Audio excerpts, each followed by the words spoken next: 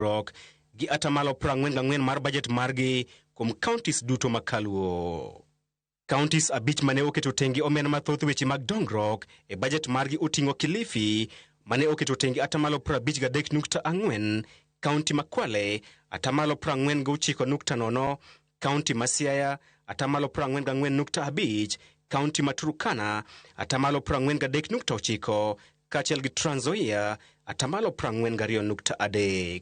County mamoko makaluo, County ma Migori ne omako thuolo mar 16 e Kenya mangima kod atamalo 36.6, County ma Homa Bay ne obiro e thuolo mar 22 e Kenya mangima gi atamalo 35.4, e kinde ma County ma Kisumu to ne oketo mana atamalo 32.9 e weche mag dongruok e budget mare.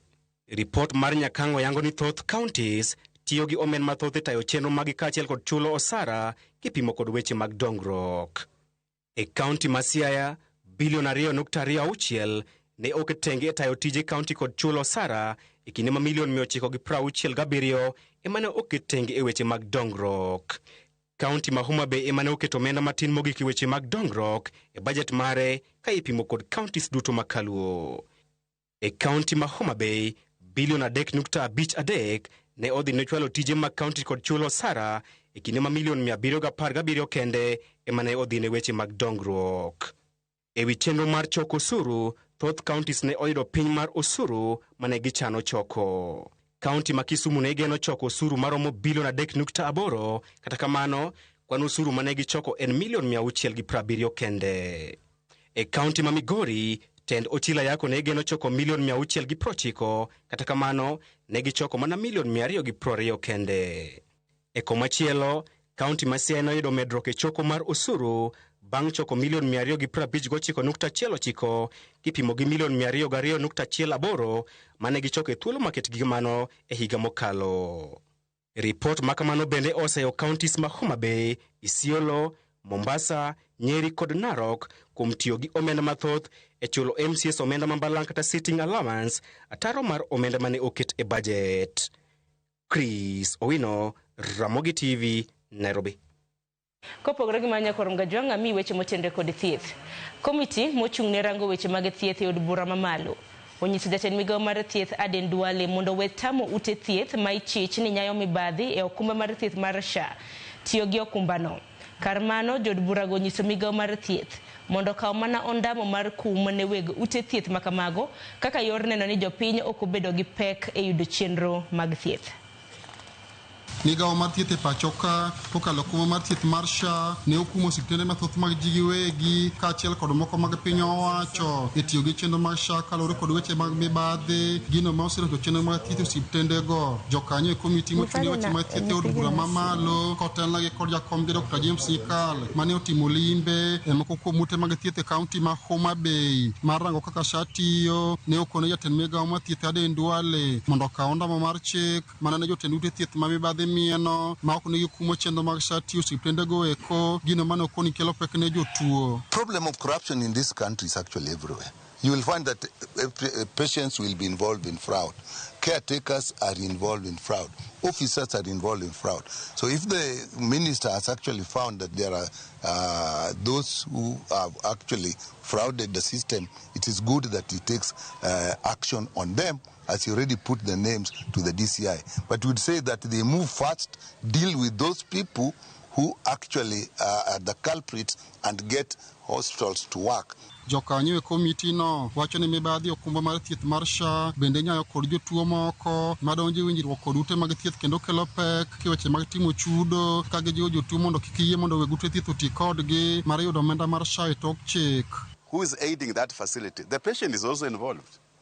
Because if we've had claims in the past where you would see a claim for 4 days and where a patient was there for a day or two, there must be collaboration between that facility and that patient. The issue that we're dealing with right now is ensuring that the teething problems that the chairman is speaking about are sorted out. And how best do we sort it out? We must come all the way to Nyadiwa to make sure that this Nyadiwa really received money or did not receive money. Kineno beneno yangore nitio sipende mathoth maneno mateke kine magidhi bandho omenda gi e apise mag SHA bure Nairobi ma osemiyo sipende moko rem kata chulo jotijegi gino ma jaod bura mandhiwa Matino Oweno gi nyawadgi ma Kisumu Central Dr. Joshua Oron wacho ni nyaka lose mapiyo. When SHA was introduced, people were so enthusiastic. They came in numbers seeking for services. It's just like if you market, you have to supply. Now, if these teething problems are not managed well, people will shrink. They will start looking for alternative medication, self-medication, you name it. SHA is working. The teething problems need to be sorted out. One of the hospitals told us that the SHA needs to be devolved like the county so that all the issues that are affecting SHA are dealt with locally. Alia Beach, Ramogi TV, Homa Bay. Na koromga jwang duola matayo yiere pachoka IEBC olando kalenda mar ikruok ni yiero madundo ma ichano bagi e pachoka indi chieng' tarik 27 mar dwe mar 11. Jakom mar IEBC Erastus Ethakon olando ni jogo madwaro laro kombe maonge gi duond bura kata independent ni kod thuolo nyaka chieng' tarik 17 mar dwe ni e chwalo nyigegi kod ranyisi kata nembo maggi motelo ne yiero no. Nyinge makamago hichwale yor mbui kendo IEBC biro chapo ga yanga ne jopiny ndalo 14 motelo ne tarik moyiedhi ne welo. Jochung' duto bende nyaka chwal nonro magi moriwo koda ka certificate momigi gi duond buchegi tarik 8 gi tarik 9 mano mar dwe mar 10. Campaign bende dhi ringo ayanga kochakore chieng' tarik 8 dwe manyien nyaka chieng' tarik 24 mano mar dwe mar 11 motelo ne yiero mano mar chieng' tarik 27 mano mar dwe mar 11. Kar chung'od bura ma Kasipul kod ma Ugunja gine moko kuom kuonde chung' ute bura ma bende idhi bagie yiero mano ma adundo.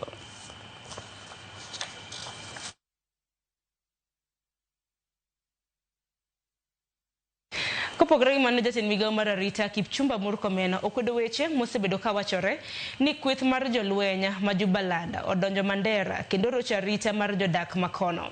Nowuoyo e kinde manotimo limbe e kaunti ma Busia kama wacho ni jogo manodonjo Kenya koa Somali gin mana jogo madar nikech rochruok mar arita e pinyno. Lidio Keyo Nigler. En twak ma osebedo ka kelo liete pachoka ayate kin jodak ma Mandera ma osebedo ka bago ng'anyo ka kwedo tie mar jolweny moko maya Jubaland e piny Somalia ma giwacho ni mono ginindo kalore gi rochruok mar arita.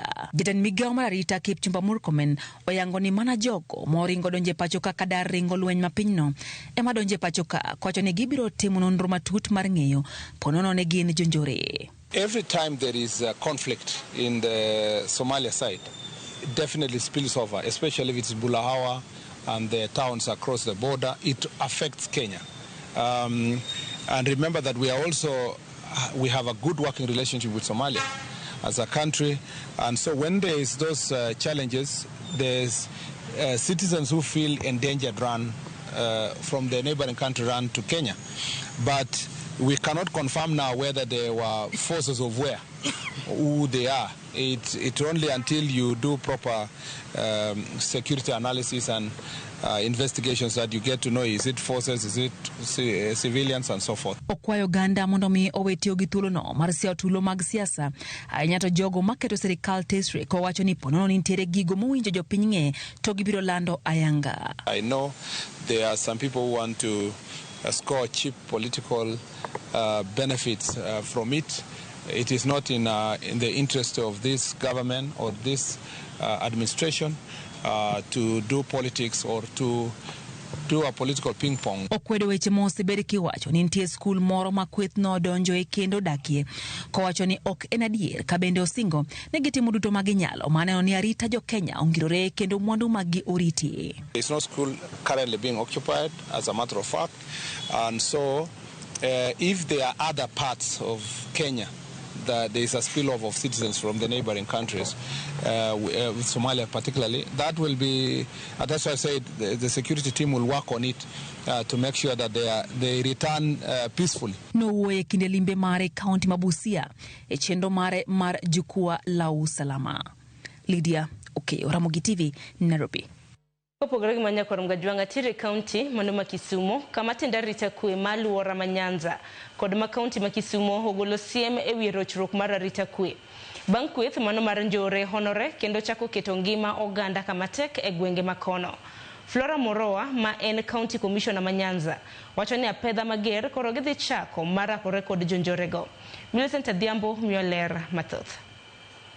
Kamati manarita kwe kotelnegi kod komishona ma Nyanza, Flora Moroa, yango ni kweth jonjore, sani usieko, kendo sebedo kanego, hinyo, bogo ganda, gino, mamayo jodak, e kaunti ma Kisumu, kwe makare. We have noted with great concern the emerging acts of illegal gangs within Kisumu County, who have recently been engaged in unlawful activities including extortion, harassment of residents, intimidation of business owners. Oyango ni nyaka sani, kweth jonjorego, moko auchiel, gisediero, ka ji 5 kuomgi, osendhi. Apedha mager bende, koro oko, ni gidhi chako, marakore kod jonjorego, kaka yor kedo gi maundu, e kaunti ma Kisumu.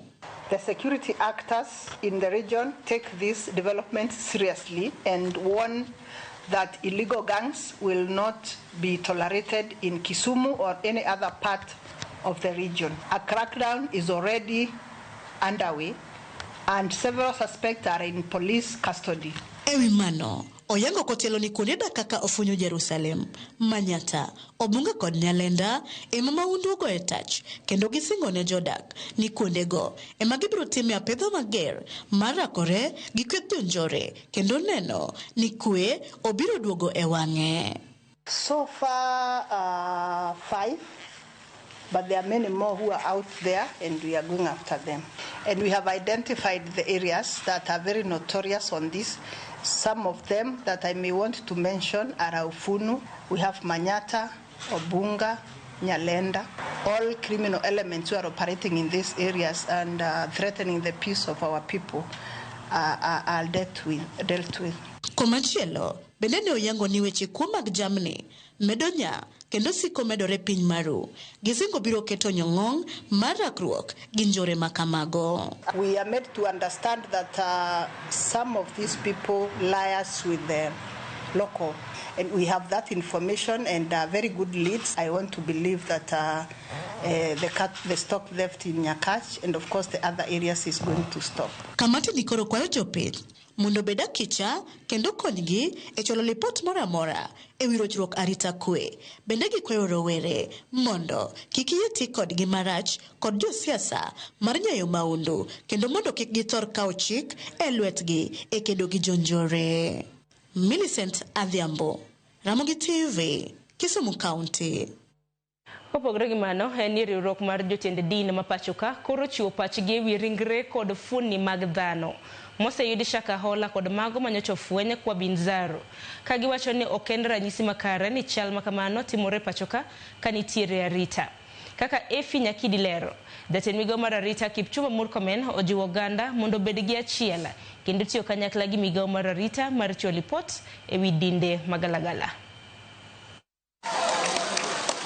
En romo manokelo kanyakla jotend din mopogore opogore pachoka. Romo mabende noyuor kod rawere mar twak kendo lalruok e paro e wi yore minyalo tiek godo midhiero mar rawere kadhe. E kinde romono, jakom mar riwruok dinde pachoka Willy Badlago nowacho ni chal mar fwenyo ringre Shakahola kod kwa Binzaru pod medo nyuolo paro kendo nitie dwaro mar bedo gi chike matayo ute lamo duto kod chenro mekgi. Right now, I think we are moving to the stage where we shall have a religious bill that is going to capacity build each religious institutions to have its own internal mechanism for dealing with errant leaders. Kaluwore gi Lago, ok en ranyisi makare ni ringre kod fuon del yudore gwengego to arita bende nitie. We cannot understand why we are still finding fresh bodies, when we have security on the ground, including very robust leadership of the chiefs and assistant chiefs. I'm sure most of them have made reports to the concerned security, and they're just waiting for action to be taken. Korka kore, jatend migao mar arita Kipchumba Murkomen nowacho ni oganda jo Kenya owinjore ti kanyakla gi migao mar arita machiwo lipot ewi jowetegi mariwore kod dinde manigi kido magalagala. Ni lazima pia tutoe ripoti kuhusiana na itikadi na dini duni ambazo zinapotosha wa Kenya, kwa sababu hiyo inaendelesha mambo haya, na pia kwamba unajua ni kwa nini wanatafuta sehemu ambazo ni fiche, ambao watu hawaishi, sehemu ambazo ni kubwa, na wanadanganya mtu, anasema tuko maombi, na ukishaingia msitu huko unaona kwamba watu wanaenda kuwa fasting. Fasting inakubalika Biblia, lakini sio ile fasting ya kulazimisha watu mpaka watu wanakufa. Murkomen bende nomedo ni nyaka oganda bed machiegni gi jowetegi kod osiepe ahinya to mago ma oseriwore kod dinde magalagala ni mano achiel kuom yore manyalo chiwo yot e yudo kod resogi. Haiwezekani kwamba mtu anatoka hapa Busia na ni jirani, ni rafiki, ni ndugu, ni mtu wa familia, na hakuna mtu anaripoti kupotea kwao. Aswa wale tumejua tayari kwamba wameingia madini ama dini ambazo ni potofu. Ni vizuri sana turipoti mapema na tuwatafute mapema.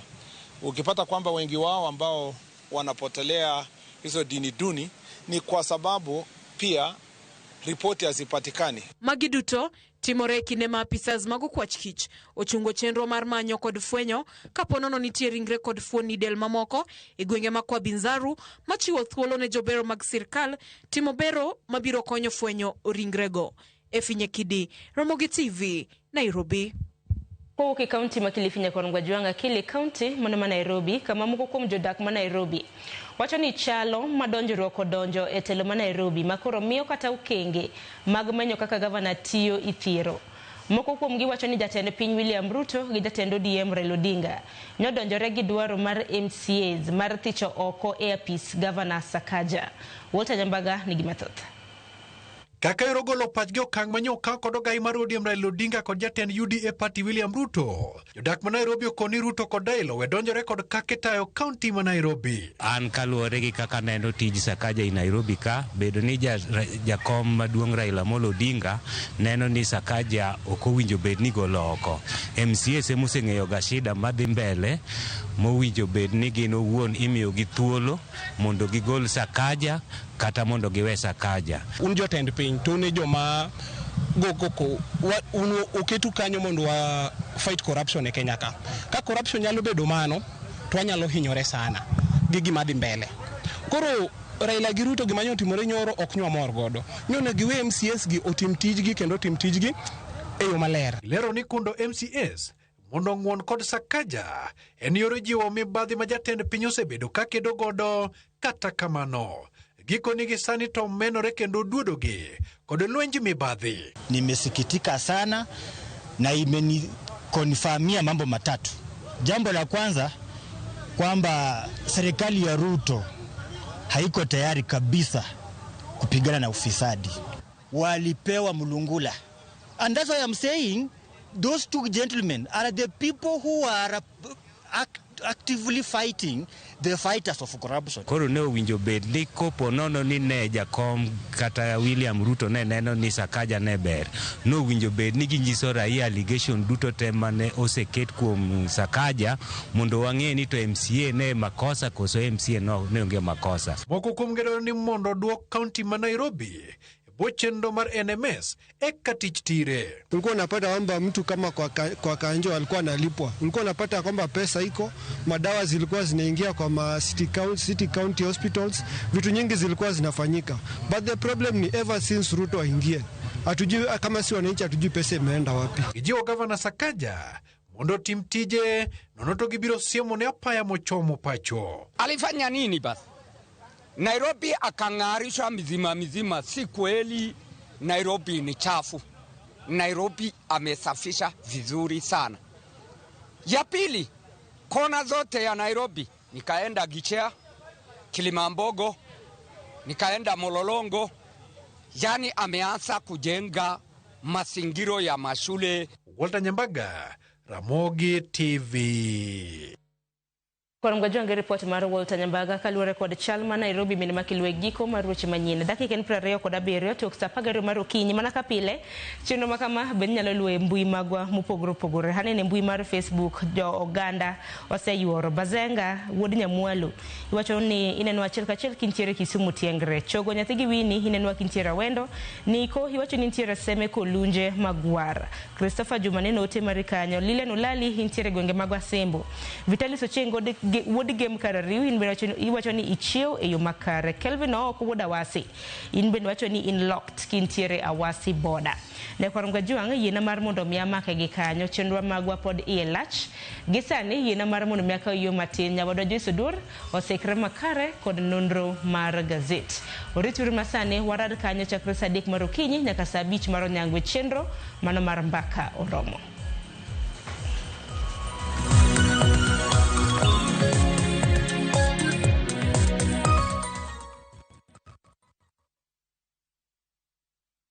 Introducing Wigo, your trusted ride. The ride with the most reliable, verified, efficient and transparent drivers. With fabulous cashback incentives for passengers, each trip on Wigo feels like an upgrade. Download Wigo from Play Store or App Store or SMS Wigo to 20425 and ride with confidence. Wigo, let's go.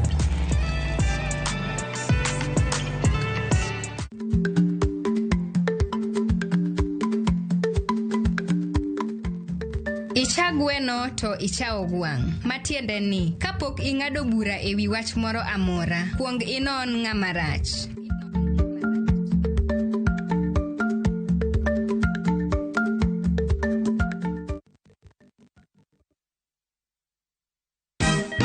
Siku njema huonekana asubuhi. Kabisa Anuari amangana gao. Seti hin. Chamige, we museo. Kenya nzima tunasema jambo Kenya. Wax, tiki, taka. Twende sana my people. Hapa ndo nyumbani kwa muziki wa Afrika Mashariki na malezi ya vipaji. Sasa tuko tayari ku drive on. Mibibi na mijize. Leteni porojo sasa. Kwa habari za kuaminika kutoka kila pembe ya nchi. Are you ready? Leo kati ya Ingwe na Gor Serikali. Hapa ndio home. Radio Citizen, radio number 1. Radio number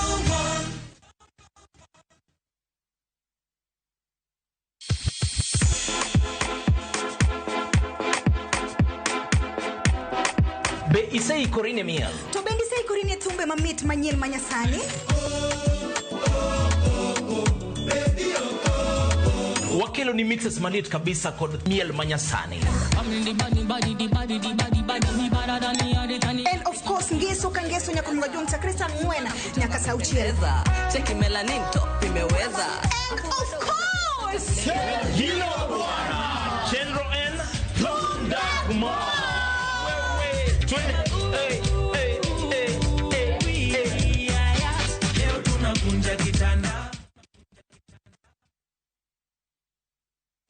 Saa zingine mambo kupata bila plan. Gas ndio imeisha, landlord akuache upumue, mtoto ni mgonjwa na bado ni mid-month. Usijibox kwa noma.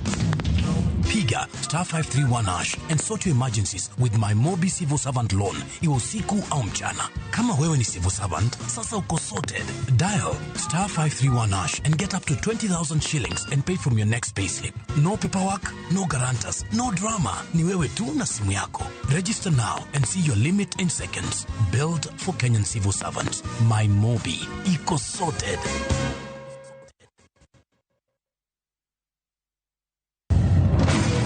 Beikori mar doke pacho. Kama siger ni ilero gimor kod sunga mar luo. Abiro cha, anenango, mabiro cha, Chakre weche hera mamulo chuny, anyuola, timbe machon, nyaka sigendni madongo mag kit anyuolawa mapakowa. Magi ok gin mana sinema, magi gin sigendni magwa. Ka oko mana chikni, emomiyo koro sani wabedo kaka familia. Kar nyamerwa Dhok ma wawacho, koko mag nyierowa.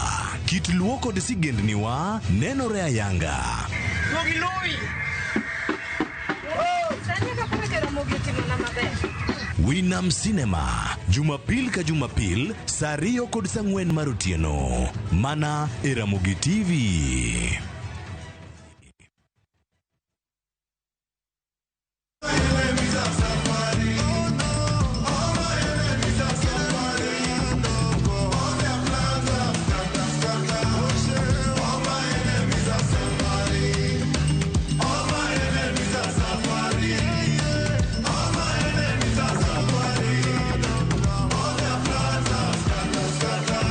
Dial *811*277# to get All My Enemies Are Suffering as your skiza tune.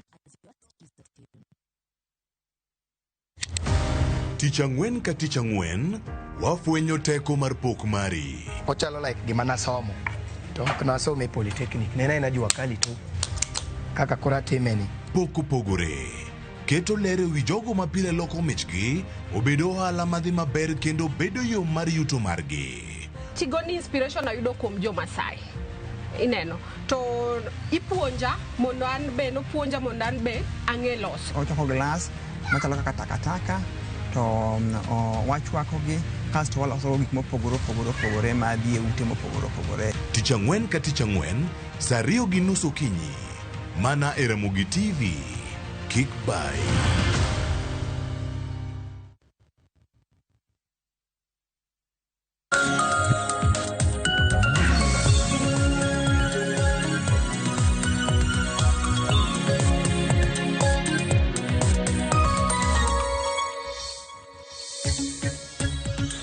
Nyakwara Mugejuang dakika 35 tok sa 12 mar okinyi machiegni nonro mar gazet matai nyinga Joyce Oduor. Antiere kae kod jafwambo wadwa Barak Oduor mar mondo mi wanyisi gigo manitiere gazet okinyi makawuono. Oyawre Barak, ichiw nade? Achiw maber Joyce, ero kamano. Machiegni nonro mar gazet okinyi makawuono. Gazet mar Daily Nation kod mano ma The Standard. Weche mag miyo pek aneno ka beto pogore. Daily Nation omiyo pek weche mag somo, ka The Standard to koro omenyo sirikal manywanda e higa achiel gikete ka ni broad base at one selfish union. Kata kamano mago duto wabobedo ka walidho ni mana mapiyo piyo kinyi makawuono e nonro mar gazet. Adwano wachak kod gazet mano ma Daily Nation okinyi makawuono Barak. Wang'i weche mopogore ma gazet omiyo pek. Malo kanyo no ka okete kanyo ni why many parties could be barred from next polls. Gino momiyo duond buche mamoko mathoth inyalo tam mar mondo mi kik bed e yiero mano mar higa mar 2027. Wach machielo ano kiteka ni MCAs lose court battle for more hefty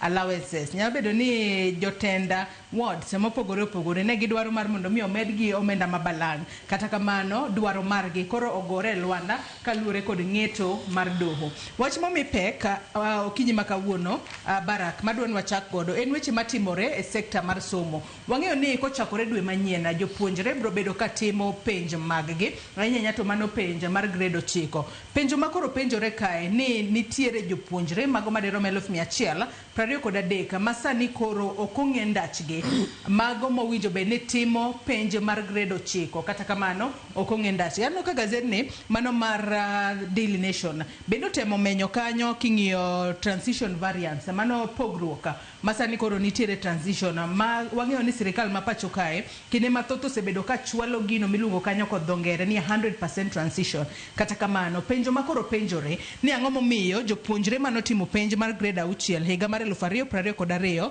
ne gin 1,153,577 to jopuonjre makoro dhi timo grade 9 higa ni mar 2025 gin 1,130,699 matiende ni atamalo 10 mago mag jopuonjre manotimo grade atamalo 10 mag jopuonjre ok nyal yangi ni gintiere kanye. Wach makamano ano ka gazet ni mano ma Daily Nation omiye peke it gazet mar 2 Barak. Ero kamano Joyce, nitiere penjo mathoth ka eking'iyo itoboke ni mar 2 nikech iwacho ni sama koro idhi tim penj mar Kenya iluongo ni penj mar junior to ifwenyo ni higni 3 mokalo kanotim penj mar KPSEA kata Kenya Primary School Education Assessment nitiere nyithindo 122 gi mamoko e wiye mane notimo penj ni to ni sani koro ok gidhi timo penj maduong'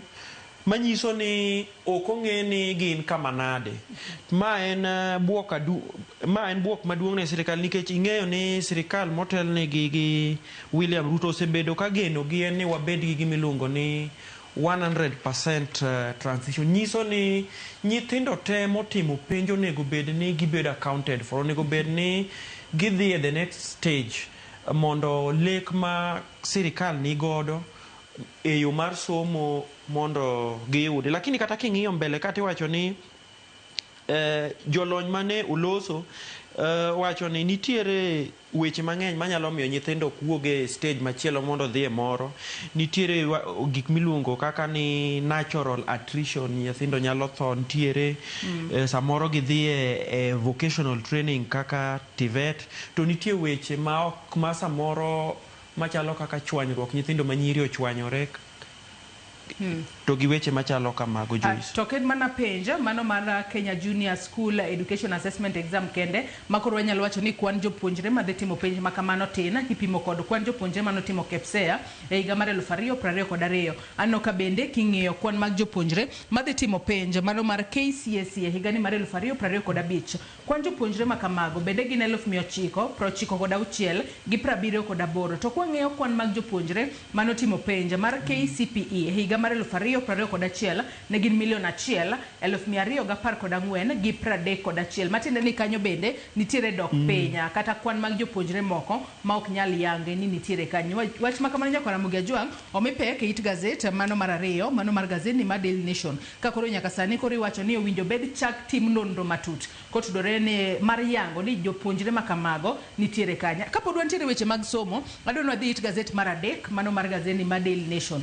Jopuonjre mago masomo e mbalariany mano mar University of Nairobi, mbori Nairobi kayo odiochieng' manyoro ne waneno ka gibago ng'anyo. To ng'anyo makamano ne en kotudore kod missing marks. Wang'eni mano e achiedh nade ma jopuonjre masomo e mbalariany mopogore opogore ahinya nyato mago mag piny owacho osebedo ka kale wechego mag missing marks makoro japuonjre ka osetimo penja to koro kidhi kacha to koro ineno ni ionge marks mo gino makoro giwacho ni monogi mar mondo mi kik gi graduate kendo miyo podi gimedo bedo e mbalariany kacha kuom kinde moko. Barak Joyce, nyithi sikul gi kata nyithi mbalariany gi ne owuok mager mokalo kendo king'iyo tipo mantiere oboke ni e ite mar 3 giwuok kendo ka gigeng'o apaya ma University Way kuma ne girocho kaka nyamburko ringo, kendo nochuno obila mondo owuok gi hiro malungo wang' mondo okegi oko mondo ndara kata apaya obed maler. Ing'eyo kisomo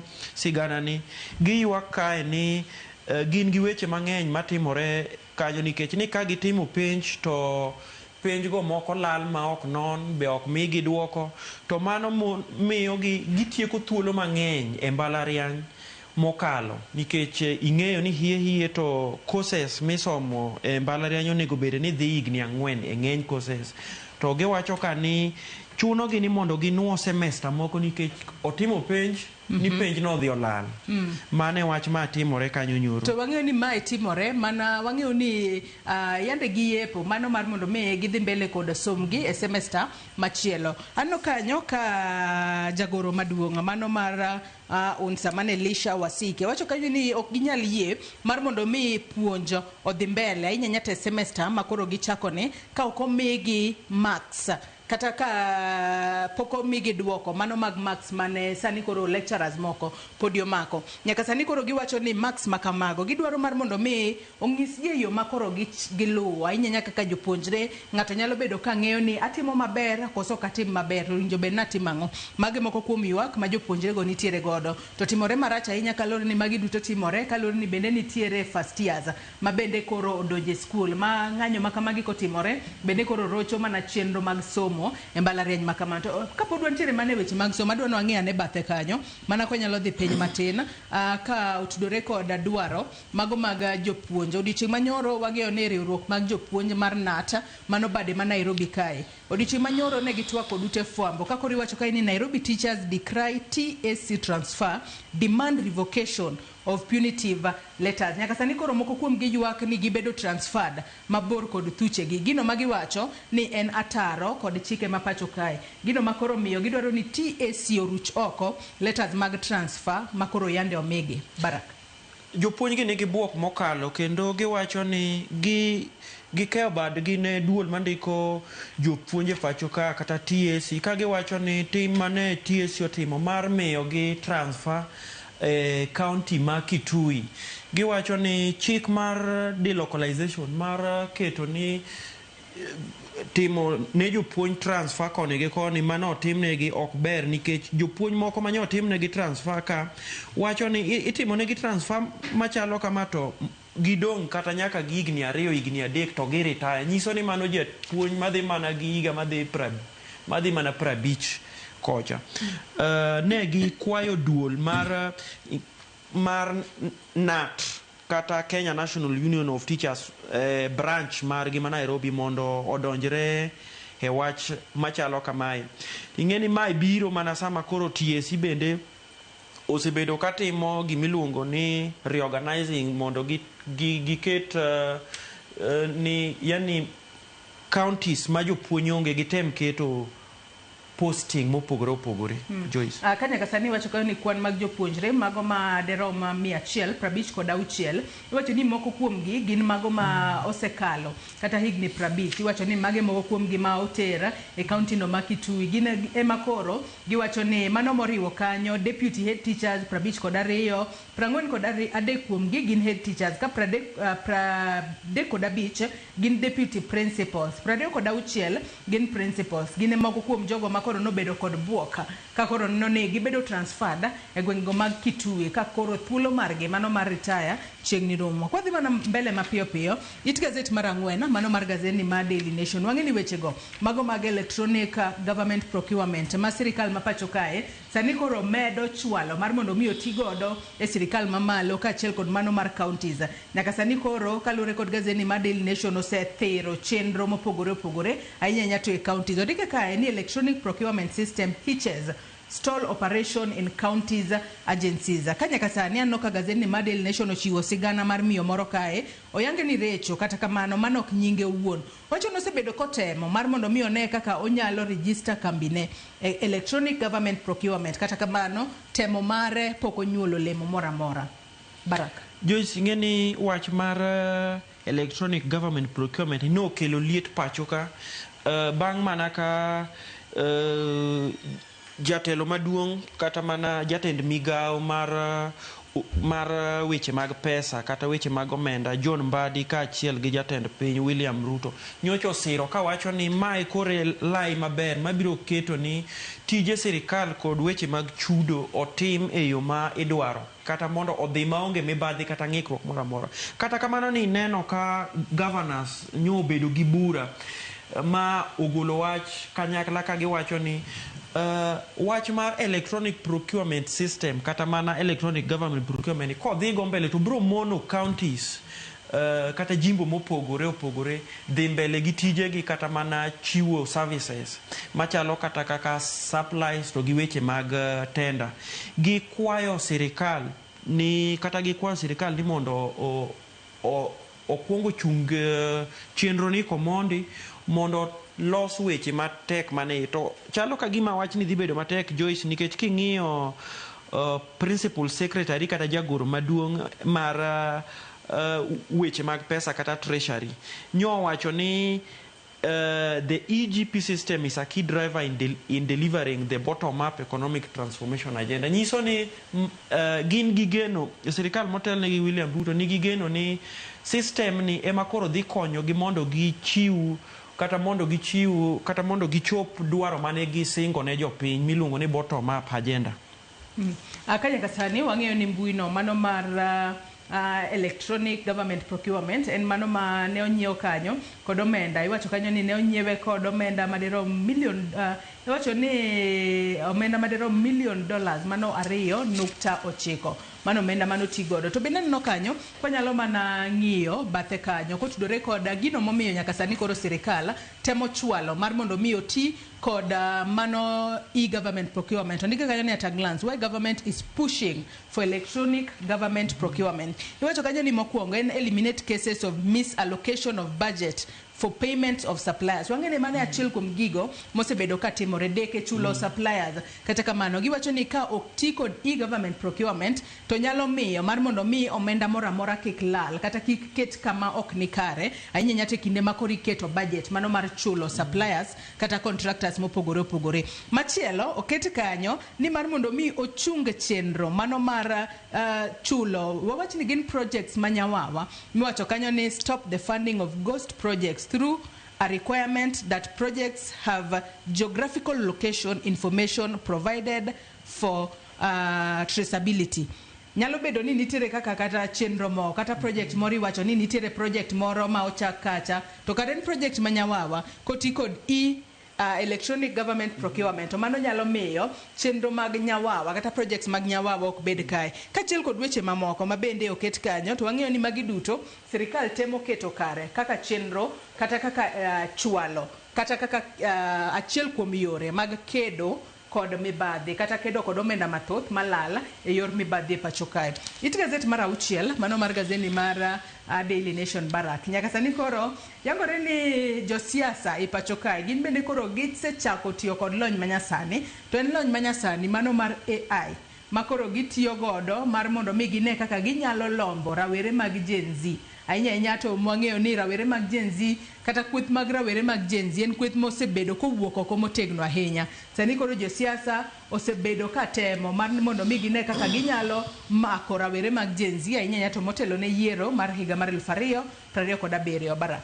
Erokamano sigana mondik gi Collins Omulo ite mar 6 wacho ni josiasa mopogore opogore tok kosefwenyo ni Gen Z gin jomohero weche mag masani kata technology masani mar internet miluongo ni artificial intelligence gitemo ni mondo gilombgi gi weche mag AI mondo nyiso ni jo Gen Z odog ka kor gi mondo bio lingnegi ombulu. Owach ka ni Gen Z gin ng'eny gi jomonyuol e higni mag 90 nyaka higa mar 2010 ka to ni ng'eny gi mbuye mag ng'eny ting'eni iwacho ni josiasa koro timo kama nikech ne gineno kaka Gen Z nyo obiro kanyakla e ng'anyo mane osebedo e pacho ka e thuolo mokalo ka wach mane nokelo gi kanyakla gin weche mag teknolojia mag AI ka ne gitiyo gi teknolojia ni mondo giriw godo paro e weche machalo kata kaka finance bill ng'anyo mag finance bill to gi ng'anyo mopogore opogore koro giloso video mopogore opogore to giloso memes mopogore opogore to giloso sauti mopogore opogore manyalo lombo jo Gen Z mondo jo Gen Z wach ni oyo mae jasiasa mawacho wach ni en wach mobiro neno ni kare jo Gen Z dhi bedo korka jomagi. Aka koro nyaka sani wacho kae ni AI en achiel kuom gigo ma nyaka sani koro waseneno ka okelo lokruok mathoth ahinya e pacho kae. Ahinya ka otudore koda weche mopogore opogore kata e sectors mopogore opogore mano koket kae mano ma weche mag timo shopping kata weche mag entertainment. Ka nyaka sani koro iwacho ni rowere mathoth mago mag Gen Z nyalo bedo ni moko kuomgi pok ondikore mar mondo mi obeda jolut ombulu e pacho kae. Mane momiyo nyaka sani koro josiasa sani koro osechako tiyo kod AI mar mondo mi gichwala ote mopogore opogore mago mar rawere nyalo yudo mayot nikech wang'e ni rawere mago mag Gen Z gine ma nyaka sani koro giero tiyo kod mbui e yo makare gimanyo yore mano mag neno ni information ochopo ne rowere e yo makare to information makamano ikete e youth oriented format matiende ni rawera ma Gen Z nyalo neno ka ote ni adira to mine ote mobedo designed koda mane rieko makoro josiasa sani koro osechako tiyo godo mar mondo mi gine kaka ginyalo lombo rawere to wacho ni nyaka sani rowere mago mag Gen Z wacho ni seche moko nyalo bedo deciding voting block e higa mar 2027 mane momiyo josiasa mathoth temo mar mondo mi oket gi machiegni one kaka nyalo lombogi ahinya to motelo ne yiero mar higa mar 2027. It gazet mar 7 mana bathe kanyo bende nitiere weche matimore nyaka sani koro ndike kae ni gino momiyo dun buche mathoth kidek dong oko ahinya to yiero madundo mibo bed ka itimo e pacho kae kopogore kod mano kata yiero ma ibo bed ka itimo e higa mar 2027 okete ka ni moko kuom duond buche 91 manyaka sani koro osebedo registered iwacho ni moko kuom gi ok nyal bedo e yiero madundo mibo bed ka ibago tarik 27 dwe mar 11 higa ni kata yiero mamoko mabro bede pacho kae to magi duto biro kaluore kod audit mayando tim kod Auditor General ma pacho kae mano Nancy Gadung audit makamano notimo e apisi mano mar Registrar of Political Parties mane hikomenda mar 2023-2024 Barak Joyce ka Auditor General kata Auditor General ne timo nonro mag buge mag sirikal mopogore opogore to gi buge mag chama kata vyama mopogore opogore mantie pacho ka ing'eni gima jopiny ong'eyo kata gima ji ong'eyo kata gima ji ok ong'eyo kendo en ni chama mopogore opogore chalo kaka gin kaka entity mag public to janon buge mag sirikal nigi ratiro mar nono bugego ka notimo kamano ikomenda mar 2023-2024 noyudo ni chama mang'eny ok lu chik kaka chik dwaro to ma nyiso ni kong'i hie to yiero mabiro kata mana yiero madundo mabiro miluongo ni by election gi dhongere chama mang'eny inyalo geng'negi nikech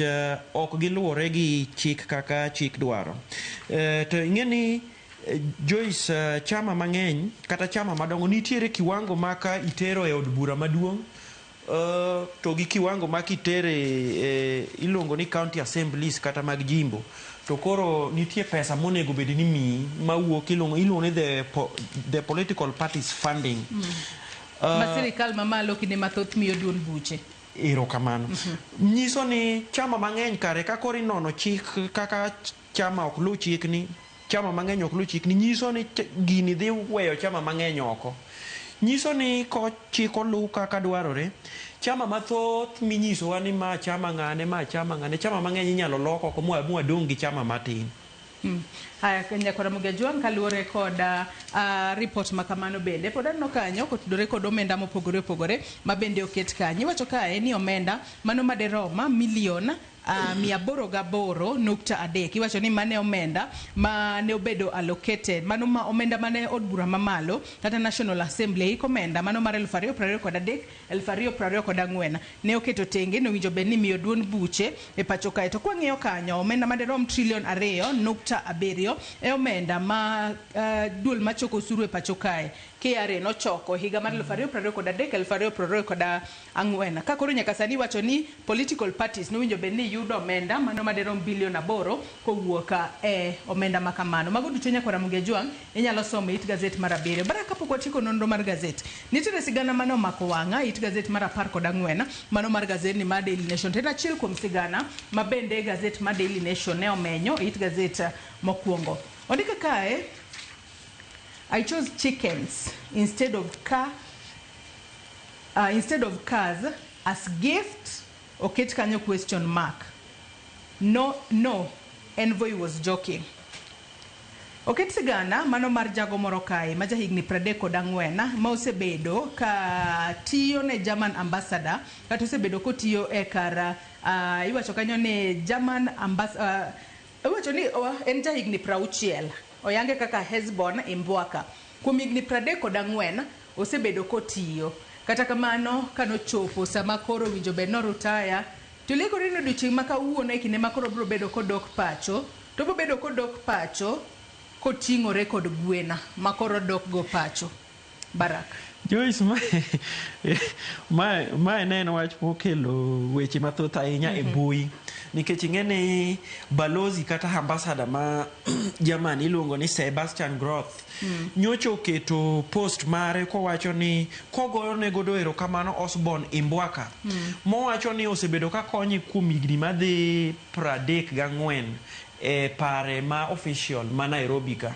ni koro ni jago ni nye dhi e rutaya kendo koro weyo tich dok dala to kata kamano nyoketo post kowacho ni Imbwaka nonyise ni ok dwa matoka ni Imbwaka wacho ni en odwa mana gwen ni emodhi godo dala.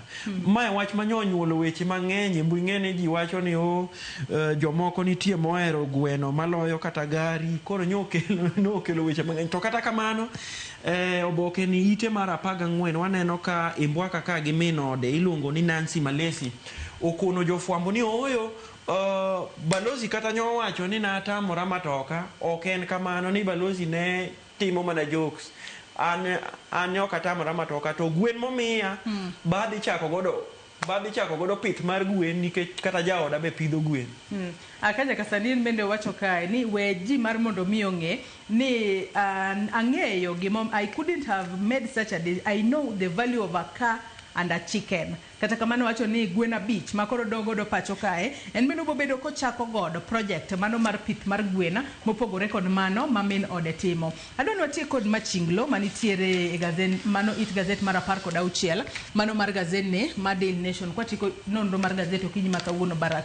It gazet mar 17 mano mar gazeni mar Daily Nation wang'eyo ni weche osebedo kaliekore ni nitiere kweth mano mag Jubaland makoro nitiere kaunti ma Mandera. Kata kamano jatend migawo mochung' ne weche go mag arita e pacho kae Kipchumba Murkomen odiochieng' manyoro nowuok oko ayanga kowacho ni oyo kweth ma kamano onge. Kata kamano jodak e kaunti mano ma Mandera to osebedo kawacho ni jogi nitiere skunde magwa mathoth sani olor, nitiere joma moko manyaka sani koro osedar dhi kuonde mamoko kaluwore kod kweth mag Jubaland makoro donjo Mandera.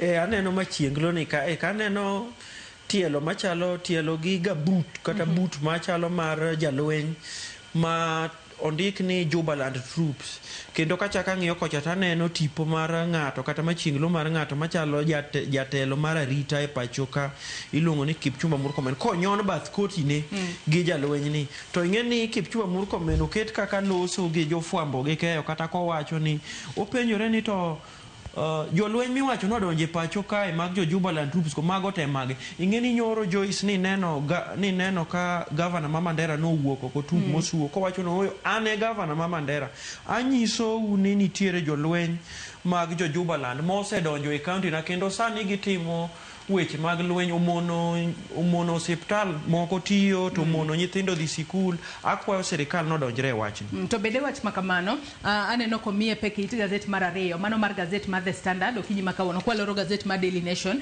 It gazet mar 2 mano mar gazet mar The Standard nyakora mogi ajwang inyalo somo matut ka ng'iyo gazet. Ondike kae ni we have given up our sovereignty. Leaders tell Ruto on foreign troops. Kendo senator e county mano ma Mandera Ali Roba odiochieng' manyoro kokale social media accounts mage no wacho na diera Mandera town sani koro has been taken over kata kwetha mago mawuok e pinje mao kata piny Somalia sani koro sekao boma mano ma Mandera kata obedo ni nyaka sani koro sirikal to dagi weche makamago. Jatend migawo mochung' ne weche go mag lweny e pacho kae Soipan Tuya ka achiel kod jatend jolweny Charles Kariri giduto gisebedo ka giling thi ko tudore kod gigo matimore e county ma Mandera. Kata kamano adwa ng'i wach mantiere it gazet mokwongo mano mar gazet mar The Standard ka waloro nonro mar gazet okinyi makawuono Barak. It gazet mokwongo mano mar gazet mar The Standard nyakora mugi ajwang' ondike kae ni selfish union broad base at one. Kakoro nyaka sani wacho ni nyaka ne koro jatend piny Kenya William Ruto mak record Raila Odinga nyalo bedo ni opposition ne oling thi sani koro opposition obedo irrelevant matene ni kanitiere kata gino marach ma sirikal timo jogo mwang'eyo ni gine jogo makine mathoth wuok oko to pingo sirikal sani koro oling thi. Apa ni mane gimomiyo gazet ni mano mar Daily Nation ndike kae ni selfish union nyalo bedo ni ne giriwore kegen mondo gine magi youth to japiny to med mana hinyore Barak. Nigiwacho ni broad base nyaka higa achiel ni koro broad base oloko higa achiel selfish union iwacho ni gidoluo maber nyaka ber ni koro fulo ni riwruok mar wuoro nyiso ni see hear speak no evil nyiso ni gik gitimo gik ma giwinjo nyiso ni gik maricho ok gidwa wuoye nyiso ni mana gik makonyo gi gidwachgi ema gitimo. Nitiere wach mowach ka gi jatelo mar Wiper Kalonzo Musyoka ma wacho ni nitiere weche mathoth madhi mbele maricho e pacho ka mopogore to ni onge ng'ama de lose Nyakora Mugejong mano inyalo somo matut e gazet mano mar auchiel, mano mar gazet ni mar The Standard kama koro gikete 1 year later kotudore koda tudruok mano e kind jatend piny Kenya William Ruto kod ogai mar ODM Raila Odinga. Weche mamoko mabende gazet mar The Standard omiyo peko kinyi makawuono mabende ang'eni Nyakora Mugejong nyalo gombo mar mondo mi osomane en kotudore kod nonro mabende yando gol kod jaga budget e pacho kae kaka jogo manitiere serikal osebedo ka tiyo arietha kod omenda. It gazet mar ang'wen ondike kanyo ni travel, lunches and teas gobble billions as health education shatter.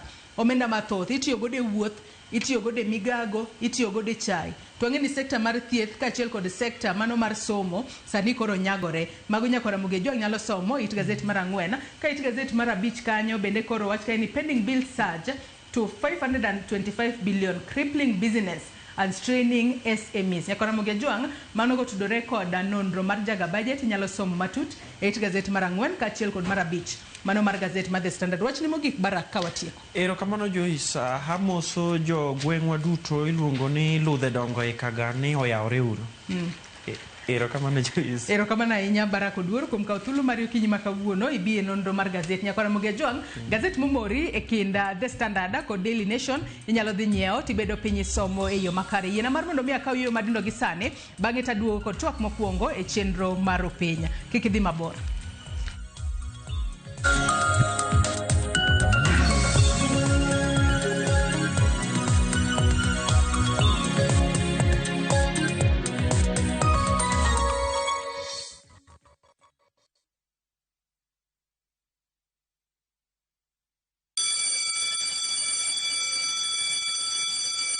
Back to school is here. Citizen Duka has everything your child needs at unbeatable prices. Scientific calculator at only 1,275 shillings, down from 1,399 shillings. Transparent clipboard at 175 shillings, down from 290 shillings. Mathematical set at just 215 shillings, down from 300 shillings. And color pencils at only 105 shillings, down from 200 shillings. All delivered straight to your doorstep. Shop now on www.citizenduka.com or on the View Sasa app. Citizen Duka, the home of discounts. Citizen Duka, the home of discounts.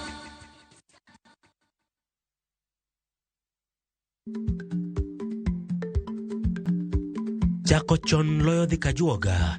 Ma tiende ni bedo gi ikruok momondo, geng'o masiche kod midhiero mang'eny mabiro e ngima dhano.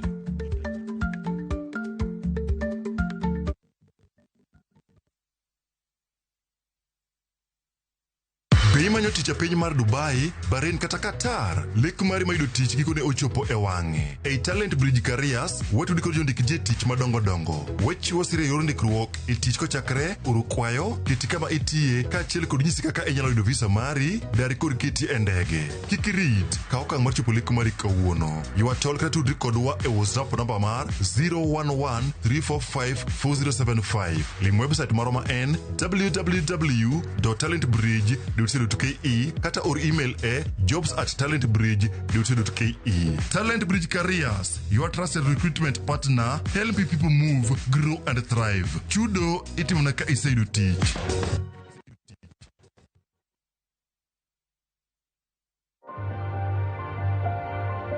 My skin is my identity, my strength. It's unique and deserves care made specially for me. Nivea Radiant and Beauty Even Glow, enriched with 95% pure vitamin C and pearl extract for visibly radiant and even-toned skin in just 2 weeks. Nivea Radiant and Beauty Even Glow.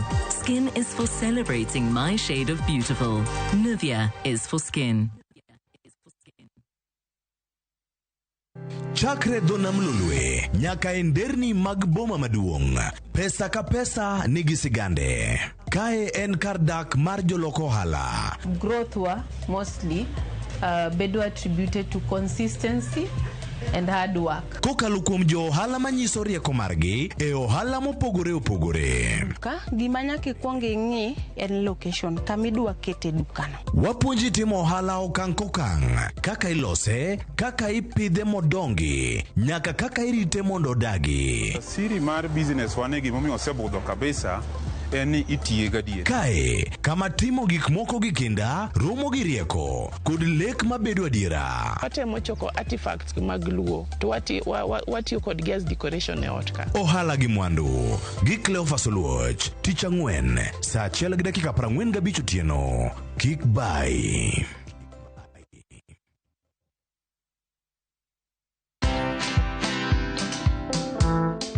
Nobody worships quite like Africa. 'Cause all my life you have been faithful. Oh, yes, it has. I'm a real person. I go through real trials and tribulations like anybody else. I just happen to have a microphone in my hand, you know, at certain times. I've been married now for 41 years, only by the grace of God, because me and my husband submit to the word of God, you know. But have we had challenges? Yes, we've had challenges. Watch this exclusive CeCe Winans interview only on Citizen Digital. Download the Citizen Digital app or visit www.citizen.digital and find the Citizen Originals portal. Kenya's #1 app, Citizen Digital.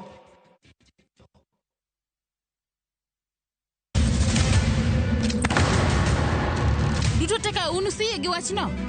To ano ka bibet ka ikinyuomi. To kata arus mare ano ka bibiro. Ere kaka ini nyalo timre gosipna malich kamae. Kosiparo ni nen mana kende ka. An ka mora achiel kode. To joma ni kate bende ni kode. En chunje adek. Osiep, hera, koda timbe andhoga makelo chwanyruok. Koro onge kaka arus ni nyalo timo. Maye yawa. Ikri ne wuodh Parineti. Sigana manyiso kaka inyalo tem paro kod lek ma ng'ato nigo. Kendo yiero nyalo loko gik moko duto. Parineti. Wuok tich nyaka ngeso, saa 2:15 otieno. Mana Ramogi TV.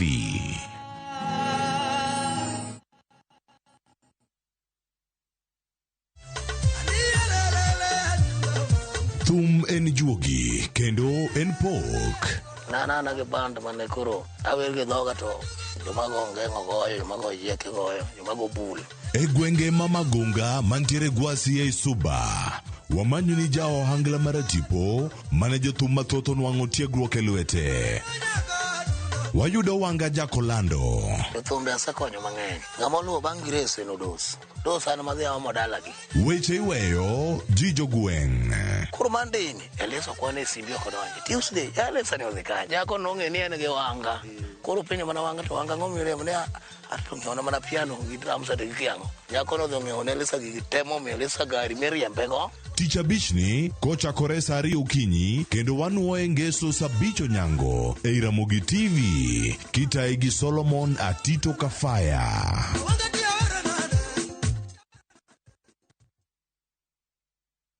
Introducing Wigo, your trusted ride. The ride with the most reliable, verified, efficient, and transparent drivers. With fabulous cashback incentives for passengers, each trip on Wigo feels like an upgrade. Download Wigo from Play Store or App Store or SMS Wigo to 20425 and ride with confidence. Wigo, let's go.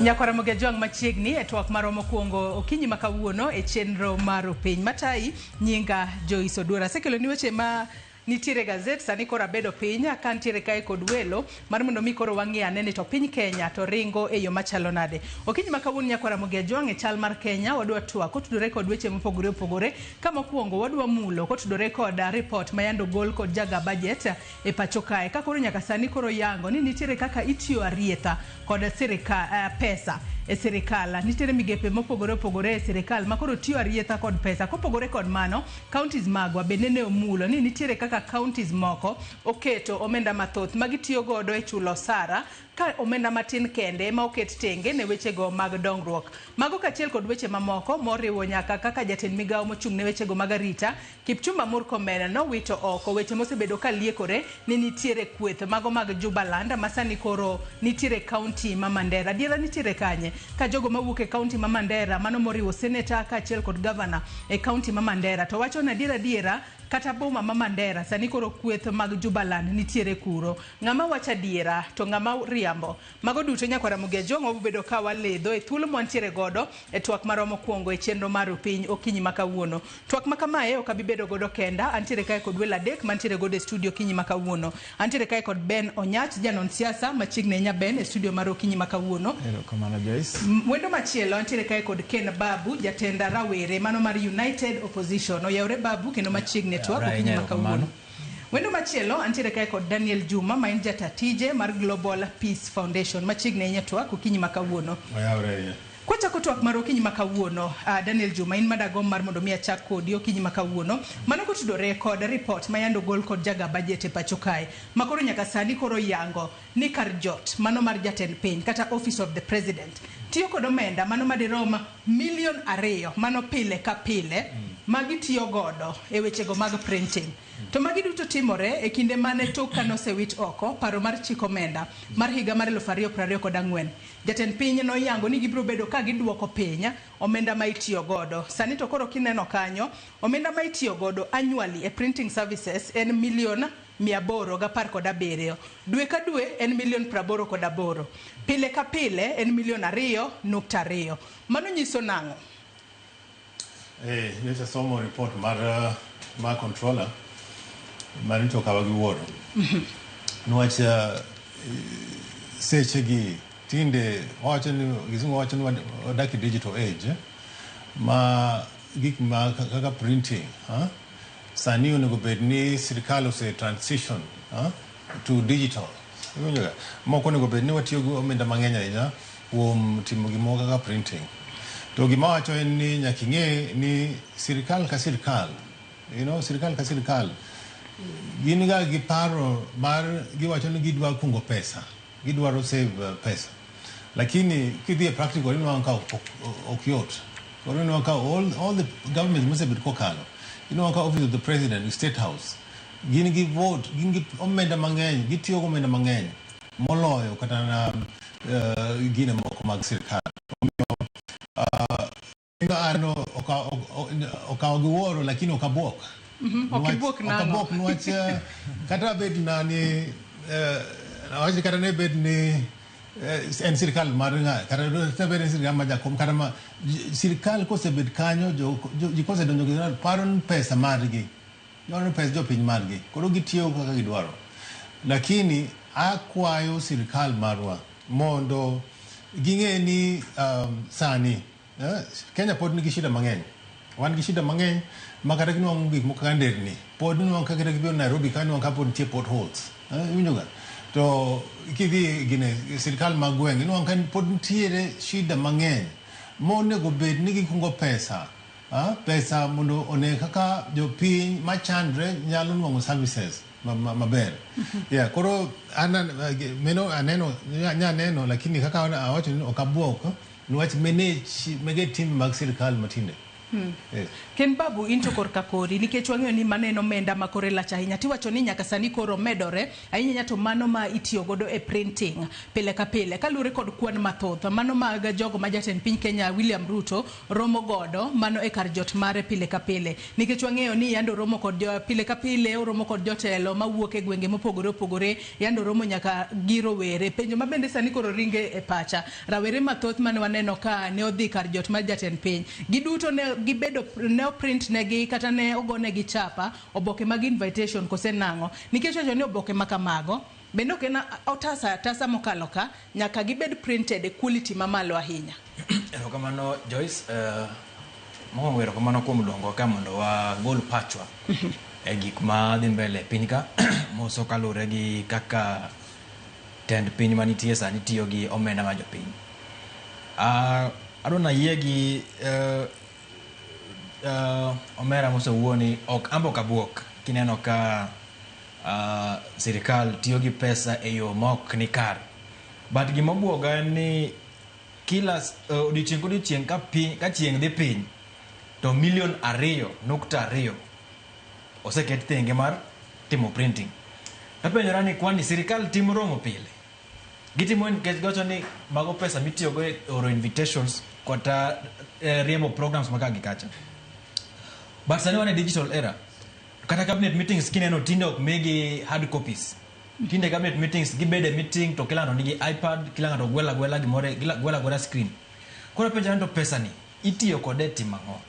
Adieri manitie ni pesa ni enana ni koro ok nyal yang'nwa ni timo kode ang'o exactly, but ok ti kode generally e timo printing no. Kech kata ken printing ok nyacho ni you print copies worth 2.2 million daily.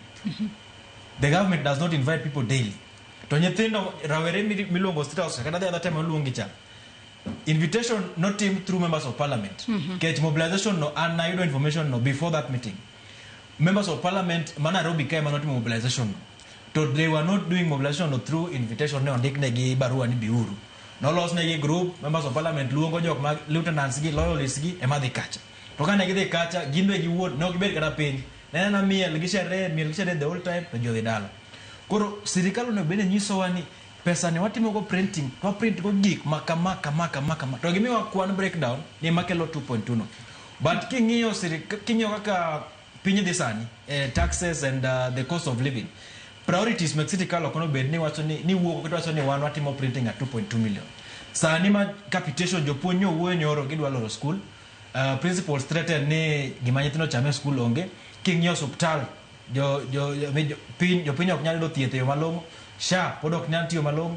To yudo ka sirikal wacho ni 800 million itiyogo annually e timo printing. Mano misplaced priority manyaka sirikal tend sirikal manitie sani motelle gi jatend piny William Ruto nyaka readjust mondo ging'e ni to what can they do to sort out that mess.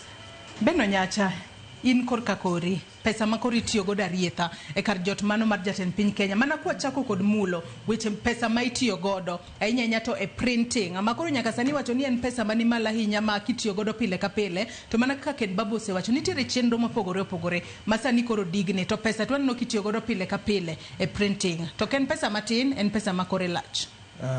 Kamano Joyce, diere man kende en report manowuok kowuok kuom control of budget en gima obwogo japiny. Gimomiyo dobed nobwogo japiny kane wasomo report no an gima nobwoga ineno ka control of budget wacho ni seche moko golo omenda machal kama consolidated fund monego bede kumokete agulu ma jopiny kachacha ni yudo ka seche moko igole makata chike monego bed ni luwo okolo nikech chutho to katiba maduong' mar Kenya ochiwo article 206 to 228 moketo control of budget ni machalo gatekeeper ene ma nyaka lukume kidwa golo omenda moro mar sirikal mondo tinde go jopiny nikech magi mwandu jopiny.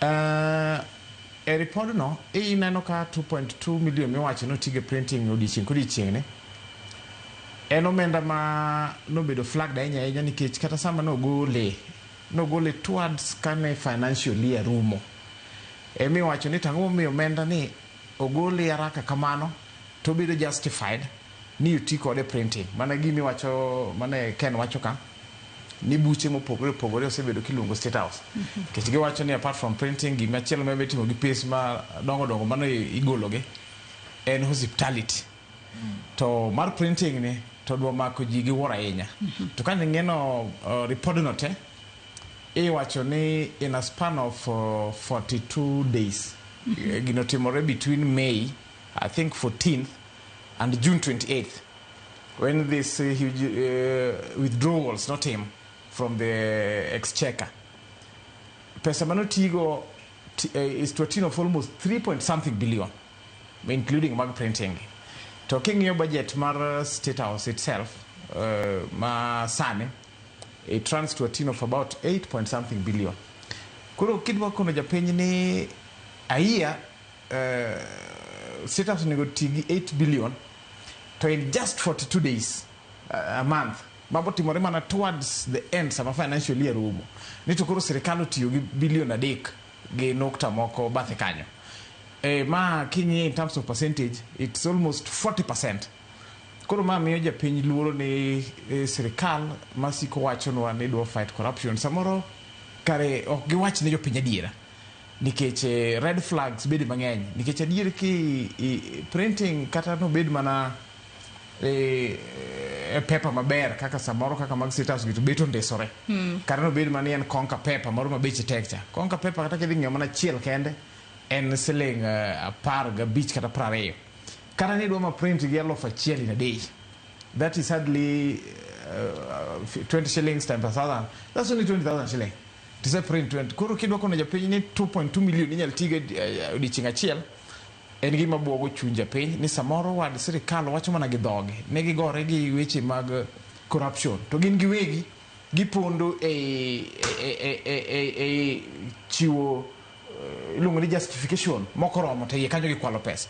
Koro ambe report no buoga to gima ne awinjo ka control of budget yuago en ni withdrawals gimoko yudo kitimo ma onge approvals ne to chik to keto e katiba ni any withdrawal matimore exchequer to katiba miyo teko control of budget ni en manyaka kal kuome nyako approve money. Koro yudo ka report ne wacho ni ng'eny pesa miwacho mokoro buogo jopiny ni golo rithe ge itimo gima kata control of budget moko kiagi koro en buok ahinya. To kopogore kod wechego mago mag printing wach machielo mabende ne owuoka mano e kinde mane control of budget koro yango kaka kar jot mano mar jatend piny osebedo katiyo kod omenda en kotudore kod advisors makoro nitiere pacho kae nikech adiera e kinde mane rawere owuok oko higa mokalo ka ging'anyo ne terrorism mano advisory magiyudo kotudore kod counter terrorism en $45,000,000. Economic and Social Affairs Advisory $1,907,000. Strategic Policy Advisory $1,150,000. Public Entity Oversight Entity wantiere kod $1,250,000. General Administration $1,109,000. Ka Leadership and Coordination Services en $1,765,000. Daniel Juma kaduoke twako kinyi makawuono bende paro ni mago gin gigo mochuna ahinya ma kar jot mar jatend piny Kenya William Ruto nyaka timana kod omenda mathoth ka koro giketo advisory makaman kata bedo ni ne giwacho ni ibo bedni duoko gigi piny to pok waneno omenda pod ilal kanyo kwariwo gigi duto to en $1,000,000,000 ma itiyo godo. Kineno katiba ma 2010 inowacho ni jatelo nigi slots mag cabinet positions 23 to gimomiyo ne katiba timo kamano nikech ne wadwaro mondo wabed gi gimiluongo ni lean government. Iwinjoga mondo kik wati gi pesa mang'eny kaka ndalo machon mano ka ker achiel ne gi ministers madhi moingo kata na 50 ndalo chane ne nyaka assistant ministers ne ng'eny miwuoro to jogi kineno ki maintain minister achiel kendo ni imiye mtokni moringogo imiye jomotiyogo jomatiyone imiye allowances ang'o koro pesa mathoth manene dhi kuom jomatiyo e sirikal. Koro gimomiyo nene katiba okelo gine manyien en mondo wakung pesa mondo kik wati gi pesa wachulo osara ji mang'eny. Iwinjoga to gini ema nene katiba okelo to kanene ano ka Kibaki nene donjo to Kibaki makosa manotimo mokwongo en kendo bet gi sirikal malach moloyo kaka katiba ne dwaro. Ka en wacho ni sani wadhi sirikal mar gweng'. To sirikal mar gweng' ni katiba neno kon visage kata na gik mineno mag security provincial administration. Onego bed ni gigi te obedo collapse. Wan gi ker to wan kod sirikal mar gweng' mang'iyo lakini no ka Kibaki nyaka ne odonjo kanyo obeni neno okao wacho ni koro obedi nyaka bed gi DC mage nyaka bed gi PC nyaka bed gi county commissioners neno ka gigi ne ketho pesa mang'eny. Iwinjoga koro sani ker Ruto gima kanyo neno kanyo vijende odhi ng'anyo ne dwaro mondo one of the things ne dwaro mondo kik wati gi pesa mang'eny to nene en wuon neno wacho ni adhi ng'ado wadhi tiyo gi pesa maber koro aneno kata office ma first lady neno ng'ado budget wacho ni koro ng'ado budget. Koro kineno ka sani koro kendo budget koro hingore mokalo kaka nene chon cha advisors gi, most of them actually kingiyo ka advisors gi, of course advisors Kenya ka big advisors lakini nyakwang'e into advisors adimo and code you give the advisors material teach ma mok nyal duplicate teach ma ministry timo wachulo minister teach monego bed nigi advice go press sirkal koro ki ka advisor tiketo ne advisor mari kata mar health to one minister of health donge meno ken waketho pesa wachalo duplication of duplication koro an awacho ni mondo wabed mamadho wa preach pi to wamadho busa ok ber onego bed ni wa preach pi to wamadho pi iwinjoga koro sirkal nyaka ng'eni jopiny ng'iyo malong'o niwach pesa ni en pesa ma war mochulo osuru ema gitiyo kodo koro akwa mondo gibed gi frugality mondo giti gi pesa maber mondo jopiny kik ne ni pesa kethre aketha ni pesa yaka ang'eyo ni kisebed ker tidwaro mondo ibed gi ji joma ne support joma ne otimoni kama koro mene ang'e ni mene shida ma ker nini go to bende ker modonjadonja yoyote bro dwaro mondo ogine mondo reward joma ne support yeah lakini okonego bed ni wa spend pesa mathoth kamano kendo advisors again most of them okoka parliament they are not vetted you know kanga mko bed vetted to nen kanyo en obet kanyo nen koreno advisor kal onwango pesa moromre gi pesa ma cabinet minister mena kwedo ma okamorgo into korka kori Ken Babu idh kaka jatend rawere United Opposition ang'eni un jogo masani koro wuok oko yanga mano mara kwedo kata nend siemo maricho ma sirikal time pacho kae nyaka sani koro wacho ni jatend piny kata kar jot ma jatend piny Kenya William Ruto nitiere kod advisors mago maderoma 20 ka bende yande jatend piny owalo mana mamoro kweno kitiyo kod omenda mathoth kamae koro e chulo advisors bende en gino malong'o mabiro bedo ka duoko piny omenda mitiyo godo ahinya to ichudo mago sara tiweyo moko mathoth madhi e wechego mag dongruok. Joyce yena muda wach ni jatend piny the first advisor ma jatend piny en cabinet minister. Cabinet minister king'yo ministries go get trickle down to the PS to the directors gini dhi nyaka piny. Mangiso ni information with the cabinet minister, cabinet secretary, information ni work at ground from officers, bureau directors, donje CS to CS nyalo tero ne ker. Okane tiende mondo mi ker obed gi advisors maromo 20.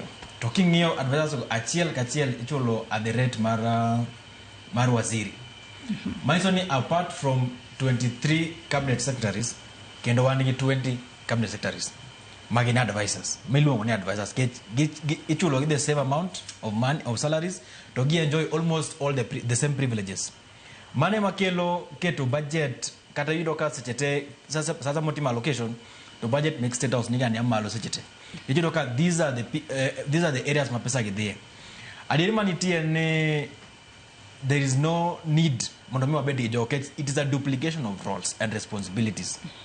To mbara ngawacha and my Gigi oktimbre mane state house kende. Gigi timbre na counties wagi. Koro I think it's a problem of responsibility and priorities. Kachido ka ngato kodonje power. Todwa ni jitema no ringo go obed kamoro. Tiro ka koro nafas tin.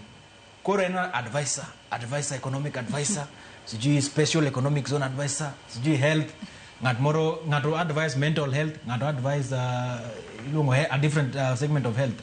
Koro gimachon onego abed gi tend sirikal manigi take responsibility mongi maber ni oko chuno nyaka jite bede system. Ji nyalo survive mok gibede system. Mumio onge tiende mondo mi sirikal ko biro to keto nyicha antie piny mar Germany to na realize ni kanga do bire telo kaka chancellor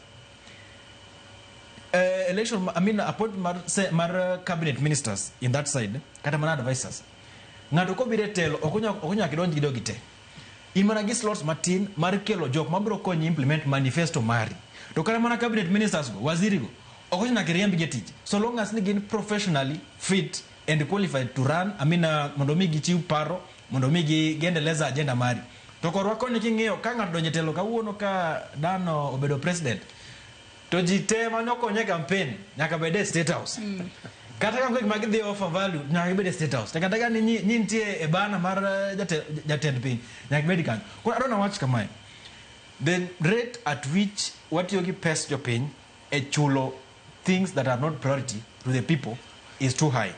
Kech king yosani 20 advisors eraka their advice trickle down to sort out the issues of health a ground. Eraka their advices trickle down mondo mi okony jatend piny o deal gi issues meg capitation.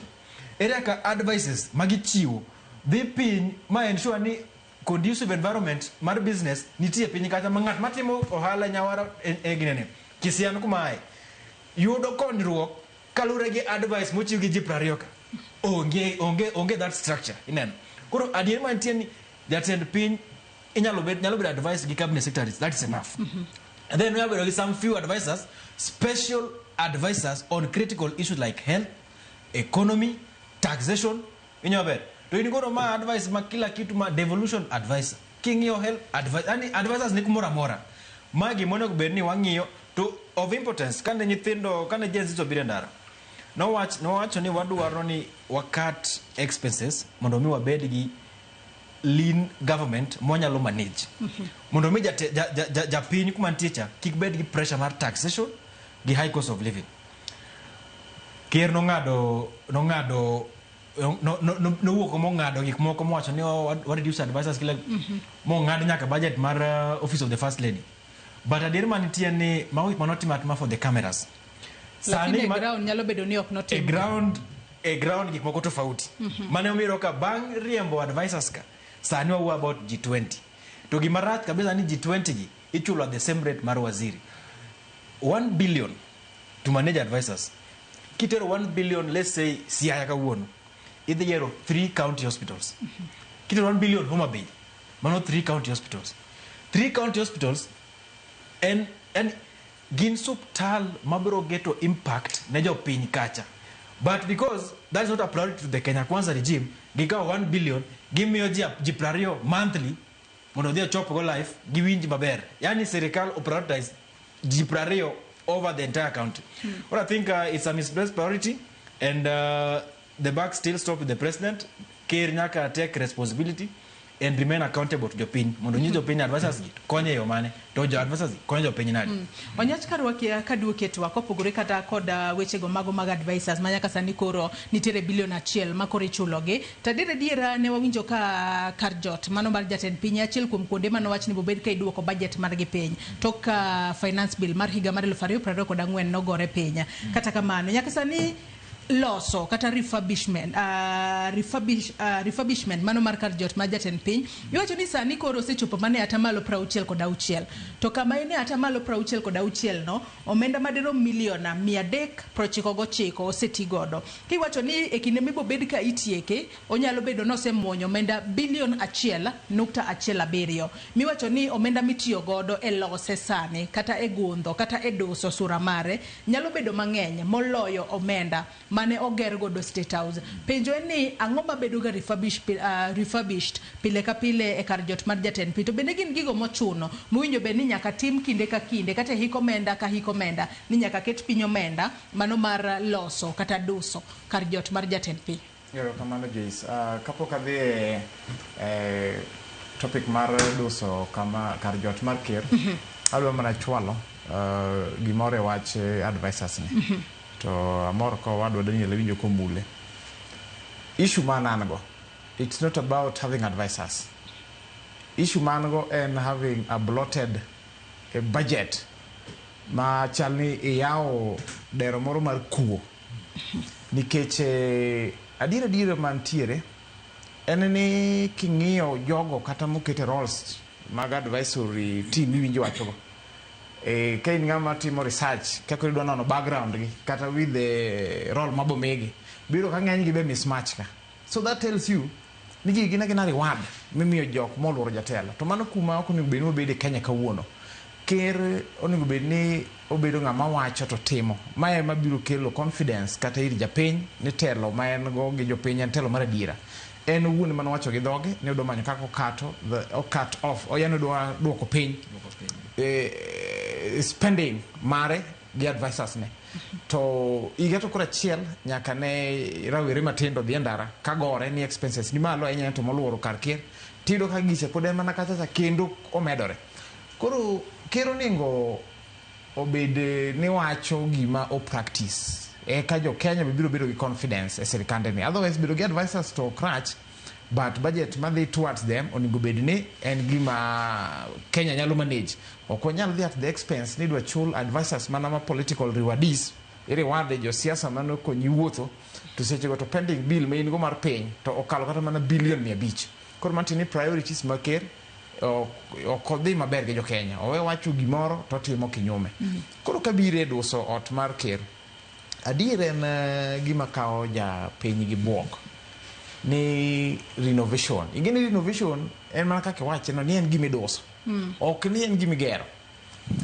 Joyce kuma million 300 nyalo dhiye en mana kaka wadwa kane wachoka inyalo gero siptende inyalo gero chirni inyalo gero barabara masamoro wade iwuok ka mi chopo mana mai mi chim kata mana nyaka Narok sani waywa kabisa ni barabara ma the western regions of this country especially ma Nairobi ka kochimo western ma Nairobi kochimo Tanzania those are corridors mag trade barabara okelo shida kabisa kendo jo hala ywak to kakoro iwinjo ka jo hala ywak ni gileo kata mana gi goods gi barabara ka tiwinjo ni sirikal to tiyo gi pesa ma nyalo loso barabara ni giduso go gik miduso anado koni yonge I'm afraid to say this gigi gina kuwa aching ma ngato do biro go en mana kwalo piny nikech ang'o momiyo king'iyo sirikal mamoko go gimbe ne giwacho ne giduso ga seche moko en renovation which is a normal practice ka maybe kero donjo tiduso ang'o miyo wan maro ni idwa duso higa ka higa nyaka ne ker donji mar Kenya Kwanza ni dire Kibaki zanokone kiduso state house higa ka higa en gima kano tim to probably term ne mano run 10 years hapa no do state house kia I think twice or thrice to nagina gina no mall maybe furniture overhaul gi paintings to mato kore yiro ne nyaka kia witadi iwaro kia walls moki medo koro anto from my stand tawacho ne ker o prioritize weche jo piny owe miyo jo piny feel kawan gini masiche moko timo nonro matut ni oyao dhoudi mag kwele sirikande nikech onge kidwa kono japiny ni ka tiek dose to billion achiel osedhi billion pesa mang'eny makioro county wakoro kaka Migori cha kech Migori yudo billion I think apaga chiel inaulia tini billion achiel oromo rito county in 1 month tindo wacho ni billion achiel itiyo ga doso koro Joyce Santo kanyo awacho ni control of budget ywak makare nikech oneno ka pesa serikal nikech ene momiye chik ene ma jo piny omiye chik mano office mano kete katiba to katiba en gima jo piny mokelo kanyo ene mano miye chik no ngino kaka pesa watiyo nikech pesa mitiyo gin mar ushuru koro control of budget kogolo ywak kama to mokwongo onigo bed ni jod bura nikech jod bura jok mano tere parliament kata mano tim no oversight onigo bed ni kata gisanie ne gise committee ma deal gi weche mag coordination mag interior onigo bed ni osebiro parliament kata mo explain wa gi kata giseluongo jogo ma usika gi weche machalo ni ketho menda piny gi penj gi penjo to ok ne gimbe jod bura gilinga control of budget to ywak pile to gine magino gi bigi oversight the executive to gilinga koran la miyo lawama jod bura ni gititijige sama control of budget mamano te wang japiny kaka pesa menda japiny tiyogo se ywak kaka ywak ni pesa piny tiyogo marach nikech report mano golo ok wacho ni gik mitimo go rach but wacho ni gik mitimo go pesa bedo overspent mokalo kiwango moningo pesa moningo beni tiyogo En koseywa kamano jod buro onego bed ni kawo tijgi. Kopogore kod menyo sirikal mamalo kata kar jot mar jatend piny kaka osebedo katiyo kod omenda, bende nyaka sani kaluwore kod ripot ma kamano bende oyango ni thoth counties ma pacho kae tiyo gi omenda ma korgi lach e chulo jotije mag gi osara kar chwalo chenro mag dongruok kaluwore gi ripot ma jaga budget maduong' mar sirikal nogolo e pacho kae mano Margaret Nyakango. Dago mar mondo mi wawinjane ripot manolos n'odiochieng' manyoro kod jafwambo marwa Chris Owino kotudore kod kaka counties oketo maino margi e chulo osara kar keto maino e weche mag dongruok. Wawinjane ripot ma kamano mondi. E ripot mare mar nusiko mar 2024, Nyakango lero mana kaunti ma Kilifi kende emane oketo tengi atamalo 50 mar budget mare e weche mag dongruok. Kaluwore gi ripot mar Nyakango, kaunti ma Siaya emane otelo kuom keto tengi omenda mathoth e weche mag dongruok gi atamalo 44 mar budget margi kuom counties duto makaluo. Counties abich mane oketo tengi omenda mathoth e weche mag dongruok e budget margi oting'o Kilifi mane oketo tengi atamalo 53.4, kaunti ma Kwale atamalo 49.0, kaunti ma Siaya atamalo 44.5, kaunti ma Turkana atamalo 43.9, kaachiel gi Trans Nzoia atamalo 42.3. E kaunti mamoko makaluo, kaunti ma Migori ne omako thuolo mar 16 e Kenya mangima kod atamalo 36.6, kaunti ma Homa Bay ne obiro e thuolo mar 22 e Kenya mangima gi atamalo 35.4, e kinde ma kaunti ma Kisumu to ne oketo mana atamalo 32.9 e weche mag dongruok e budget mare. Ripot mar Nyakango yango ni thoth counties tiyo gi omenda mathoth e tayo chenro magi kaachiel kod chulo osara kipimo kod weche mag dongruok. E kaunti ma Siaya, bilion 2.26 ne oket tenge e tayo tije kaunti kod chulo osara e kinde ma milion 967 emane oket tenge e weche mag dongruok. Kaunti ma Homa Bay emane oketo omenda matin mogik e weche mag dongruok e budget mare ka ipimo kod counties duto makaluo. E kaunti ma Homa Bay, bilion 3.53 ne odhi ne chwalo tije mag kaunti kod chulo osara e kinde ma milion 717 kende emane odhi ne weche mag dongruok. E wi chenro mar choko osuru, thoth counties ne oyudo piny mar osuru mane gichano choko. Kaunti ma Kisumu ne geno choko osuru maromo bilion 3.8, kata kamano kwan osuru mane gichoko en milion 670 kende. E kaunti ma Migori, tend Ochila Yako ne geno choko milion 690, kata kamano ne gichoko mana milion 220 kende. E komachielo, kaunti ma Siaya noyudo medruok e choko mar osuru bang' choko milion 259.19 kipimo gi milion 202.18 mane gichoko e thuolo maket gi mano e higa mokalo. Ripot makamano bende oseyo counties ma Homa Bay, Isiolo, Mombasa, Nyeri kod Narok kuom tiyo gi omenda mathoth e chulo MCS omenda mambalang' kata sitting allowance ataro mar omenda mane oket e budget. Chris Owino, Ramogi TV, Nairobi. Daniel Jumadwa na chak kodi akeni county mari en mane to county mari king'iyo kaluwore kod report makamano bende otimo makare oketo omenda mathoth e weche mag dongruok to matin e chudo mag usuru e chudo mag osara kose mang'eny emiketo e chudo mag osara to madhi e dongruok ema koro iketo matin. Aneno ka siachwa aneno ka rengo temo matin lakini podo okotimo maber. Niwach 44% kende ka indiketo e weche mag dongruok onego bed ni dongruok okalo atamalo 50 kadhi nyime. Koro Kilifi aneno kotemo lakini okonego bed ni watiyo gi pesa mang'eny chulo sara. Niwach wan gi mahitaji mang'eny mag dongruok madala. Sani kidhi kaka Siaya sani ana Ugenya. Ugenya kende podi wan gi shida mang'eny. Ndara ayien nyocho sai los no asani mo gunja kadhi Rwambwa lam ndara no sibet otiyo ga nagi bur ndalo te gine mag bur lakini sani kidhi kata igweng ma Ugenya kende kino ka onge kata mna bank onge the whole of Ugenya koro to gimomio bank onge en waching'e bank luwo pesa bank luwo kuma nitie commercial activities mang'eny eka bank nyalo biro ka. Nyora wuoyo gi jatelo ma Equity kapenjo to ang'o momiyo kutenwa kata mana bank moro ugenya yawo. To wacho ni gibo timo survive mondo gine, lakini ng'eni bank ng'iyo mana to nitie ohala mang'eny matimore kanyo mondo gikel bank. Ka onge ohala matimore mang'eny to ok inyal kelo gine kamano. Koro en wach malich ahinya ni wan watiyo gi pesa mana mar chulo sara. Iwinjoga? Mene tabia marach, tabia marach moa sirikal maduong' kadhi sirikal matindo.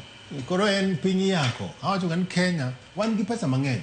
King'iyo economy ma Eastern region, economy ma Kenya duong' moloyo economies ma Tanzania, Uganda, Rwanda, Burundi, Sudan koriw te. Wan gi economy maber. Ok onego bed ni sani pod wan gi bure town ka. Kini kiwuotho e town ka inwang' ka wan gi pothole.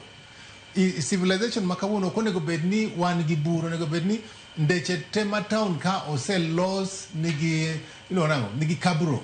Iwinjoga? Ok onego bed ni pod town ka wawuotho inwang' ka onge taya. Inwang' ka nitie seche moko ma onge kata na taya ma street lights onge. Koro en wach to nino ka jotelo gi sakasa gidhi loka to gidhi timo gimiluongo nang'o benchmarking. To gidhi kuja to gineno kaka pinje nyocha an Korea nyocha dhi kata gi jotelo moko ma wabunge kino ka pinje odongore. To ka nigo en shida nwach jotelo gi itimo ka corruption bedo budgeted. Bedo budgeted from the budget. Ai ko segine no kakoro ino kake yake. Koro en wach miwuoro kabisa ma akiani jatelo mane mabro loko Kenya, lakini gima yake nge en ni jotelo masani mani serikal masani ok gibi loko Kenya. Onego wabed loko parruok. Anang'iyo maybe ojendewa gi kata mondu mama kodonje siasa bonde serikal maybe wanyalo loko Kenya, lakini skiketo jotelo masani ni kanyo sani gine yako gidwa mondo giyank. Iwinjoga? Lakini koro Kenya yako nyaka ibed amor san Kenya wan gi pesa mang'eny niwach iyake to pod bende wa survive. Mago bende gin pes jopiny kalo ni gin pesa ma ichoko ma jopiny golo kaka usuru pile ka pile. Gin pes jopiny lakini ema wacho to oseyak Kenya mang'eny to pod wan resilient. Iwinjoga? Wan resilient. Koro akwayo sirikal sana sani shida mineno ka wan go sirikal mag gwenge ema ne wan go hope ni nyalo kelo development. Yemo miyo neno wakelo devolution. To nego bani sirikal mag gwenge bed example ni komiwa pesa wanyalo timo kama maber. Koro sia akineno ka piny kaluo adwa mana ento county mane manyalo bet example manyalo wacho pesa umiyo makama to neno ka timo kama. Umiyo wakano katimo pod onge en shida mang'eny mana akwayo jopiny yiero mabiro 2027 waparane uru jomodwa yiero mondo bed governors. To wechego mago mag choko osuru Daniel kapod antiere kuomi nikech king'iyo adiera counties kinde mathoth giketo omenda ma gigeto choko hik omenda kaka osuru to king'iyo ka hik omenda orumo kaluwore kod report ma yando gol inno ka ok gichop kata target margi to kinde mathoth bende counties mago osebedo ka ywaka ne sirikal deko chwalo negi pesa mane momiyo kata chenro mag counties ok dhi mbele yo makare. Ere kaka counties nyalo ting'o malo choko mag usuru mar mondo mi counties bende ka ber kopogore kod pesa mawuok e sirikal mamalo to counties bende obedane kaka nyalo jitegemea kata matina makata ka sirikal mamalo deko e miyo gi pesa to pod ginyalo chwalo chenro mag yo makare. Emiyo ni timo budget gi pesa ma iongego. Ka in gi biashara ma in expenses magi ohingo pesa mawuok kanyo. Pesa mawuok meno ok en biashara, meno en biashara ma kelo losses. Koro sani sirikal mag gwenge ang'eyo ni nitiere counties mang'eny. Ang'eyo ni sirikal ma Nairobi because county ma Nairobi because nitie commercial activities inwang' ka ginyalo choko osuru maler. Kinwa nitie gine moko kana Kiambu giri Mombasa lakini ki gwenge sana North Eastern ang'eyo ni nitie very little activities, commercial activities manyalo kelo pesa omiyo gichoko usuru maber. Emomiyo ka onego bed ni gin gi target to bende onego bed ni seche mimiyo gi pesa cha onego bed ni bedo linked ni to pesa di ma ugolo target maru kimi target maru tibedi pesa makama lakini waka jogi ok gimi target to kendo pesa imiyogi to pesa miyogi no bende itiyo go marach kendo hikomenda ka hikomenda bende gijang'ur ni gidwaro mar mondo mi omeda counties pesa mondo med yes kin babu karwaki etwako kinyi makawuono county mari en mane to kwang'e wechego mag dongruok kod chudo mag osara county mari time yo machalo nade to wechego mag choko usuru e counties bende kaka counties nyalo ting'o malo usuru mag choko higa ka higa an county mara ni Kisumu to neno kete kanyo en namba 10 gi wiye kusema cha imadanga wacha ni mana kanya temo wacha moko mbele kanyo ni gima timbre national government ka enana duplication mag madimbre pinka hiyo kata mana issues mega advisors opodo dimbre county governments imadanga wacha ni there is a great need mondo me counties to prioritize development mane gima duo mondo miyo devolution obiro in place mondo mi dongruok ochop ne jopiny machiegni kuma gintie before devolution ne wayudo ka dongruok te nibiro manya the central government koro kan devolution obiro nyiso ni onego bed ni japiny ng'at modak Kisumu kacha ng'at modak Maseno ng'at modak ei gweng' kacha Nyalenda nyalo yudo gima ng'at modak Nairobi kae be yudo as much as ni en kacha moko biro kae tido ka in the long run wasedo ka jotelo kata governors prioritize sana keto percentage mang'eny e chulo osara to gima rach en ni osara gi biro ka jok michulo gi moko gin ghost workers aneno ka nitie syndicate moro nyoringo e mbui mang'eny kiwacho Homa County ni ido ka jok miwacho ni chulo gi moko gin ghost workers gin jok moko nyal trace miyud niya ni ng'ani tiyo ka kata ng'ani timo gima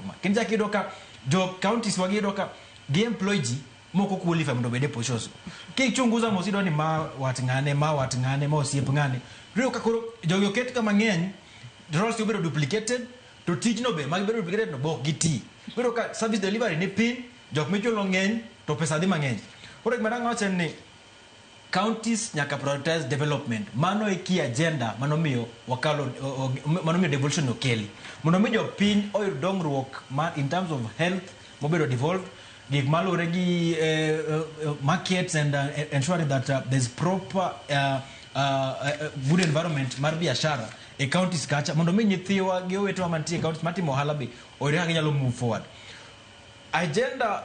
idea mar ni county public service boards man employ ji moko timo advertisement mago issues manitie kach nitie counties ma nitie jok mobedo employed e counties kanyo lakini jo counties go yuak nitie chien ka Kisumu ne wan gi issue moro matin manitie rawera moro nitie bwana moro manokele county e lemo moro mamalo lakini jiwacho ni gini nokwano kolandi to nitie bwana moro mane mako komno before to okonyis ji maber ni mane mako komni no mako komni acting capacity kosong otere kanyo to ngamo kelni to gino lande kanyo ne mag mano timo interview gino onge koro mondo mi wa deal gi issue mar putting higher percentage on recurrent expenditure county public service board nyaka be transparent enough to ensure ni gi employ ji as per the budget manitie so that budget should not go higher than development agenda it is the core reason momiyo wakelo devolution korka kori beno nyach county mari osebedo katimo nade inyenya to kotudore kod wechego mag dongruok kod chudo mag osara kod yo ma county nyalo tiyo godo eno ne giting'o malo choko mag usuru mar nikech kwang'iyo kanyo counties mopogore opogore omenda mane gigeto choko gomenda mane gichoko gikone tin ahinya erokamano Joyce county na Migori aneno ka namba 17 ripodno en adier makende ni iyudo ka counties wa Kenya ka pesa magiketo development to tin adier kaluwore gi budget magiyudo to adoma pogora gi paro gowetenagi nikech recurrent expenditure en kanyo en nyaka chule nikech kinyal ndiko ng'ato ni tiyo to kichule but unfortunately for us e higni to koro 12 nyaka ne devolution B to wayudo kapok gi tatua shida mane nitiere mar jotich the human capacity the capital mar counties nikech sama ne devolution chakore county governments no inherit mokwongo jotich mane wuok e sirikal malo machon mane nyaka gi accommodate kokwongo kore ka gimedo mage koro kisungu moro wacho ni monkey see monkey do kako ng'ero te nene kako time en mana gima na koni sirikal mamalo kacha ka sirikal mamalo kae molil kako lil you expect ni kata mar kor gwenge bedhi malil kamano nikech en sirikal matin koro en kopo mana mamalo cha adier makende ni mwandu kata omenda madhi county governments to koromo nikech katiba wacho ni it should be a minimum of 15%. To bedo gi tabia marach Kenya ka ni katiba to wan go maber ndi chike wan go maber ndi in fact Africa ka okapantie piny malowa gi chike ka na chik muket vipengele upogore kaka idili gi wach ka wach jo Kenya manego but okwaluwe devolve units devolve functions mano wuok e sirikal mamalo kore miyo sirikal mar kor gwenge tadiera gin gik monego bene gero piny mana kineno gige health kineno weche mag ndara county government roads kineno weche mag trade kineno weche mag lungonango environment and resources kech mwandu ko unto ne piny magi gik magero ga piny to ne gibiro devolve to kinyo sirikal mamalo podo mako gigi ng'enygi kendo tamalo maduong' kata pes madongo gin gi mako ka makata budget madhi counties sirikal mamalo hakikisha mana ni 15 jokal budget katiba to wacho ni minimum 15 mar pesa Kenya mitimo go budget nego bedi counties tinde no nego beno even more kechuket mana be minimum of 15%. To one sirikal wane nyaka ne devolution chakre 2013 15 okal itere me counties fluctuate maybe between 12 ka 13 14 15 mano be mang'eny kabisa koro mwandu maro nego beni gero pente diere podo moko maloka koro yudo ka county governments seche moko gin limited nikech pesa biro for example Migori county wakataja biro kata ka 11 billion te yudo ka dear recurrent expenditure jok mondike gi salary monego chulgi mabe katiba emuketo kata mana remuneration rates ok ni county government ema uwo tase moro kamoro wacho ni ng'ati gore ndike chi ofisa ng'ani ndike kata casual worker kama ni mai pesa ma onego bene chule mano katiba itself osiketo kendo this salaries and remuneration commission moseketo list to bendo seketo jok monego bene ndike county in list already intiere tene pesa ko biro jogi to nyaka chul koro yudo ka pesa magidongo magidwalo timo go dongruok pesa jo biro 11 billion tibiro yudo kata ka 60% already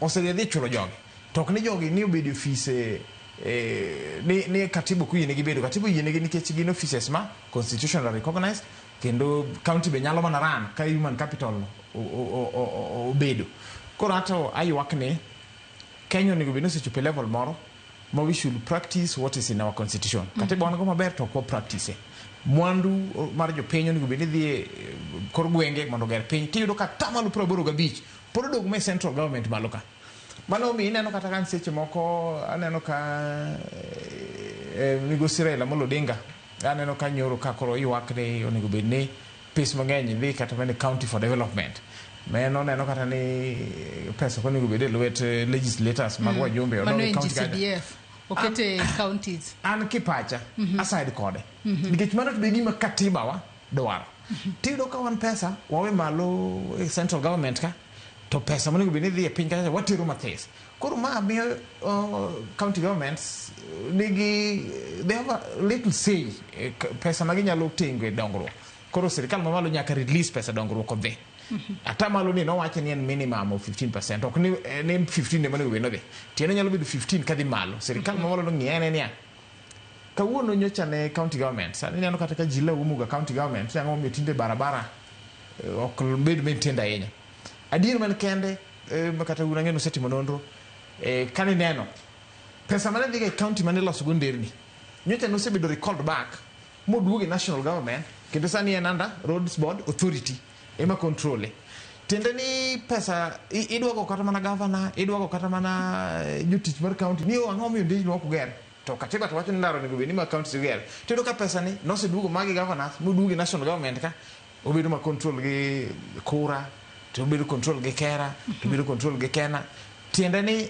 ok practice gima katiba wa ne waketo nengo watim then kuro kadhi mar ariyo mar kaka do increase omenda wa aya make mana gi kanyo mar kaka wanyalo increase omenda mar ng'isa na ka yo madundo gi sani nyakona mugejo wa ka yo madundo gi sani ka waduogo ote magi berabo bedo ka somo kikidhi mabor.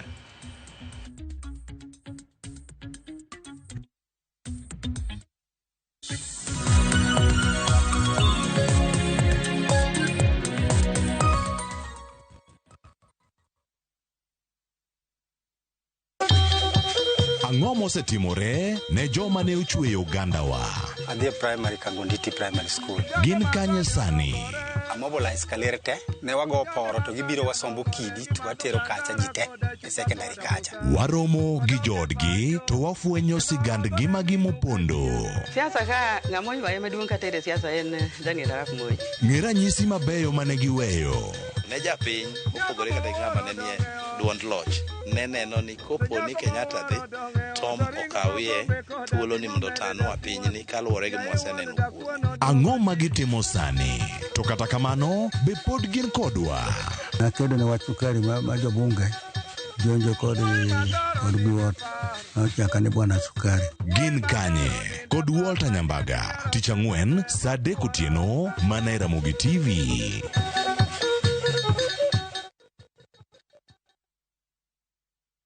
Looking for the perfect getaway?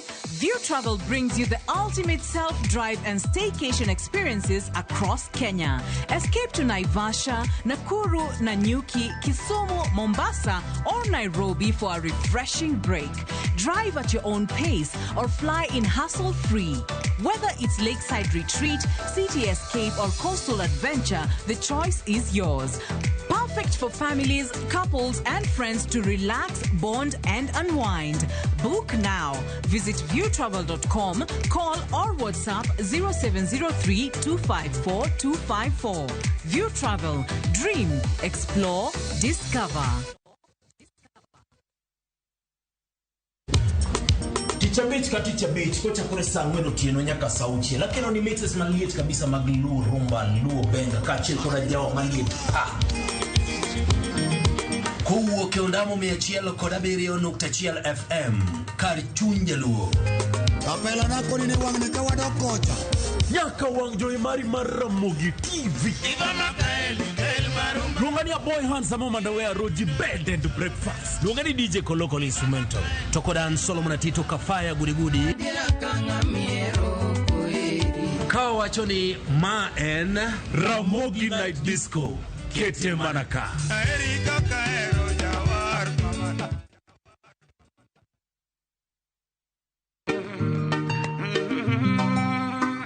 Binti kicha mwingi wa bala asijua kiza wala taa. Binti kicha mwingi wa bala kulala riziki yake jana. Kupata Maria kama skiza tune kwenye simu yako bonyeza *811 *415 hash.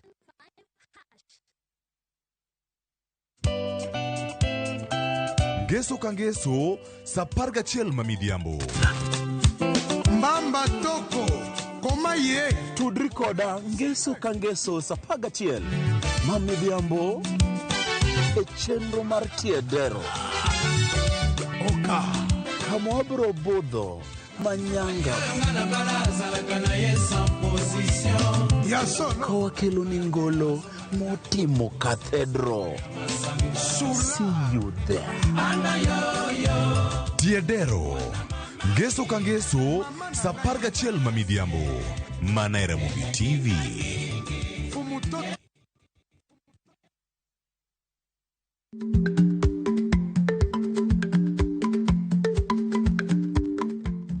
Ichagweno to ichao gwang'. Matiende ni kapok ing'ado bura ewi wach moro amora, kuong inon ng'ama rach.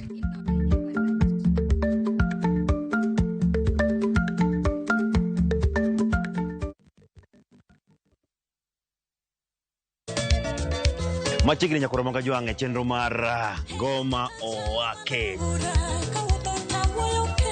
Wok ticha kelo ni mix bokwe. Kaito tichario. Reggae owake yani tunaongea na Majar Rastafara. Lafu ticha dek nyakoro manga juange. Akelo ni mana yani ngeni baka giwasani.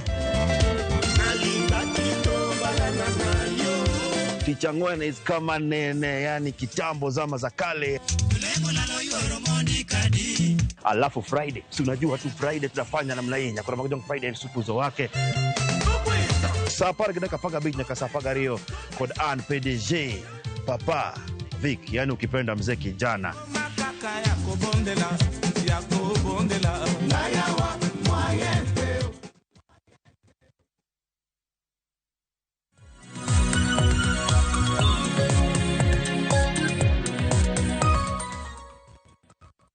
Machiegni kendo nyakora Mogi Jwang kendo erokamano ahinya kuom medo keto Ramogi TV okinyi ma kawuono e twak marwa mokwongo e chenro mar piny. Kaponi kitudri kodwa gi sani antiere kae kod welo adek: Daniel Juma, jatatije Global Peace Foundation; Ken Babu, jatenda rawere United Opposition; kaachiel kod Ben Onyacha, janon weche mag siasa. Ote mag nyakora Mogi Jwang abo bedo kasomo e kinde mwadhi mbele, koro med mana chwalo gi. Onyacha pok ne wadhi e yweyo moro matin, ang'isi ni mak paro mano mar kaka owinjo bed ni counties kaber to ting'o malo kwan mag usuru magichoke kor gweng' mar mondo mi gichopa ne target mar gibuoga ne kata sirikal mamalo ni county makama ahinya to counties mago makalu ne gintiere kod target makama gi surpass nyaka target margi.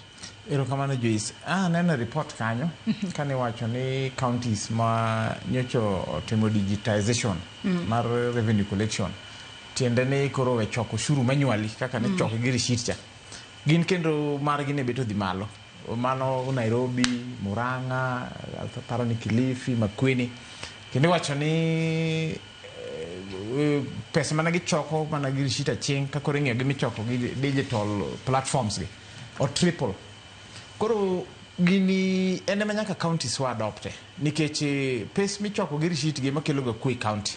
Nikech samange miyo jotelo machoko ushuru receipt book for example ni machoko ushuru ming'ado emi yude ka ntiere jo officers mag serikal mabe jokuo ng'ato dhi kawo receipt embo loso koro receipt oringo ga ariyo ochok ni serikal matin embo gad marene ka at the end of the day pesa moro mit ni ochoko ni county government ido kathis kabisa. Koro digitization moro ma winjo kata ka minister Mbadi ne wacho ni odo biro gi ogombo ni o propose platform ma standardize collection digitally ma county revenues tetete to gino ba winjo ka council of governors goye to gigoye nikech gineno ni sirikal donjore tijege sirikal mamalo to gine onego bed ni giloso mano to mano to kapani is the real issue ni sirikal mamalo donjo negie gicha enana ni gineno ni sirikal mamalo ko donjo dhi tambo gi kuo nikech county governments gimbe mane gime gitiyo go kwalo nikech Uganda ni wan gi 47 counties 47 counties neno ka report cha wacho ni 17 kuomgi osedhi digital mano kane Safaricom golo report tiende ni adek pur ni oko igni to kora parga are taparga biro ma osedhi digital platform gi wacho ni kinde report wacho ni revenue gi se triple tiende kane ng'ato choko 600 million kawuono choko 1.8 kane ng'ato choko 400 kawuono choko 1.6 koro adier makende ni mondo revenues ma counties odhi malo mondo menda mabe koro gi yudo from government mamalo mabiro obed ni meaningful ma koro nyalo dhi dongruok counties onego digitalize operations ka gichoko ushuru te obed en mana ni koro standard operation moro onego bed ni jok mabe koro offer gi platform gi nikech gimana winjo kaka sirikal mamalo yuago ne county governments mosebedo gi digital platforms gi ni vendors mamiyo gi platform kama kaw commission mang'eny ahinya chibiro kata ka Safaricom ema koro miyo kata ka Migori County platform kata ka miyo Bay County platform samoro commission magidwaro en kata mana tamalo 30 offering that platform kata tamalo 15 koro mano bet gi pesa jo piny mang'eny koro and my suggestion ni sirikal mamalo kaka ne minister Mbadi wachacha standard operation onego bed niya maximum commission monego bed ni vendors miyo county governments kiloso platforms kamago emo onego bed standardized to ni national government ema donjore mondo dikoro los ne gigini koro ato from my take digitization no all counties should adopt it nikech report mowuok en ya paga biro mosedhi digital era kaka ichoko ushuru choko gi osedhi malo matene ni kuo odok piny ado nasoma ne mukugum ote manyakora Mogi Jwang chwalo no okinyi makawuono kapok wadhi e thuon wach machielo mabende owinjo bed ni watwake okinyi makawuono. Kennedy Ariembi wacho ni things started wrong. Mokwongo, do we need 47 counties in the first place? Wacho ni secondly, one kod gik miluongo ni HR instruments manyiso maximum recruitment monego organizations bedgo waonge gi gigi e counties. Wacho ni recurrent expenditure oken salary kende. Odhi mbele wacho ni above all counties are bloated. Wacho ni counties have a share of road Roads Maintenance Levy Fund, not all goes to Kura, Kera and Kenha. Emmanuel Adika, bende wacho kae ne oriwo paro mano mabeno nyacho chwalo wacho ni pesa madhi e counties to tin. Kata kamano priorities mag jotend county beseche moko ok ne kare. Mago moko kum ote manyakora mugia John Cholonwa YouTube kama wantiere achiel kachiel. Facebook kacha Fredrick Osuru bende wacho kaino ya Joyce mosna jotelo e studio onge kaka jatend piny digore gi mibadhi to e office ema tiyo gi pesa jopiny arietha. Penyna jotelo studio kanyo chik mar jatend piny chik mar jatend piny bedo gi advisors bende nitiere e katiba to kapo ni entiere to chik wacho ni onego gibed advisors adi. Jatend piny ma wan go sani okaw advice enema o advisors penjo na mogik to bende nitiere chik ma inyalo kaw ne jatend piny kata jatelo matiyo gi pes jopiny marach. Mano Fred Osuru. Ote machielo Ruth Nyathi Ochieng bende gisakae ni en gima lit ni omenda matiyo e kar jot mar jatend piny daily oingo kata omenda michwalo ne counties.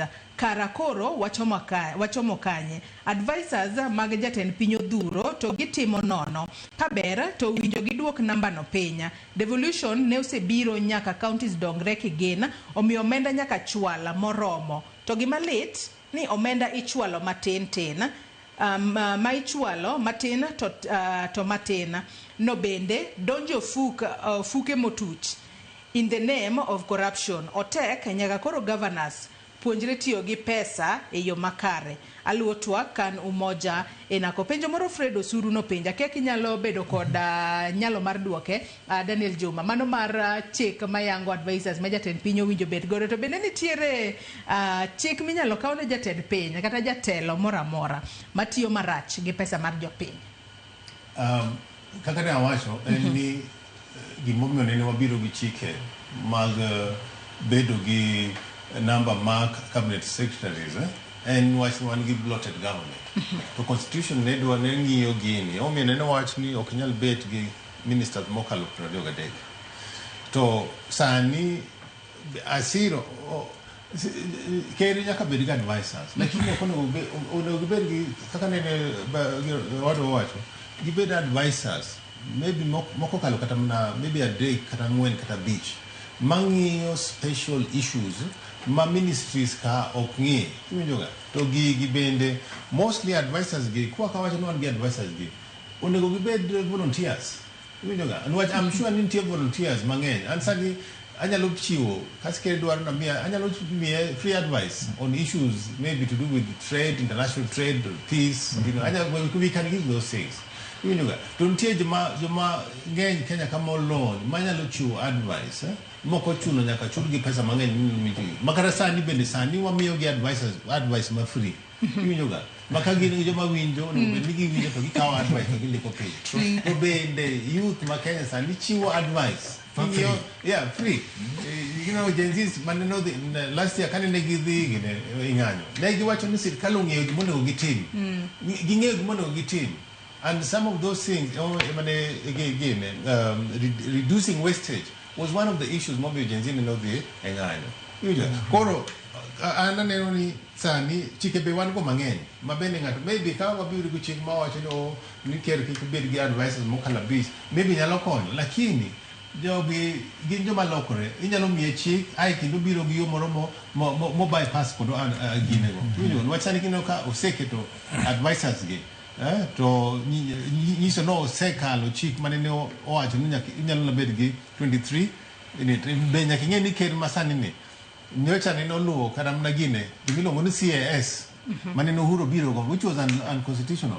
Obende ne nodwaro mondo yier CAS en nani court ne gine ne notamre iwinjoga koro en miluma ma jotelo nego monego bed ni jopiny ng'iyo to bende gima wacho sani marach en ni Kenya sani waonge kod opposition akena wadwa mane motero ni United Opposition onego bed ni gin ung'iyo gigi mathoth nyiso sirkal ni gini timre kama en sirkal mobiro mar barua bar man asiro no wata bena jasiaya en ni sirkal mar barua bar ni kata bed no konyo jo kaluo lakini sani neno ka gik moti kimro wana sirkal to jo Raila Odinga ling winjo Raila Odinga manene siemo ga gigi lakini sani iwacho ni seche ma ichiemo to konego bed ni wuoyo mang'eny.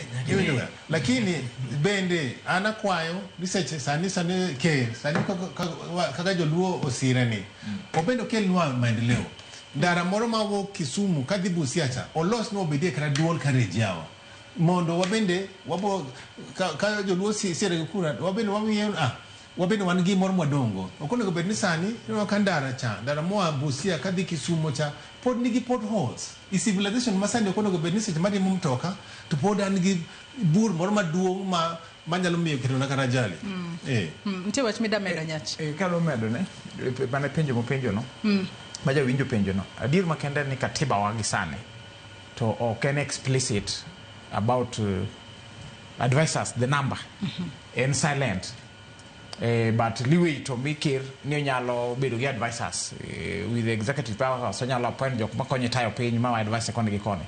Katiba explicit mane wache ministers munigo bed ni katenta paga ngwen to kangeny to 23 to gimomiyo gini koro bedo debate ahinya wache advisors ne ineno ka the previous regimes kata mar ker makoro tiyone onge chima advisors gi nosekalo 7 gin gamna ji 5 auchiel ya ji 5 auchiel 7 to en mare ni in the last 10 months advisors nigi koro siguok from 7 modhi 20 koro mai momiyo gini neno ka en a big debate advisors to onge kuma katiba wache explicitly ni this is the number monego bini advisors ker nigi liweyo nyalo yiero jogen to mano momiyo nyisi ni magi koro gik mitiyo gi kuo nikech ena rewarding cronies jok mano konyi moko nigo bed ni jatelo ma wacho ni fight corruption timo then mar ariyo ng'ato penjo ni to benti chik madil gi koro kaka jogo ba rieta gi pesa. Yes, nitiere chapter 6 mar katiba we leadership and integrity ogolo ayanga kaka kata jotelo madhi kinyume gi chik kata gi tiyo menda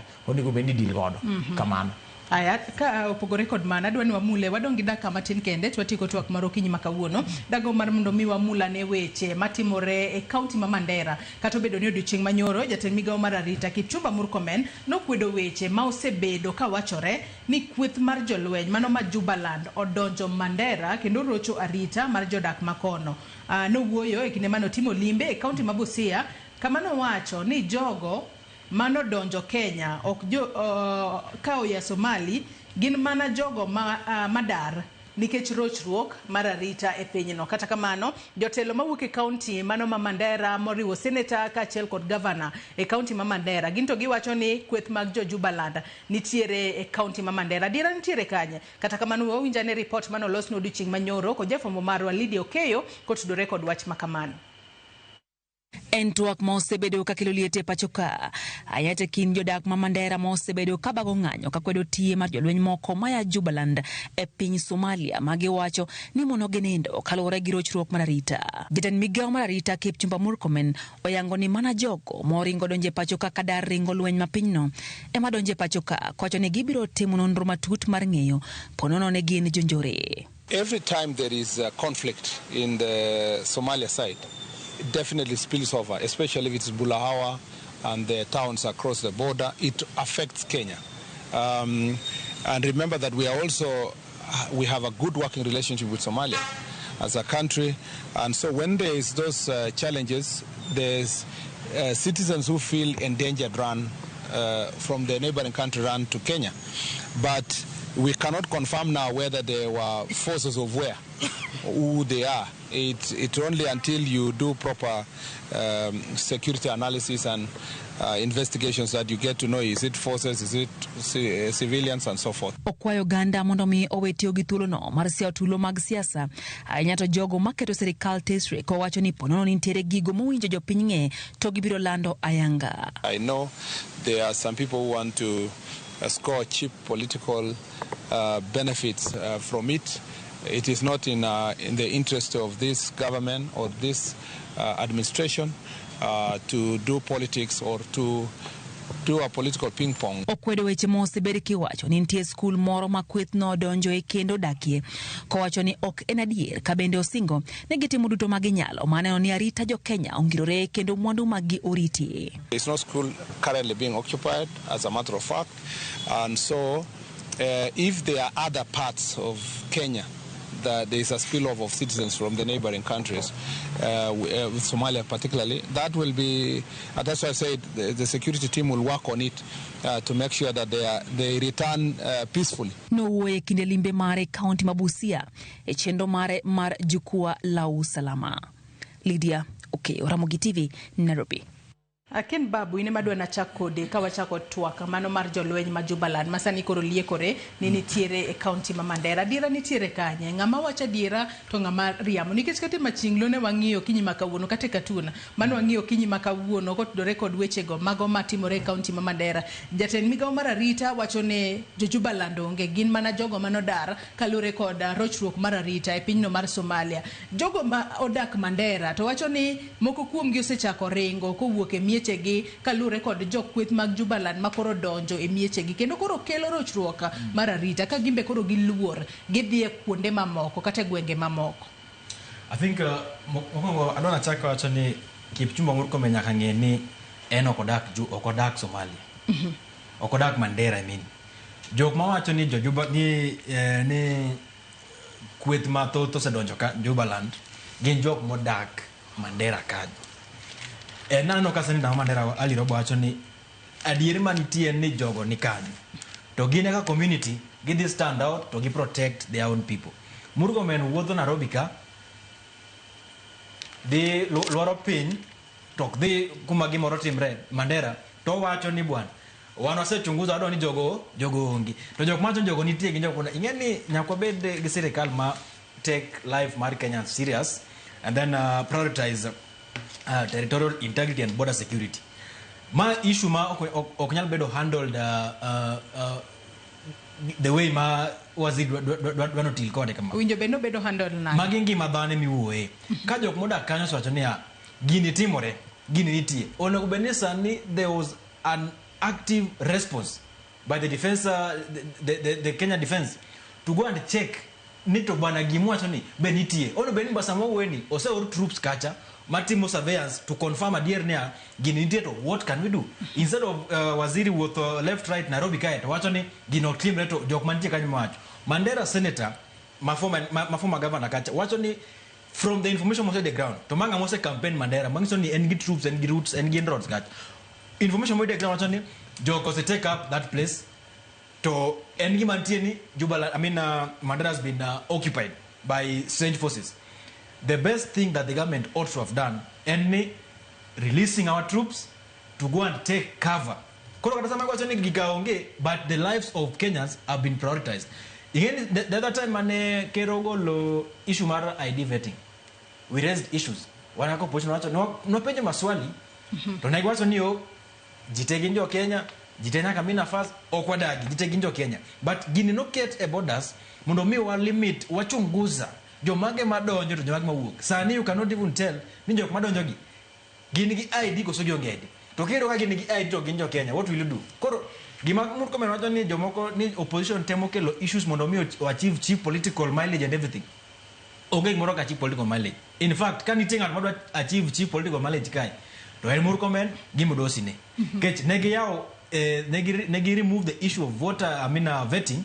And Saniko Rochako do issues machalo kakoro occupation mara Somaliland, and before we know it, these people will be Nairobi. So the best thing that Murkomen need to do is to stop making roadside statements and proclamations claiming ni joka oko occupy catch.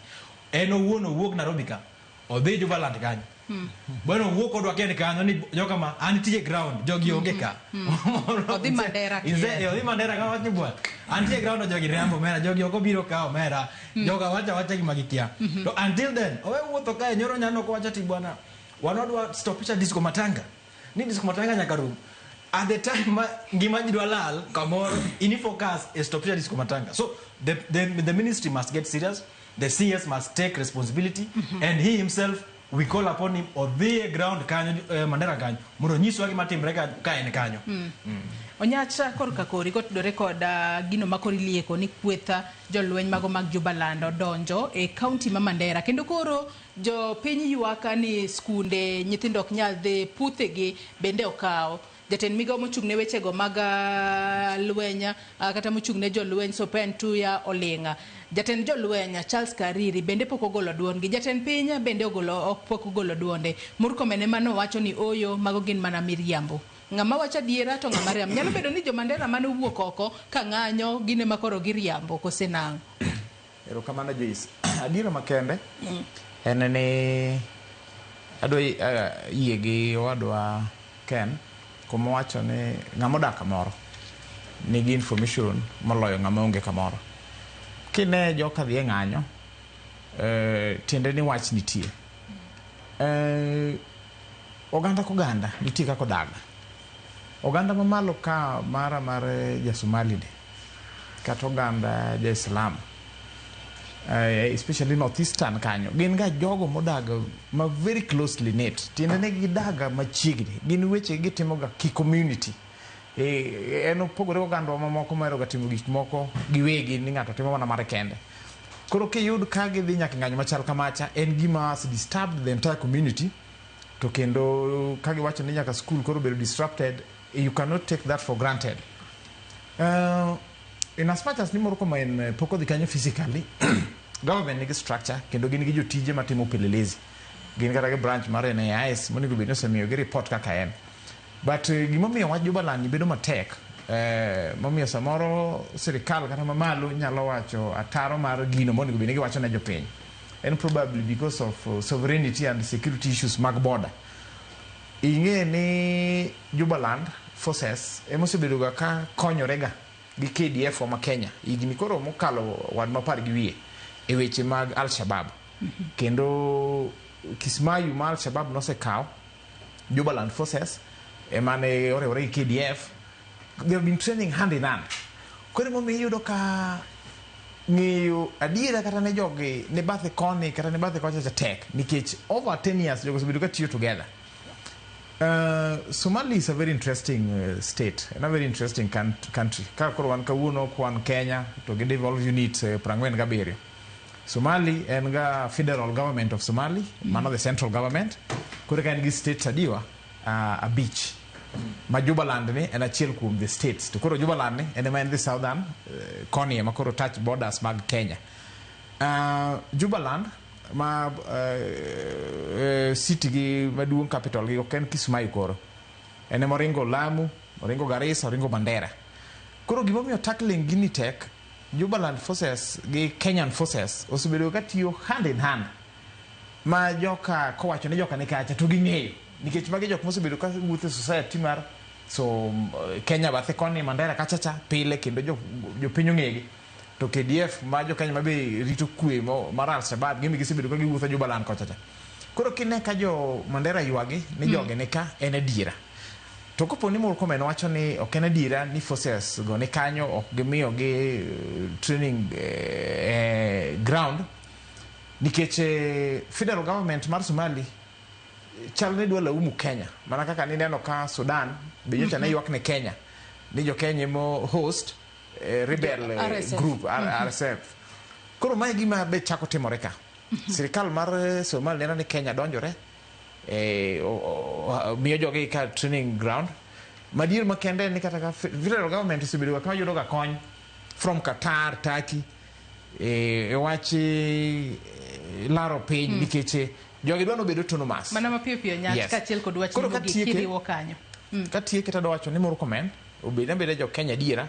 Sirikal nigi structures makopo ni magi ni refugees kaka wachono onego bed ni sani ne camp waseneno ma jok mabiro kaka refugees gitimo negi screening, jok manigi maybe silaha mopogore magi kamano but gi sani to kaka wachono to ok mi ja Kenya chir. Wach ni mogik onyach akwayo ni sirikandwa mamalo motelne gi Rais Ruto obede sirikal mawacho gitimo.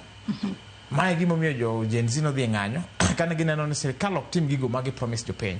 To kineno ka higa chiel nyaka ne Gen Z ng'any to gik mane ji ng'anyo negi kama ne miyo piny odwa wang' pod itimo ema pod timore miyo jopiny chunygi gore. Koro wako sirikal mamalo ni otime timbe mamiyo geno miyo jopiny geno kendo dongo jopiny. Kamano. Daniel Juma pachiko tudore kod gino ma Murkomen sani koro wacho kokwedo ni onge jo Jubaland modonjo Mandera kachiel kod wach ni mogik ka watieko. gima kingine weche magari tagin very sensitive. Magari tapiny gin sensitive to kaka onyacho wacho ni of course sirikal ma Kenya osebet ka support sirikal ma Jubaland kod Somaliland. There's a very close relationship. To aparo ni sirikal ma Kenya dak bed ni kia gima timre Mandera ging'eyo ker nwang'o intelligence kila siku iwinjoga en gimo ng'eyo gima paro nitie wichkuot moro iwinjoga nwach maybe nitie winjruok moro mane gisewinjore gi sirikal ma Jubaland mondo gimegi kuma gitime practice to maybe nitie wichkuot moro mok gidwa thilo ni wach ne jopiny iwinjoga mene kane nwach ok rach miyo sirikal ma Jubaland nwach aneno ka sani kata na wasemiyo kata sirikal ma Britain kuma gi train na nyukika iwinjo kana na jo US bene train ka koro ka Jubaland be dwaro kuma gi time training to okrach ka gi negosiepe gi sirikal ma Kenya to aneno onge shida en nani nyaka gi wacha yanga gima timore en nani sirikal seche moko wich kod ntie ok gidwa wacha yanga lakini ano kasiro ni sirikal ma Kenya kia gima timore sirikal ma Kenya ong'eyo gima timore kucha lakini ntie moro ma siri moro ma maybe ok gidwa wacho ne ji ayanga to mogik ka wacho mogik adwaro mondo akwa sirikal maduong' gi sirikal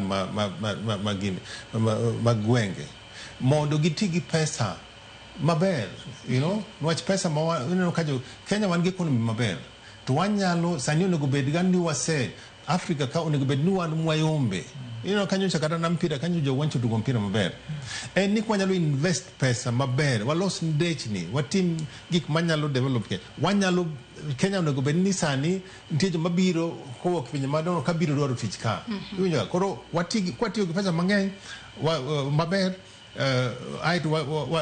wa make sure ni pesa omenda mang'eny dhi weche mag dongruok to wabo loso pinyni wabo bet penya bo bet civilized destination ma onge tien ni jo wawo kama ng'eny ni dwadhi dwaro tich woka ero kama na nyaken babu wachni mogik mana mapiyo piyo kwa tiyo ken bangis ma waziri Kipchumba Murkomen ni ngima dhano en gima serious kabisa to mondo mi wuoth Nairobi kae to wacho ni gima timore Somaliland ok timre yamin Mandera ne to ken adiera and irresponsibility of the highest order adwa na nyis waziri ni kiparo ni miriambo nitie gino wuog Nairobi ka the team press release go the release gi Somali ginane Mandera kan mondo mi ng'e ni idil gi gima nitie koso wadi lagi story to mogik adwa na nyis ker ni responsibility on everything matimre kan e country kasani ni etoki koro there's no problem onge ani shida kodi as a person jiwachmani you must take the responsibility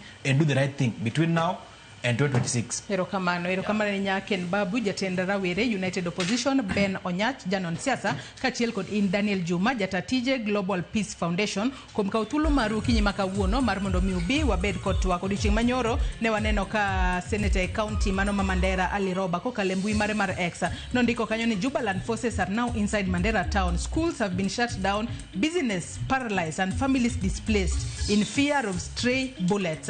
Kabendo wacho kanyo ni RPGs are and unexploded ordnance so actually an atmosphere of fear has engulfed matende no oyango ni jo Jubaland nitiere county ma Mandera kakoro wacho kanyo ni ting magintiere godo ma sirikal winjo bed godo kata wacho kanyo ni the government of Kenya will bear full responsibility for any deaths, injuries or destruction of property in Mandera. No keto ote mabora hinya kanyo nyakwara mogejo inyalo dhi mbui mare mar X tisome kotudore koda gigo matimore e county ma Mandera. Koma na inya kumbedo kodo nyaka gisani mochope giko matwak marwa e chenro mar mbakoro ote magi aneno thulo marwa emane nokorumo okinyi makawuono kendo ageno ni sirikal biro bedo ka nono matuta gigo matimore e county ma Mandera mar mondo miki kwane thoe kata kethruok mar mwandu moramora e county ma Mandera. Nyakwara mugejong wakaw mana yuyo madundo gisani chenro mabiro bangma en poko pogore gi Sharon Ong'aw. Riti masani nyinga Joyce Oduor.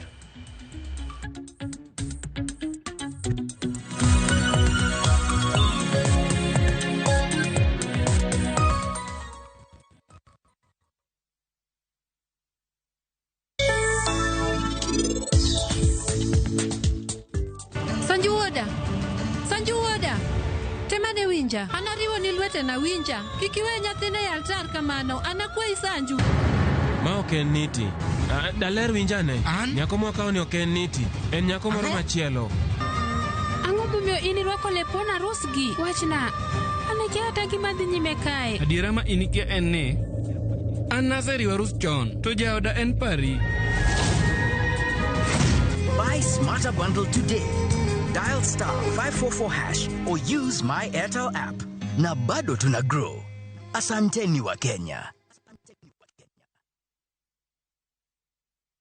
Royal Mabati Factory Limited nikod nengo ma ogore piny ahinya. Deka Roofing Tiles achiel iuso kuom ceiling 100 ka steel trusses iuso ceiling 255 kuom mita. Wachwalo mwandu kamora mora ma intiere Kenya mangima. Yuana tolsa ni kokalo e namba 0722 63 83 kata ket order mari kokalo e mbui marwa www.royalmabati.com.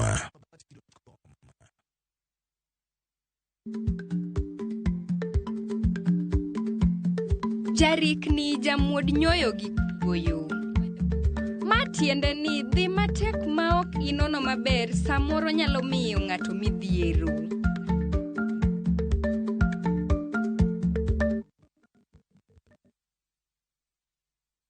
Now introducing Smarter Weekly 300 and 500 bob. Browse, chat, call, and rudishiwa 100% transaction fee na Airtel Money. Ukitransact any pay bill across the country. Ukitransfer chapa from your bank to Airtel Money. Ukiwithdraw chapa from an Airtel Money agent. Dial *544# or use my Airtel app. Ever-growing network. Na bado tuna grow. Asanteni wa Kenya.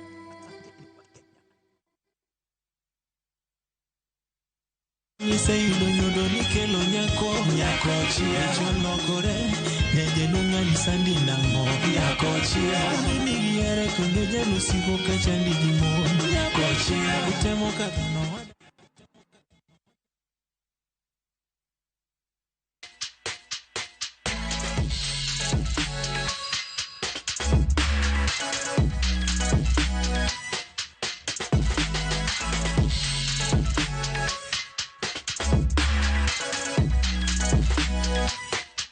Na kwa mgaji wangu kinyi makawuono chenro mar poko pogore hakelo ni kantiere county mono ma Migori.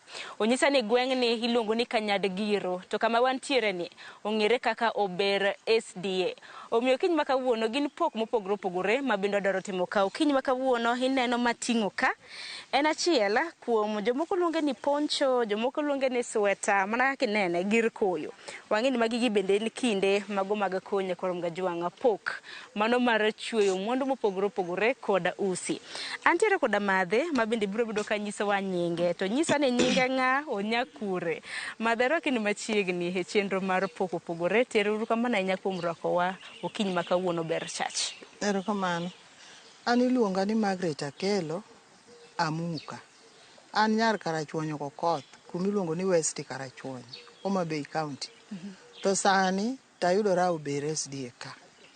Mae dalawa, mae kanisa wa mwaleme. Margaret Akelo ma jaoda Muka Kanyandiga. Manyar Karachuonyo Kokoth. Homa Bay County. Erokamano ahinya. To koro pok ma okinyi makawuono wamenyo en pok mano mar chwecho. Kinyalo mana miyo wa background maru nikech ang'eni untiere kaka group mar mine mosebedo ka tiyo tije mopogore opogore. Kaka jo SDA watimo tich lwedo. Matiende ni ma iluongo ni Dorka Society. Dorka. Watimo tije mag lwedo mondo mi oketnwa mine matindo bisi kaachiel gi mine madongo mondo wapuonj mine matindo kuma kanisa ne otimore nade oae. Nikech kanisa ne watiyo tich lwedo. Koro nwabedo piny mwaparo ni yawa ere kaka dang' wakony mine matindo. Batanta ng'ama duong' chiegni 70.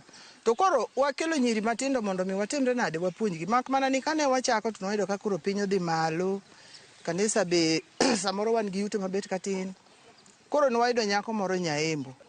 To konwa ni yawa jo Kristo wa embe en ja Kristo. Adwa kelo nu gik moko munyalo tiyo go tich lwedo. Kech ng'eni ka wan to wang'eny ni wahero tedo kaka jo Seventh Day. To koro tich lwedo ne dok nwa chien omiyo noparo mokelo nwa usi to koro no puonjo wa chwech mopogore opogore wachwe gik mopogore opogore. Batanta chwe sweta. Mano ne higa mane? Sani wadhi gi nyare. Koro in ilonye chwech mano mar. An alonye chwech sasa. Kendo chweyo gik ming'iewo bei matek. Gin kaka ang'o gini michwe gi usi? Machwe gi usi ahinya to en magi kikapu moro be nitie michweyo gi usi gi sindan kama. But en to ok ahere ahinya. Mae mahero. Nikech ma nyalo chweyo kata gotieno. Bendo miya yot mar chwech usi yom. Ing'eni ng'ama osebedo ng'aduong' bende koro. Koro mate mahero ahinya nikech bende ji ohere, achwe maber, nyiri matindo ohere, mine madongo ohere. To kendo kasechweyo to ok bedi. Koro emomiyo ahero gima kelo na pesa piyo piyo. Ma iluonge nano nikech nacho ni nyinge Poncho. Kene gweng' ka uluongo gini nade? Anta ka gi dhok ma ni sweta. En sweta. En sweta. Dono ka en sweta bade maonge. To bende chal ka scarf. En kama ukete no. Koro ati ng'eni kasayudo kober ne ji. Ta an ang'e na chwe sweta. Nying moko masani gi to koro. To madhe nyaimbu ne mano puonji chwecho koso ni nyaimbu ne mano puonja chwecho kuom juma di. Achiel. En mano puonja kaka chwe gigi, kaka iketo ng'utgi, gimoro amora kaka itimo, mano puonja kendo alonye maber malich ma en koro en gimoro ma ji ohere, donge neno kata sani kako chalo. Ojaber. To chal ka gima kala ma white gi black ni favorite mari emi hero. Ji be ohere, ji emo ohere. Ing'eni nyaka ichwe gima dhi. Ma gi black tea. Ema ji ohero. To koro nyaka amba chwe gima miya pesa. Ageni kapok wadonje nengo chwech mopogore opogore ma bende itimo. Wachaka ne gi usi nikech wang'eni wantiere Rongo kaendi. Ober kae. Usi gi ugolo kanye mwandu mopogore opogore maneno ka uchwecho godo. Usi gi nooronwa. To kane wasechako girubwa ni, to koro kaka ne wamedo uso gige wagi, grup moro be nopuonjo mwalo kocha. Koro ji ne koro chako kawe en bende mondo puonjgi. Koro miyo usi tinde yudore Rongo. Johala ma Rongo nong'iyo ni gigi kare koro ginyalo dhi. Koro usi sani wayudo Rongo. Batembo kelonwa moa kucho.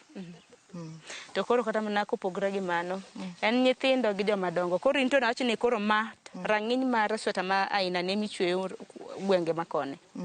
To koro chwech mare kao ndalo maromo adi? Inyalo kawo godo thuolo maromo nade? Chwech to ka pesa tayari. To gina nya chwe gi ndaladi adek tamini. Ka pesa osebedo tayari ma oda ng'eny to kanende. Kora chwe chutieno thuru. Okinyi kasetimo gima madho nikech en pesa manyalo doyo go be. Koro kar dhi puodho taseyudo pesa miyo jamala na tiyo. Customers magi gin ng'agine? Customers to ng'ata mayudo. Mar mondo mi ng'ato ng'e nikech ang'e gweng' mober ka ji samoro ng'eyo ni nikech un jo Dorcas donge. To koro ng'at ma kekra mna oko ka e gweng' kae kila ng'ato ng'e ni uchwecho koso lando. Ong'eyo nitie customer achiel ma bende natero ne gik moko maber kata tebo matgiri ka natero ne. En mama manya Sembo but waluonge gi nying moro ni Yureka. En gi kar duka moro, duka neno be watero ne chak.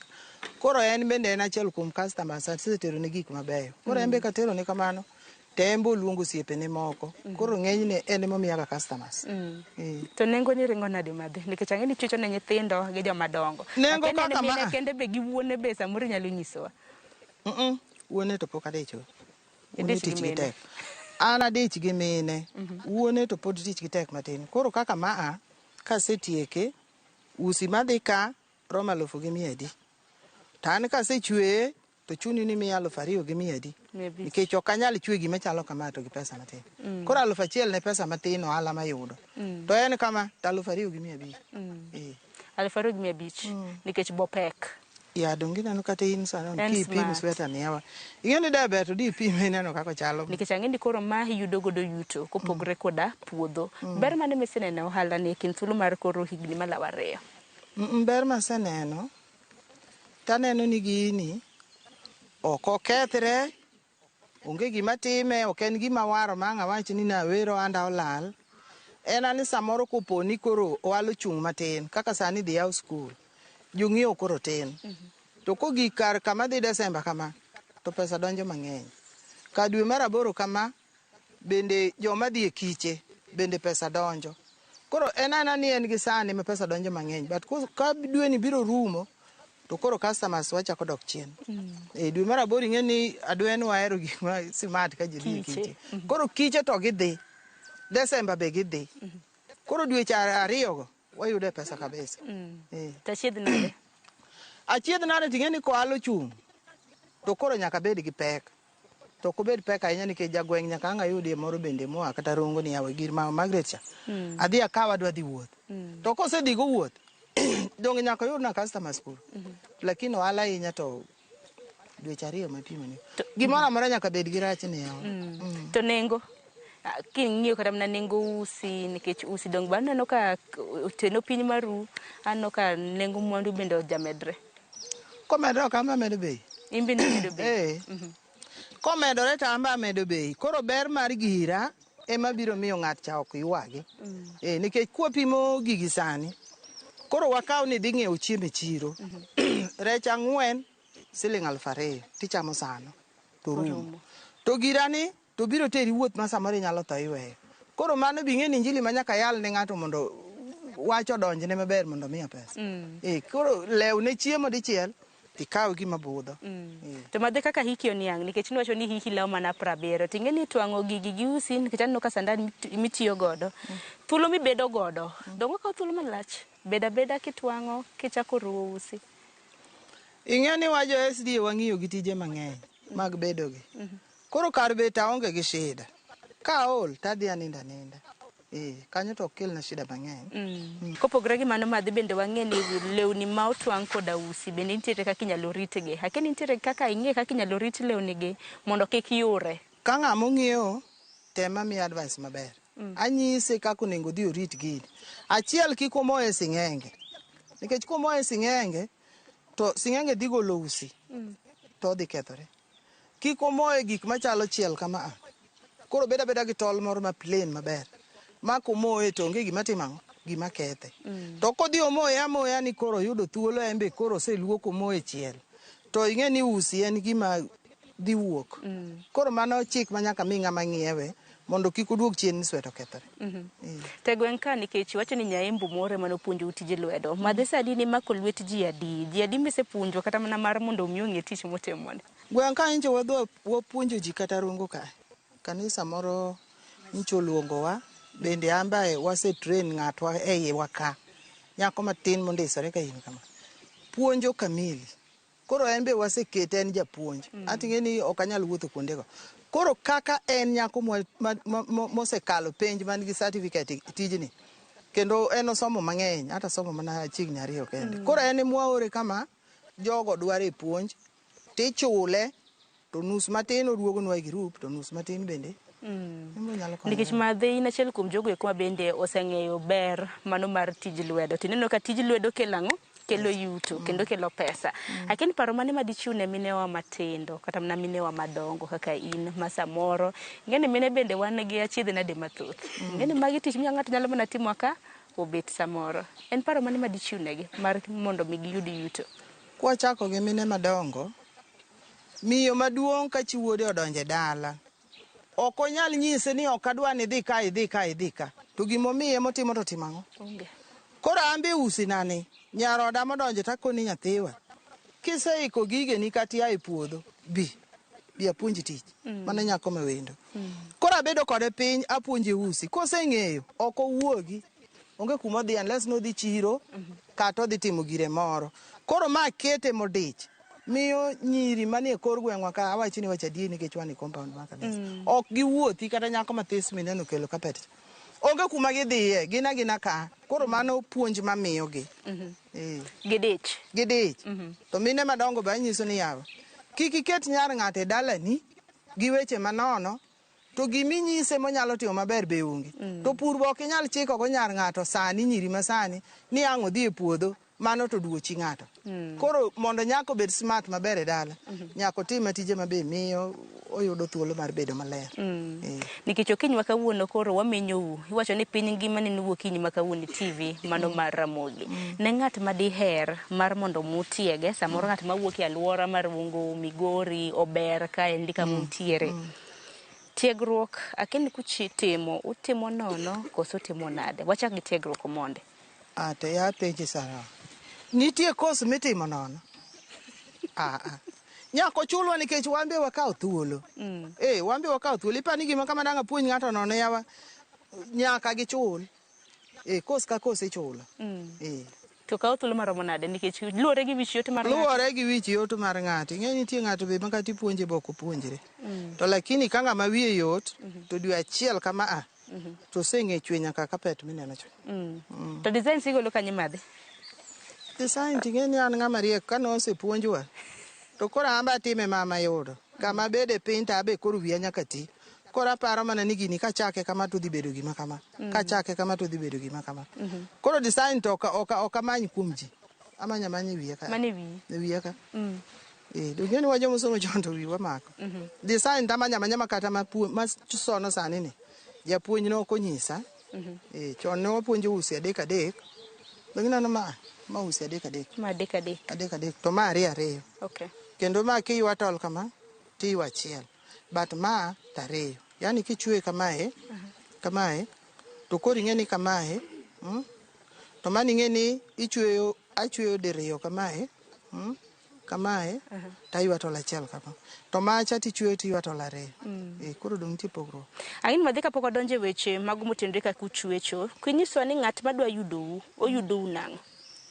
Ng'at ma samoro dwa promote. Madwaro wasani. To kon 07 tinde nitie. To donge migi 07 bas. 07 en 0710 67 63 56. Donge tieke? Nwanena samoro. 0710 63 67 56. Mano kelo nying mane? Mano kelo nying Margaret Amuka.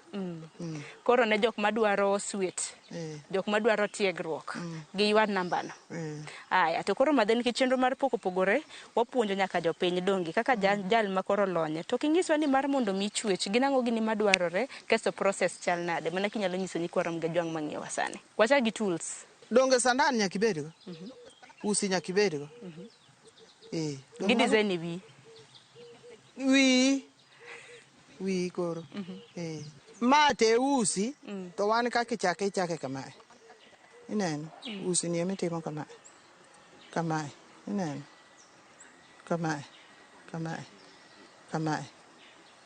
kamae. Koro usi ni en ing'e na dhi chwe to kasetieko chwe to ng'ute cha apimo go ng'uta kama. Ineno kamae. Koro nyiso ni kapime kama to koro abiro chwe kaluwore yani. Neno. Koro usini kasechwe kama tabiro chwe kaluwore but katieko kanyo masechweyo tol achiel ni. To achako kamae. Achako kama. Ikete mane wang' usi kamae.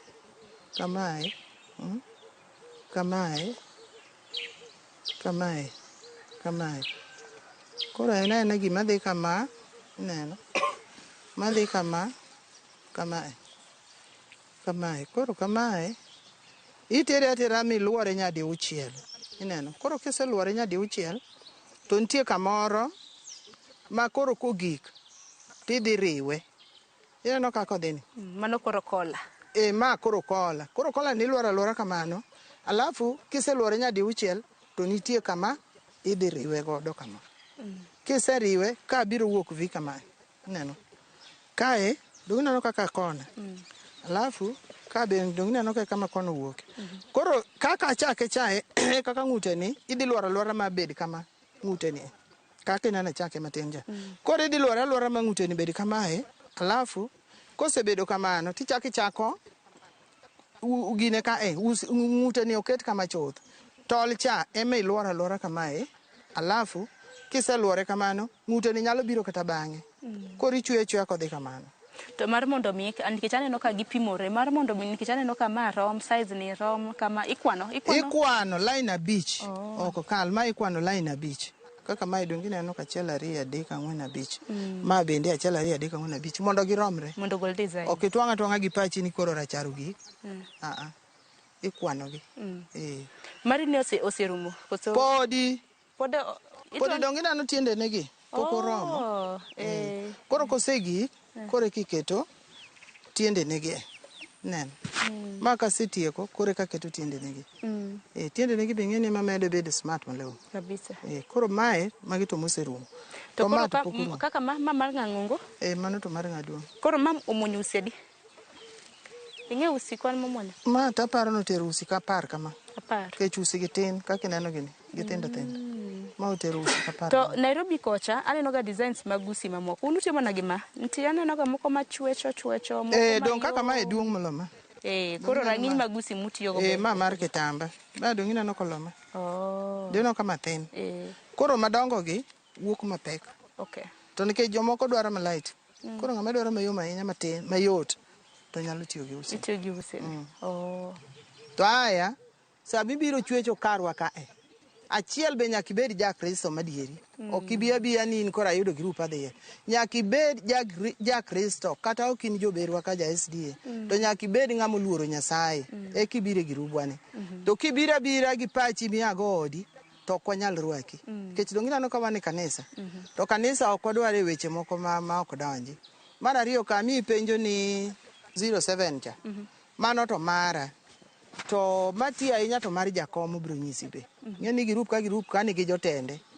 To nyaka jatelo bende mare bed malo. Mana mano ng'ama dwaro kian. To ng'ama dwaro girup to nyaka ang' tigi namba ng'owa? Namba jakom.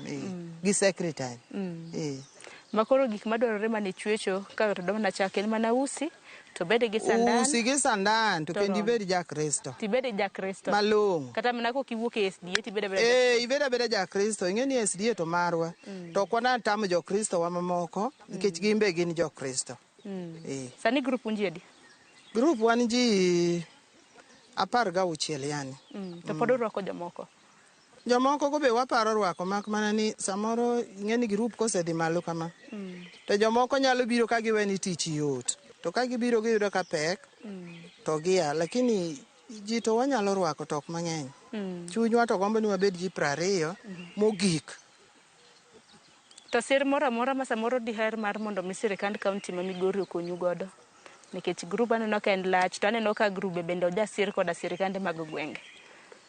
An ing'eni koro Saron ka to kaka ibiro ni mwawuoye kodi ni takoni ni de miwa gavana marwa kae to de waywago ne ywakwa nikech gigi waloso gi to kaka iwinja koni samoro ala onge cha to do medo wagi tich en be alafu onyiswa kuma wanyalo tero gi nikech gavana onge nyaka pinje minyal ng'iewe gigi wagi to koro nikech kamwa bede ni adieri mar Nyasaye wa jo Kristo jotelo go ok limwa ka to gigi wagi waseoro ne gi nyaka simu to ok gilimwa koro sir to wagombo kata sami nena bedo go piny ka.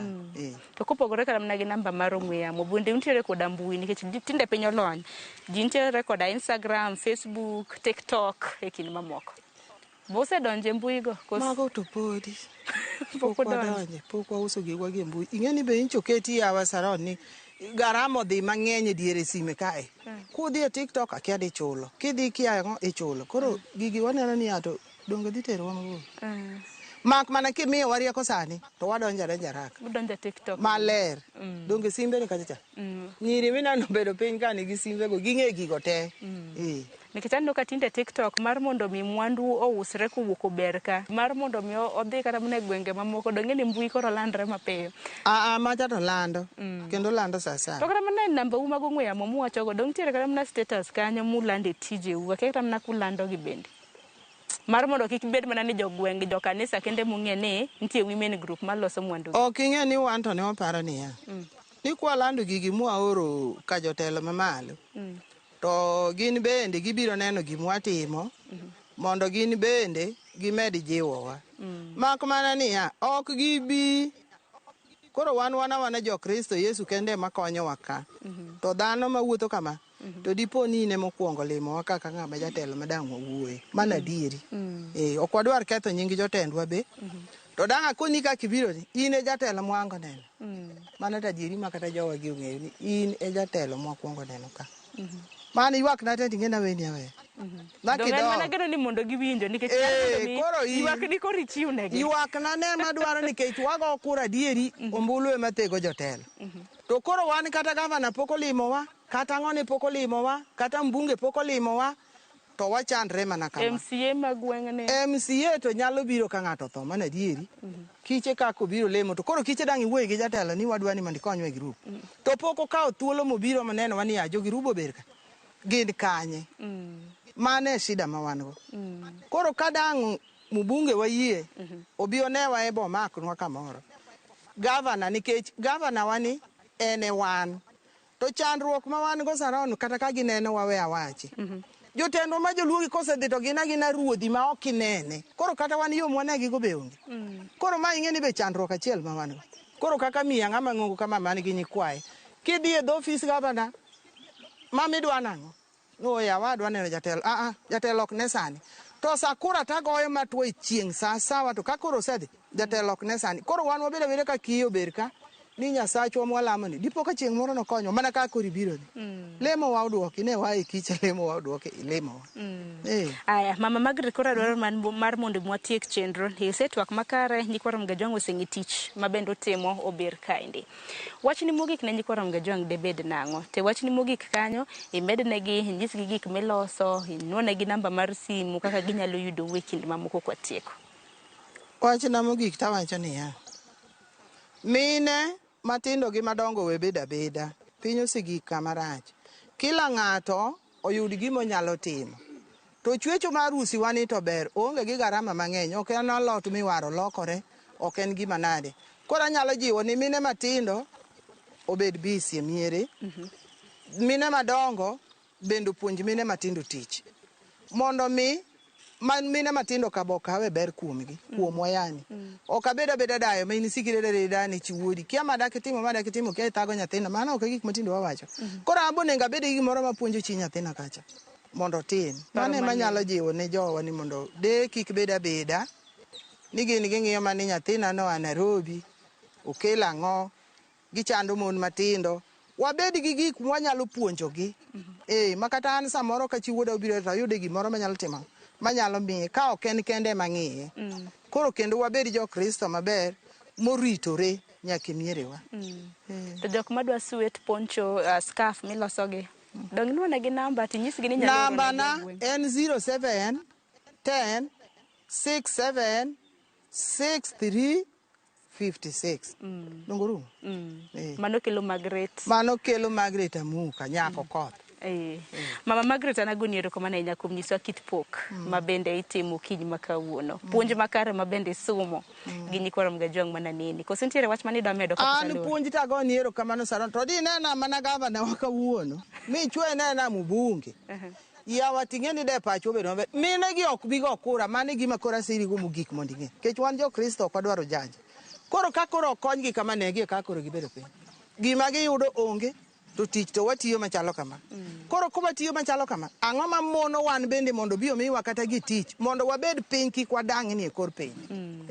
Erokamano ahinya. Geno marwa ni mjumbe mari owinjo bende geno mara ni gavana maru Ochila Yako owinjo. Kendo geno marwa ni gibiro limo machiegni ni. Gilimo to ko gilimo wa. Sarona nyisi kechang'e ni piny winjana ja Kristo alamo Nyasaye. Ok wabigo kuro ber kae wadhi wewe kura nindo. Nikech ok wanyalo go kura to jotelo onge. Wan nyithindgi gimbe gin jowa. To koro kitero ng'ati tich. Dongi wayude kata erokamano. Koso wan erokamano kata sitima nono. Gini kata acha mar gine chotho. Ok anyal chweye. To mbunge wan go.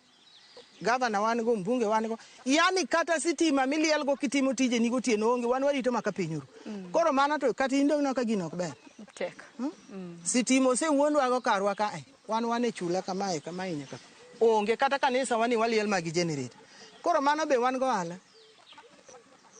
Bedo matek. Bedo matek omiyo kanyo to wan gi ywak moromo. Koro ka gineno ka chunygi oelore, gibi gikonywa. Ka chunygi ok oelore, be wan e lwet Yesu. Wan mane mwang'eyo. Mama Margaret agoni erokamano ahinya.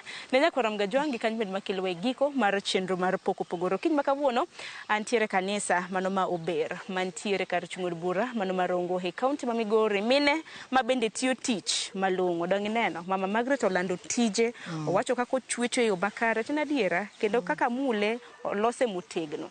Geno mara ni kitda promote Mama Margaret namba ne bendo sechiwo kanyo nyakwaro Mgajwang'. Rangi midwaro. Dong rangi ko nyisi moduare mwachweyo. To ng'ato kata mana designs ng'ato ko moduare mwame. Aya mago mano Mama Margaret mantiere koda pok mano mar chweyo mondo mopogore gi usi welo rege kanyo gino mara ni ido puonja chelere adek mabende inyalo ting'o odiochieng' makawuono e chenro marwa. Orituru masani nyinga Sharon Ong'a. Wanere kendo kit pok mopogore juma mabiro. Amen.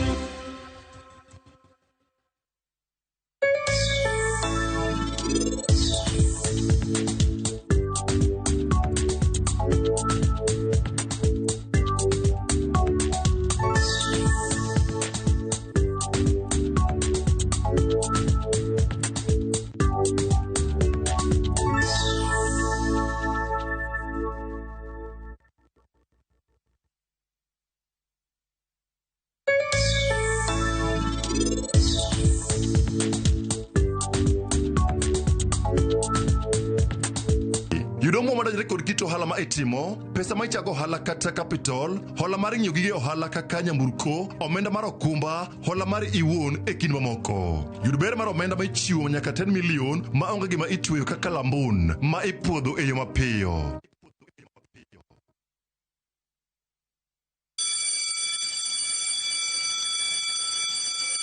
Back to school is here. Citizen Duka has everything your child needs at unbeatable prices. Scientific calculator at only 1,275 shillings, down from 1,399 shillings. Transparent clipboard at 175 shillings, down from 290 shillings. Mathematical set at just 215 shillings, down from 300 shillings. And color pencils at only 105 shillings, down from 200 shillings. All delivered straight to your doorstep. Shop now on www.citizenduka.com or on the View Sasa app. Citizen Duka, the home of discounts. Citizen Duka, the home of discounts.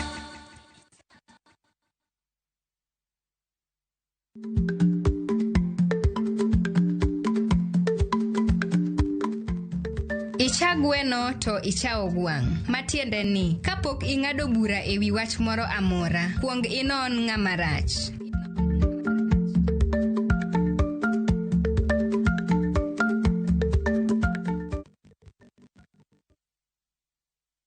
Kitwa, kitimbewa. Kokalo e chuny nam, e tiend puonj koda timbewa. Ma en 111, chenro makelo nung'eyo madier mar joluo. Nitie chik manam machon, mondo ne ondhi yie kaniketo gimo miluongo ni migongo. Wawuotho e alwora mar joluo, ka waromo gi ji mopogore opogore. Wafwenyo adiera mabwogo ji. Ndalo be gimoro ne muchari ni bende ne pod onge. Ne onge adiera. Iolo ni mana ng'owa kuoye miketie. Kowuok e timbewa nyaka e ngima mapile, e ngima ma ok ong'ere. En gima nigi mwandu, en luo nyaka e chunye. Joluo 111, jokato gin. 111 Ngeso ka ngeso, saa 1:45 otieno kod James Rabala. Mana e Ramogi TV. Saa zingine mambo kupata bila plan. Gas ndio imeisha, landlord akuache upumue, mtoto ni mgonjwa na bado ni mid-month. Usijibox kwa noma. Piga *531# and sort your emergencies with my Mobi Civil Servant Loan. Iwe usiku au mchana. Kama wewe ni civil servant, sasa uko sorted. Dial *531# and get up to 20,000 shillings and pay from your next payslip. No paperwork, no guarantors, no drama. Ni wewe tu na simu yako. Register now and see your limit in seconds. Built for Kenyan civil servants. My Mobi. Iko sorted.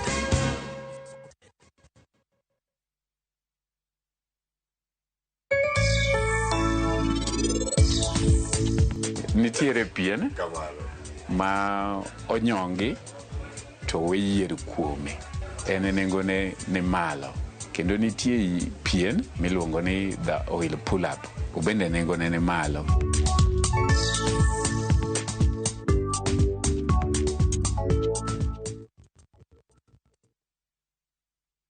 Start planning your festive season escape now. At View Travel, we have the perfect early bird offer for you. To Jazendege Twende Costo for the festive season from the 23rd to the 28th of December. Make your festive booking by September 30th and enjoy discounted airfares. Experience 5 days in Mombasa from only 99,900 Kenya shillings on full board per person sharing, or soak the Diani Sun from 126,400 Kenya shillings per person sharing on an all-inclusive plan. Visit viewtravel.com or call 0703-254-254 and book now. View Travel. Dream, explore, discover.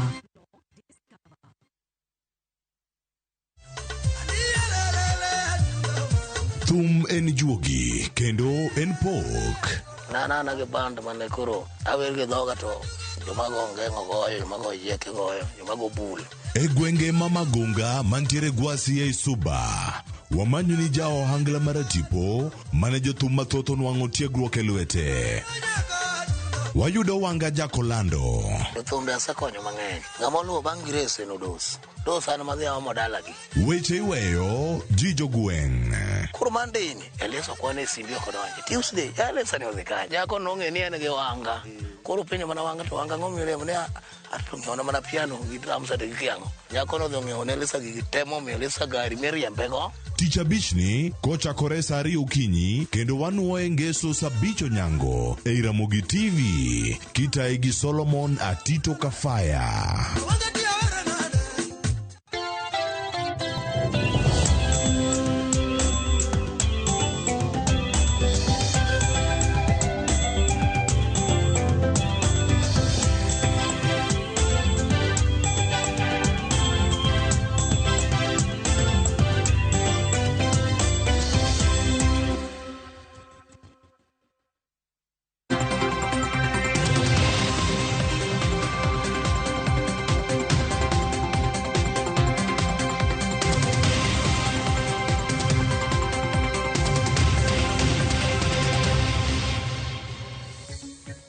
Na kwa mgajong dakika uskada pagadek tok sadek mar okinyi machigne chenro mar mbaka oromo matayo okinyi makawuono nyinga Sharon Ongawan ka mar michal mar fuambo bange abro bedo ka mi twak e chenro mano mar mbaka oromo.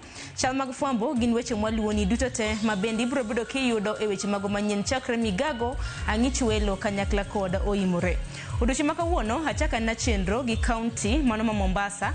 ASK Showground e county ma Mombasa dhi nyime no chaka yanga odiochieng' manyoro nyakorom gajwanga kendi geno ni obro bedo korumo chieng' Jumapil mano mar jumani. Odiochieng' makawuono jatend piny William Ruto bro bedo kayawo show mano e county mano ma Mombasa. Jafwambo marwa Aoko George nitiere county ma Mombasa obro bedo koluonwa yepo mano mar show mano ma Mombasa. Wang'e gigo koma bende jatimore Showground nyakorom gajwanga en nyisruok mago mag mwandu mopogore opogore chutho to mago mag pith. Omiyo odiochieng' makawuono obro bedo kwang'ene na ote mano mar jatend piny Kenya e kinde mabende obro bedo koyawo show.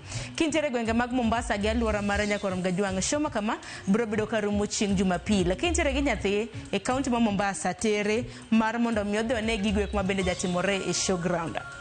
Kopogore gi manya korom gajwanga odiochieng' makawuono e county ma Nairobi bende nitiere koda rombe mopogore opogore mago mag committees mago mag od bura maduong' ma pacho kae. Achaka na gi romo mano mar puodho welo mago mag jombetre mago ambassadors mabende nodadhog gi odiochieng' manyoro. Nwano kanyo ambassadors mowal high commissioners kanyakla kod consuls general. Odiochieng' manyoro nodadhog gi kaluwore kod kombe mopogore opogore mabende oketgi. Odiochieng' makawuono committee mano mar od bura maduong' ma pacho ka mochung' ne weche mago mag arita kanyakla kod mago mochung' ne weche mag tudruok mag piny Kenya gi pinje mamoko maoko. Odiochieng' makawuono biro bedo ka dayo dho ambassadors mago jombetre mabende nodadhogi odiochieng' manyoro. Biro bedo gi chako kanyo kod ambassador Joseph Musyoka bende nodadhoge mano mar bedo jambetre mar piny Kenya ne piny noero mar Saudi Arabia. Bang'e gibro bedo ka gidayo dho Edwin Afande mabende en jambetre mano mar piny Kenya mabende nowal mano mar tiye gwenge mag Vienna, Austria kanyakla kod Jane Chepkorir Toroitich mabende nowal kaka consul general e boma mano mar Dubai. Mogik ibro bedo kidayo dho Judy Kiarian Kumiri mano mabende nowal mar bedo consul general e gwenge mag Goma e piny nero mar DRC. Dutote wabro bedo waluonu machiegni. Kopogore gi manya korom gajwang' nitiere committee machielo mabende romo bende odiochieng' makawuono. Mano committee mano mosebedo kaloso pok mago mag budget e pachoka kata kiero budget and appropriations committee. Gintiere e boma ma Mombasa odiochieng' makawuono e magawa moro e gwenge mag Mombasa. Ka bende gin bende gibro bedo ka gitwak kaluwore koda chal mar piny Kenya. Chutho gibro bedo ka gidayo dho jogek mabende stakeholders kata mana jokanyo mabende osebedo ka tiyo e apisi mano mar jalup jatend piny Kenya kanyakla kod jogo mabende osebedo ka tiyo e bwo migawo mochung' ne weche mag omenda. Par ni chenro makamano biro bedo ka chako saa 4 mar okinyi kendo igeno rumo mar kar saa 8 mano mar odiochieng'. Kopogore gi manya korom gajwang' e gwenge magwa makalua chakne na gi county mano ma Homa Bay.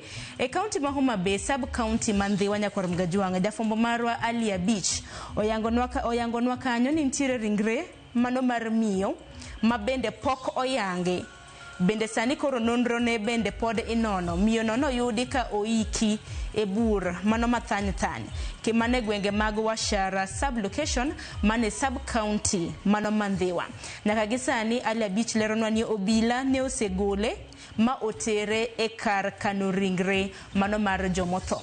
Ali Abich luonwa nok mano mar arita e gwenge mag Ndhiwa mana kasinyisi nitiere ringre miyo moro ma bende poko yang nonrone ma bende noyudi ka oik e bur mano mathany e gwenge mag Washara sub-location mane sub-county mano Mandhiwa. Holuono wach makamano obiro bedo komiwa nonro kendo kuku mare e weche magwa manyiena. E kaunti ma Migori jafwambo marwa George Juma luonwa chal motenre kod weche mag thieth chutho to ndikruok ne okumba mano mar SHA. Obiro bedo koluonwa okang' makamano ka bende registration kata ndikruok ne okumba mar SHA itimo e gwenge mag Makalda Kanyarwanda Ward mane kaunti mano ma Migori. Kopogore gi mano kaunti ma Siaya wantiere gi jafwambo marwa Steve Biko e kaunti mano ma Siaya. Oluona midhiero mano motenre koda midhiero mano neno e thidhia mayala kata mana Yala Swamp. Owacho kanyo ni nitiere jogo ma bende pok ong'ere ma bende nodhi motia mach e thidhia mayala kanyo. Wang'eni thidhia mayala gi sani nitiere pith mopogore ma bende osebedo ka dhi nyime. Achiel kuom pith makamano en pith mano mar tiang' kata mana sugar cane. Jomoko bende luonge ni niang'. Nitiere jogo ma bende pok oyangi ma bende nodhi ma otia mach e sugar plantation mano sugar cane plantation. Nyaka sani nitiere jogo ma bende osebedo ka kwedo dwaro mano mar jaket mwandu ma bende nitiere thidhia mayala gi sani. Jaket mwandu ma sani nitiere ong'ere kaka Lake Agro. Nyaka sani kaluwore koda report ma bende Biko oseyangonwa kanyo en ni achiel ne osendhi kod obila kendo entiere tesendo obila e kinde ma nonro makoni kod kocha pod dhi nyime. Koro miyo diche makawuono Steve Biko luonwa okang' makamano e kaunti mano ma Siaya. Yiena mar mumete gi kaunti mano ma Kisumu mineno kanyo en ngire Anyang' Nyong'o. Odiche makawuono bende oluongo jofwambo obiro bedo koloso kotenre kod romo ma bende ibiro bedo ichano tim chakre chieng' tarik 8 nyaka chieng' tarik 10 mano mar dweni. Romo mong'ere kaka African Smart Cities Conference. Jofwambo mago ntiere kaunti ma Kisumu Millicent Adhiambo mena achiel kuom stories kata mana ripode ma bende obiro bedo koluon achiel kachiel kentiere kaunti mano ma Kisumu. Yiena mar mon miatike gi kanya kwarom gajuang' mamoko ma bende biro bedo katimre kapok watiko chenro mano mar mbaka oromo mano kar saa 5 mano mar onyango wabiro bedo kwa mi achiel kachiel. Mano timore kwa setiko chenro mago nyakwarom gajuang' ibiro bedo kiyudo gi weche mago manyien chakre migago mano kar saa 7 mano mar odiochieng'. Akayo matin aduogi twake chenro mano mar mbaka oromo kiny makawuono wagoyo mbaka kotenre kod midhiero e sekta mano mar somo. Kikni mabora.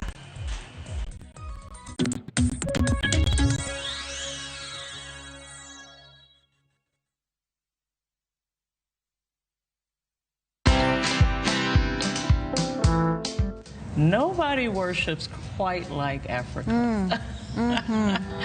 Cause all my life you have been faithful. Oh, yes, you have. I'm a real person. I go through real trials and tribulations like anybody else. I just happen to have a microphone in my hand, you know, at certain times. I've been married now for 41 years. Wow. Only by the grace of God, because me and my husband submit to the word of God, you know. But have we had challenges? Yes, we've had challenges.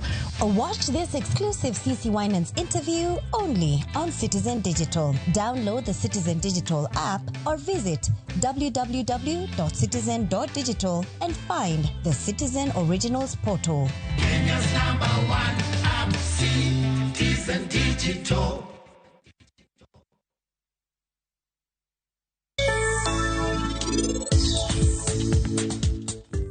Sanju woda. Temane winja. Anariwo ni lwete na winja. Kikiwe nyathine e altar kamano. Anakwai Sanju. Ma ok en niti. Daler winjane. Nyako mwaka ni ok en niti. En nyako moro machielo. Ang'o momiyo inirwako lepona rusgi? Wachna. Anakia hata gima dhi nyime kae. Adiera ma inikia en ni. An naseriwa Ruth chon. To jaoda en pari. Buy Smarter Bundle today. Dial *544# or use my Airtel app. Na bado tuna grow. Asanteni wa Kenya. Introducing Wigo, your trusted ride. The ride with the most reliable, verified, efficient, and transparent drivers. With fabulous cashback incentives for passengers, each trip on Wigo feels like an upgrade. Download Wigo from Play Store or App Store or SMS Wigo to 20425 and ride with confidence. Wigo, let's go.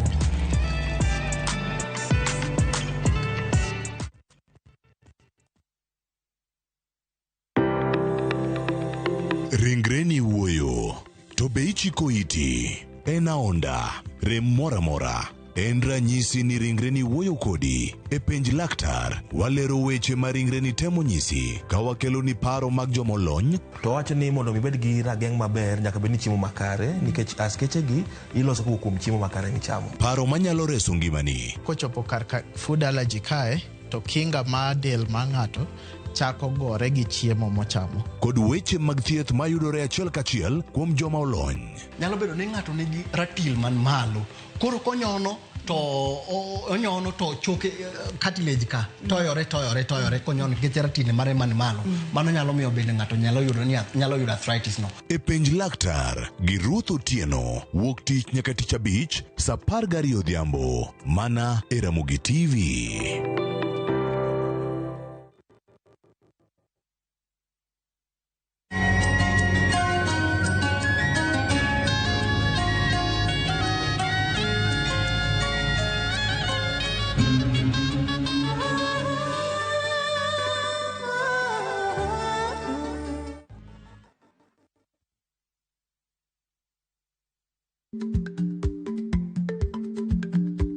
Chako chon loyo dhi kajuoga. Ma tiende ni bedo gi ikruok momondo, geng'o masiche kod midhiero mang'eny mabiro e ngima dhano.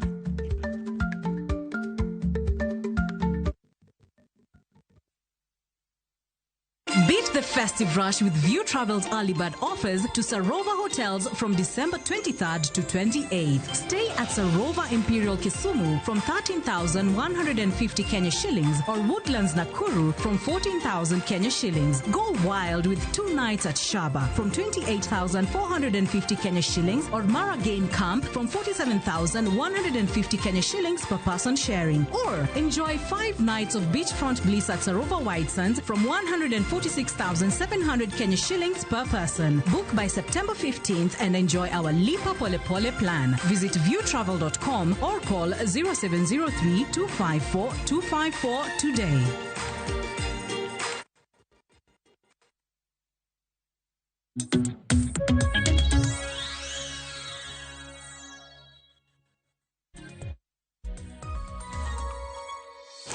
Nyakwarom gajong dakika oskadho 24 tok saa 3 mar okinyi. Kamoro amora mintiere machiegni chenro mano mar mbaka oromo.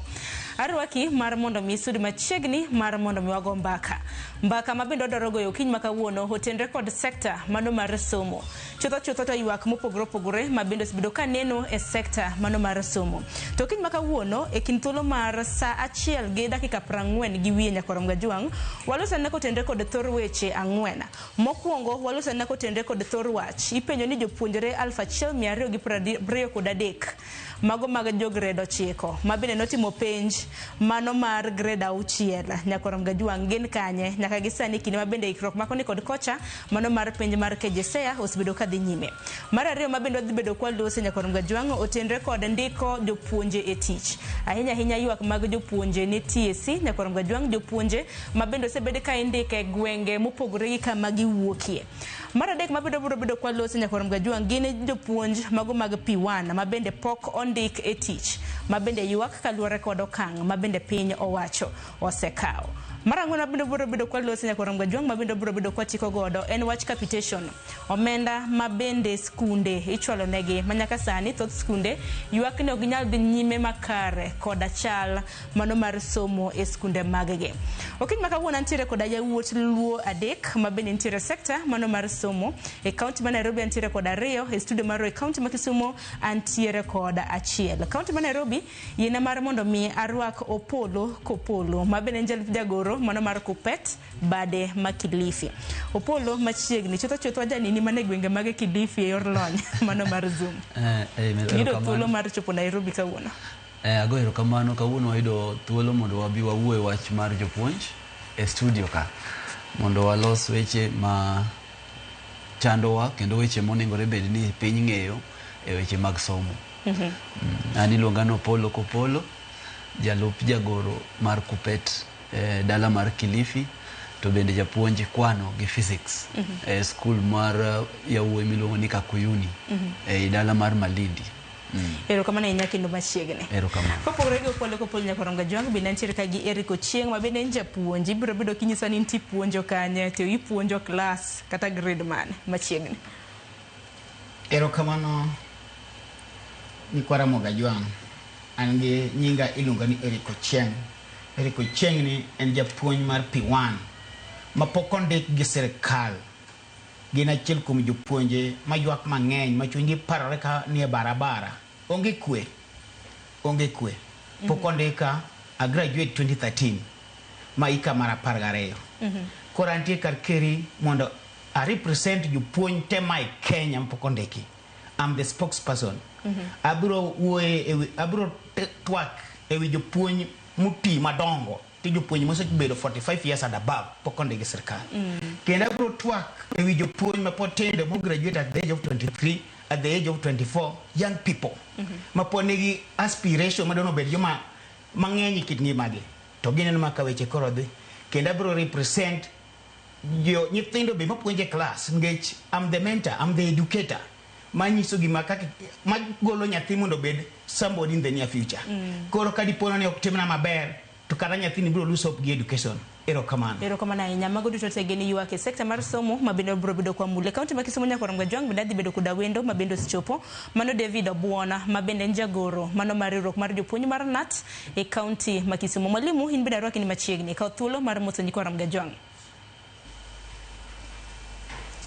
Erokamano Sharon, akaw thuolo ni makende kaka jagoro mar NAT e bade ma Kisumu City to kod Nyanza region mondo me arwako Nyikwara Mogi e twak ma kawuono modo wuoyo weche machando sekta mar somo.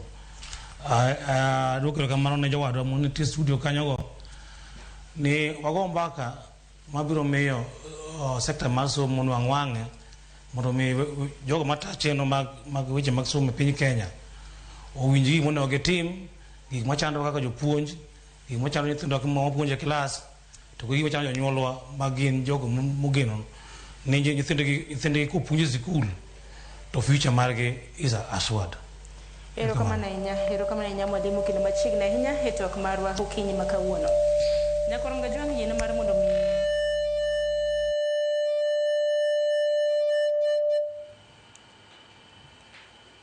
wago mos kaluwore koda ng'ikruok mano mar duol makamano. Wacho ni gik molos gi lwedo nyaka bed koda ng'ikruok makoni kod kocha.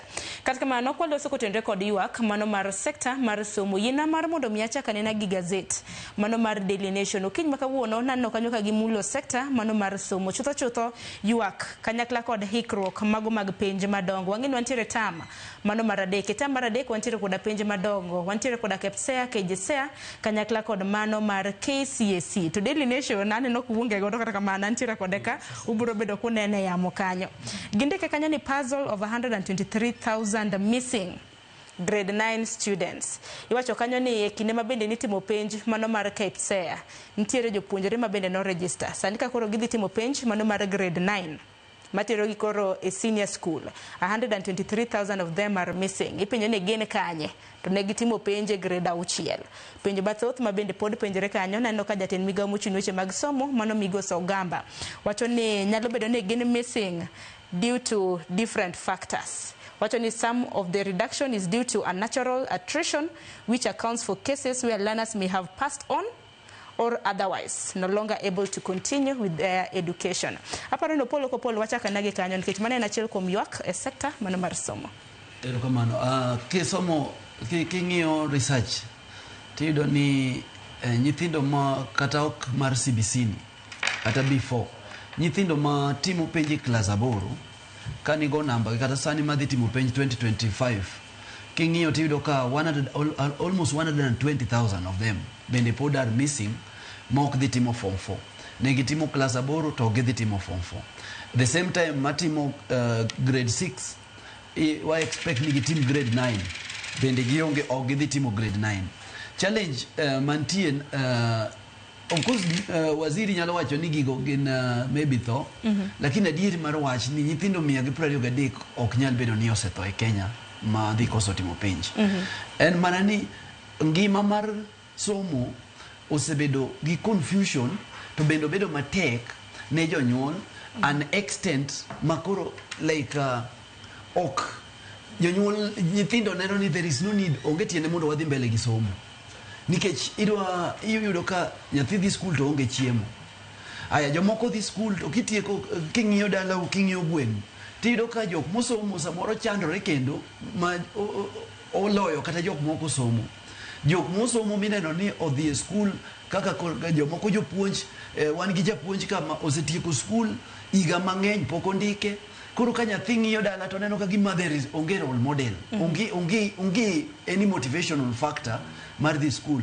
to kong'iyo ng'at moro ma maybe wang'o maka dala kacha ja welding moro ma nowere gi school odhi welding to yudo ka jogo yudo pesa koro the only option en ni tiende onge tiende adhi mbele gi school anyalo wuok adhi manyo pesa to nyithindo we school nikech ngima bendo matek ot bende kodhi e ot chiemo onge koro instead of chulo fee wamanyo chiemo koro nyalo bedo ni gi nyithindo ma samoro nolalo ngimagi gi mago ma samoro jonyuol ok nyala mano mar tero gi school thoth gi molalo ngimagi nyalo bedo ni nitiere lakini percentage mar molalo ngimagi ok ng'eny nikech adwaro mar mondo mwang'i kwana e kinde ma bende ne gitimo penj mano mar grade 6 mano mar KPSE higa mar 2022 Nyakorom Gajwang' kwan mag nyithindo ma kamagi na gin 1,253,577 kaluwore kod ANEC nikech penj mar KJSEA ibiro bed kitimo next month iwacho ni dwe mabiro ineno kanyo kwana mago mag nyithindo mose register gin mana 1,130,699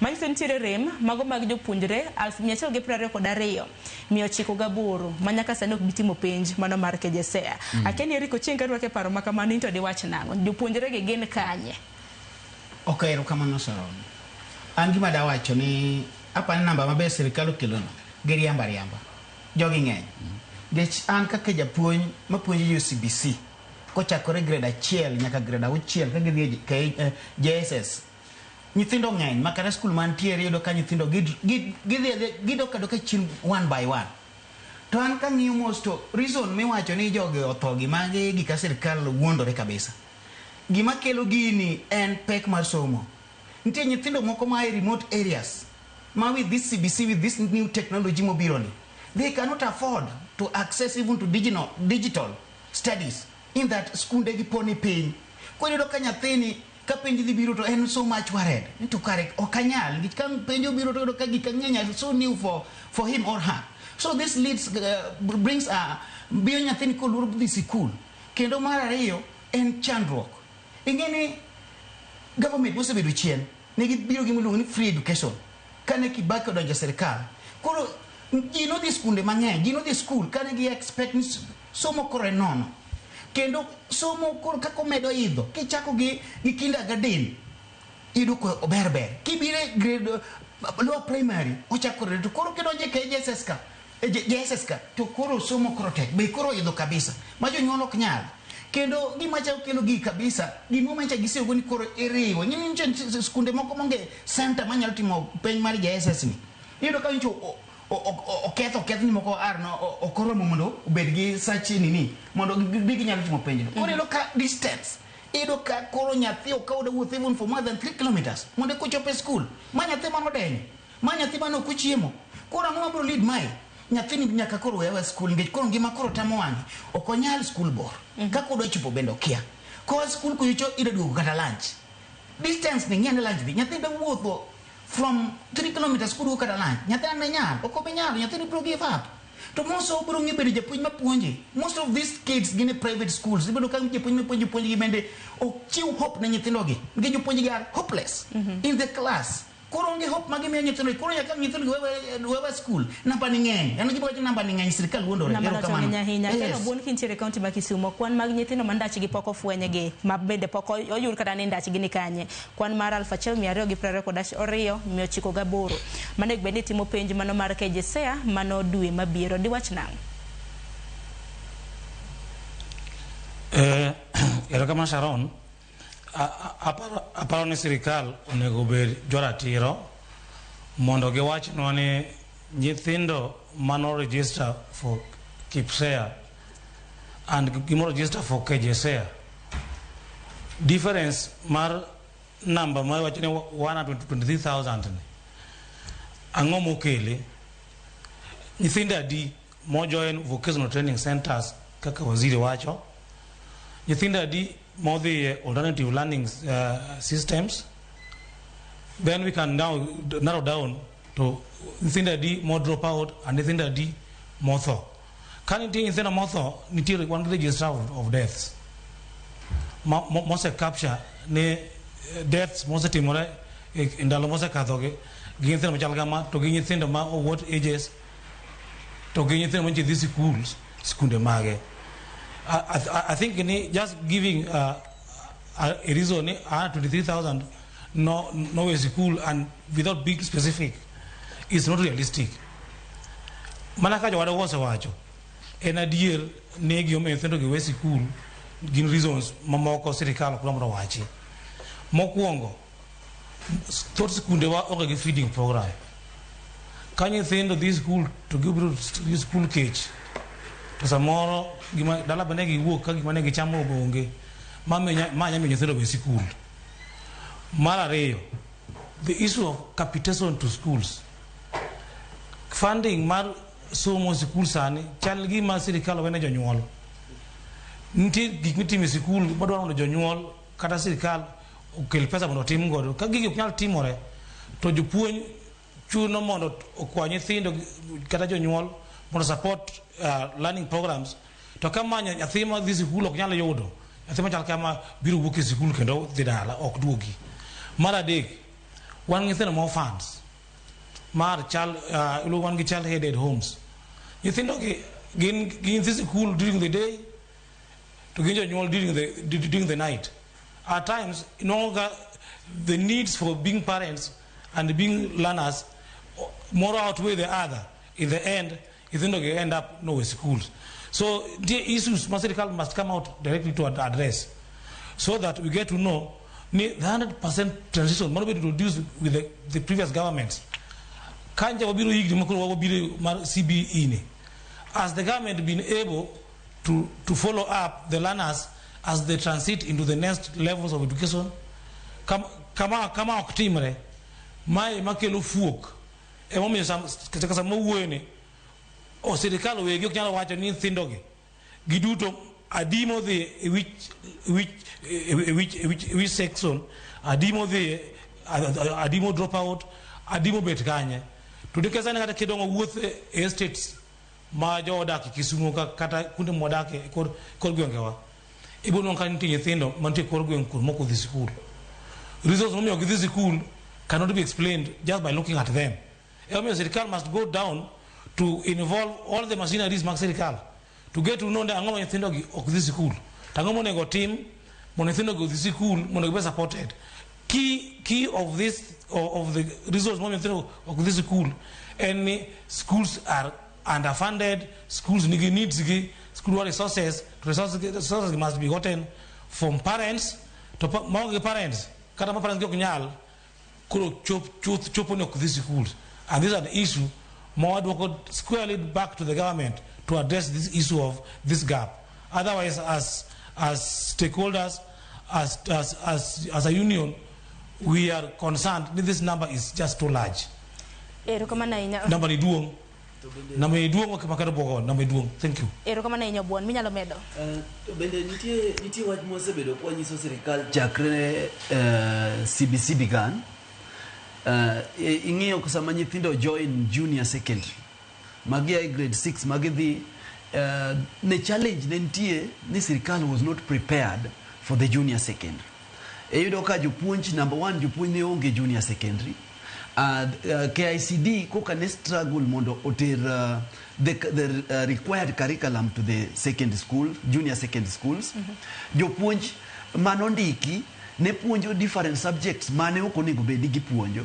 Koro there was a lot of confusion a junior secondary school to an extent ma nyithindo koro ne onge need mar this school.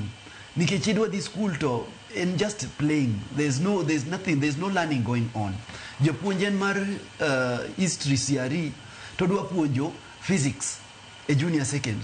Gimane owere gode form 1, form 2. Kata tiegruok malong'o onge. Japuonj dwa puonjo music. Music 844 system, music was like dead. Onge japuonj mano puonjo music. Universities kidhie jopuonj mano tere junior school ne gin graduates mo university. Ne oko puonj gi music anywhere. Ne oko puonj gi art and craft anywhere because these are young graduates the time magisome oyudo ka subjects go no se we chon malich mokal. So there was a lot of gap to an extent that school was now just a confusion. And in that confusion, in as much as the government is trying to run away from the responsibility, they created that responsibility themselves. We are hopeful the Giloso Chendro Sani, of course, Jupunsani Temdiki, though with a lot of challenges. The next cohorts, Waparoni at least, the number will go down. But if things remain the same way they are, then we expect more to come. Nikichwantere tamaradek, tiwacho ni tamaradek benen tama, machieka hinya nyakwa Rumgajuang. Tekini mata tamaradek wantire koda penji madongo. Na nyisikanyoni wantire koda penji mano mar KPSEA, KJSEA, kanyakla koda mano mar KCC. Tigeni meno kang mokuongo mabende penji mar KJSEA kuri brobedi kitime pachoka. Chakrene lokruok, mano mar 8440M, kakoro wadhiye CBE. Maiso ni koro kwa nyithindo mabende koro ndachigi poko fuenyegi, kadamna poko fuerne nikanye. Niso ni kadamna okibibedo kagiriwore koda skunde mago magseni. Career paths gin bendo gibi bedo godo aparo no mulu mano ochieng kapoko dhi thoro wach machielo erokamano ena dir makende mana ka kwa wacho gi jotendwa mantiego kare ka gi jakupet representative gi nat muchung ne jo P1 mano koro mara kenda mor kabisa kaneno jatelo gima kelo gini maduong en chandruok jo serikal o ekran kendo wek luoro, let them not beat around the bush because they won't tell us because of such deaths due whatever. The government promised Kenyans free education, and that is the truth of it. And all parents, in their mind, they had set themselves that the education is going to be free, including the learners. And that's the reason why you can see even the rollout of the primary or the primary school learners are big in number. Reason is this free primary education, and the government doesn't want to accept to do whatever they had promised to us. So, if it is a matter of chandruok, niye makelo gini, serikali ya kawoko ni, they have to tell us, ni samani kelo nwani mudo gigo bigi, when again prepared enough, but were there enough facilities, then let them not run away. We cannot accept nikoro nyathi nikoro kochope Jesus ka nikoro wadhi wuoth to longer distance. Ni we skundi mi puonjorie, mi nyiu gi jopuonj mo kaka ketika, tikole nikoro dhi school moro ma which is 2 kilometers. It won't work. We want the reality. Let free education be. Let learners have what we call free feeding program. Let learners get even the school uniform. The basic needs for education, let the government provide. They promised us, and we stand for that. Thank you. Ero kama na inya hapa niko tendregi manya kwa Rumgajuang bedwalo se niko tendregi kwa dwaro mano mar jondiko jopuonje etich kanyakla kod wilo iwacho ni transfers mago mag jopuonje duche manyoro ntiere mokum jopuonje mabende no yuak kabende gi yuago reyo kaluore kod dwaro mabende TSC okaw wangeni TSC en duol mochung'ne ndiko jopuonje etich iwacho ni thothgi mabende no mi transfer e gwenge mag Kitui nokong'e policy mano mungere kaka delocalization nyakwa Rumgajuang wangene piny owacho koka demigo mochung'ne weche mag somo nitiere kod dwaro mano mar ndiko jopuonje mopogore e tich onyana ywak mago mag jopuonje makamage kapok watwak ne giloso dichi manyoro e county mano ma Nairobi.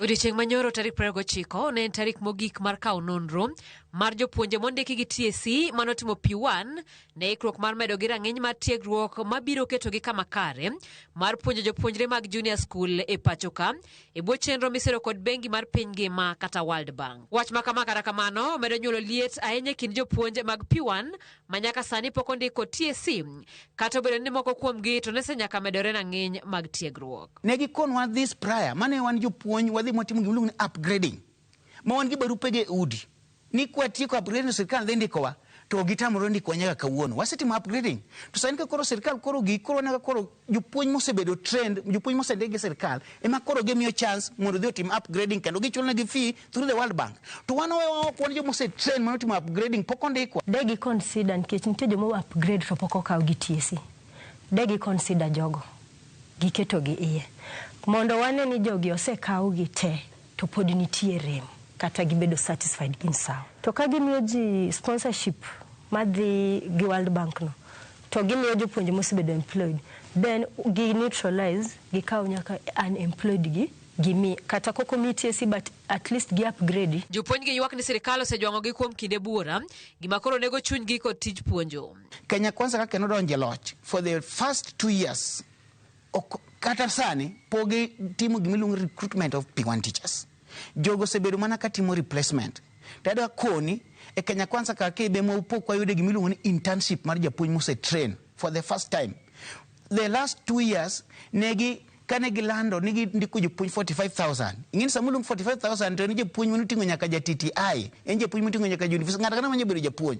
Koro gi confuse jo Kenya ni jopuonj sandike. Ada koni for that first year manondike 45,000, jopuonj manondike mag P1 were only 4,200. Laura Kiamba oseteko higni madhi 7 oko ka Eriko Chienga sani kwano higni ma 12 tok tieko tiegruok. Tiyo do ka ng'ato no train why college can at 40 years matin ngan dhitiyo kata 5 years tindike to ntenga mano train mano tiyo ka 24 years like me ana tiyo kan 24 years sani ko kan gi 37 years kori do ne monda chop 45 chako kandika.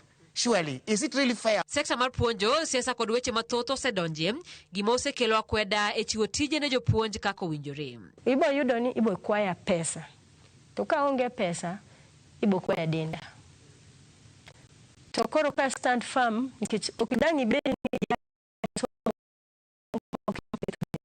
ne tich.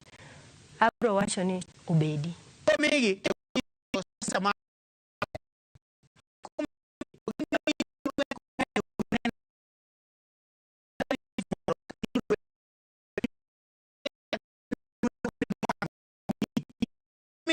begi wonto ne ogikaw to gin gi broadcast jolwetgi ima bro koni idwaro barua ker in 200,000 adhi omni ka in 200,000 timi to ka onge tindo ngano kamano. Jopuonj gi koro dong mana ka gwonyore gi pado e skunde mag ji giwegi ma ok rangi ma jopuonj kaka dwarore ka gikwayo sirikal mondo resgi kapok chunygi otho.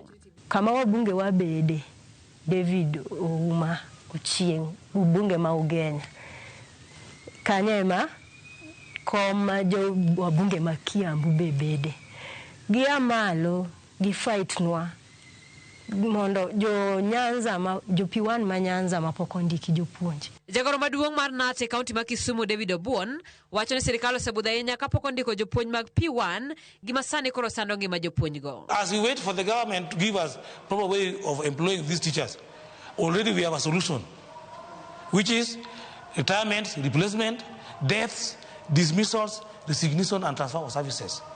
If we do this, at least we shall be having teachers coming in with new ideas. Piny Kenya niko jopuonj mag P1 ma 300 manyaka sani pok ondik tich. Simfros Okinda, Ramogi TV.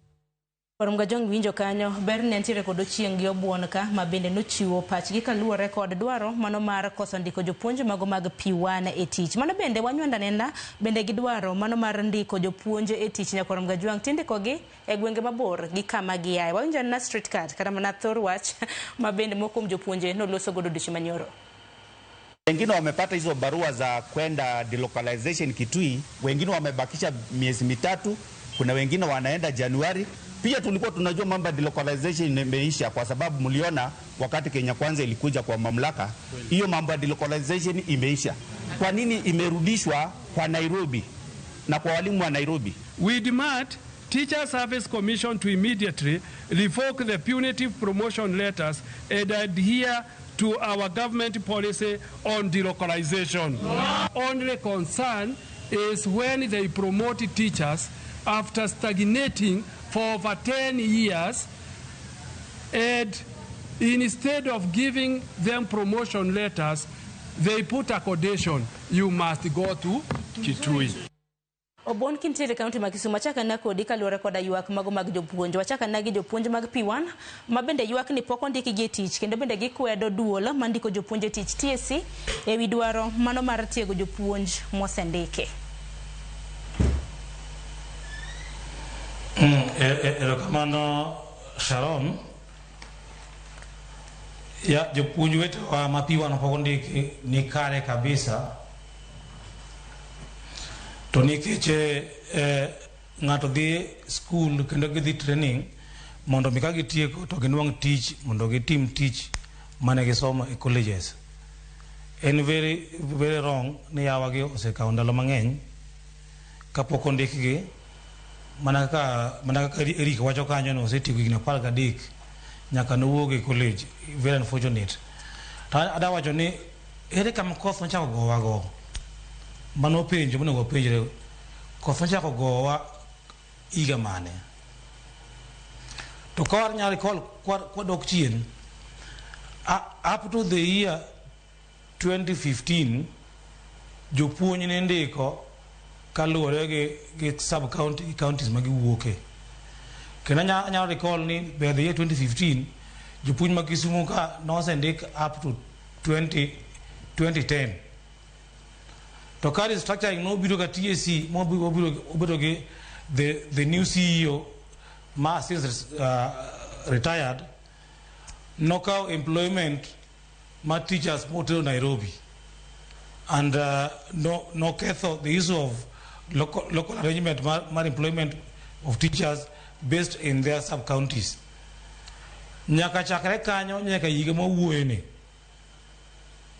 ndiko jopuonj ma P1 pok obedo streamlined kendo ko inya nwang'o ni jopuonj kata ma locally e piny Kaluo ka osebudho higni mang'eny. Anyalo wacho ni jowinjowa ni ofisa angi japuonj no graduate the year 2010 to nyaka mawuok kawuono ni pok ondike to king'iyo kata mana kaka sani sirikal ndiko onge proper structure magilei ni gibondiko godo jopuonjwa mag P1 which is very unfortunate. Emomiyo wadamro wachi ni of late jaganje Kenya Kwanza government donje tich their focus has been ni gidwandiko jopuonj mag junior school. This ma oseweyo jopuonjwa mano train kaka P1. Wan gi two categories of P1 trained teachers.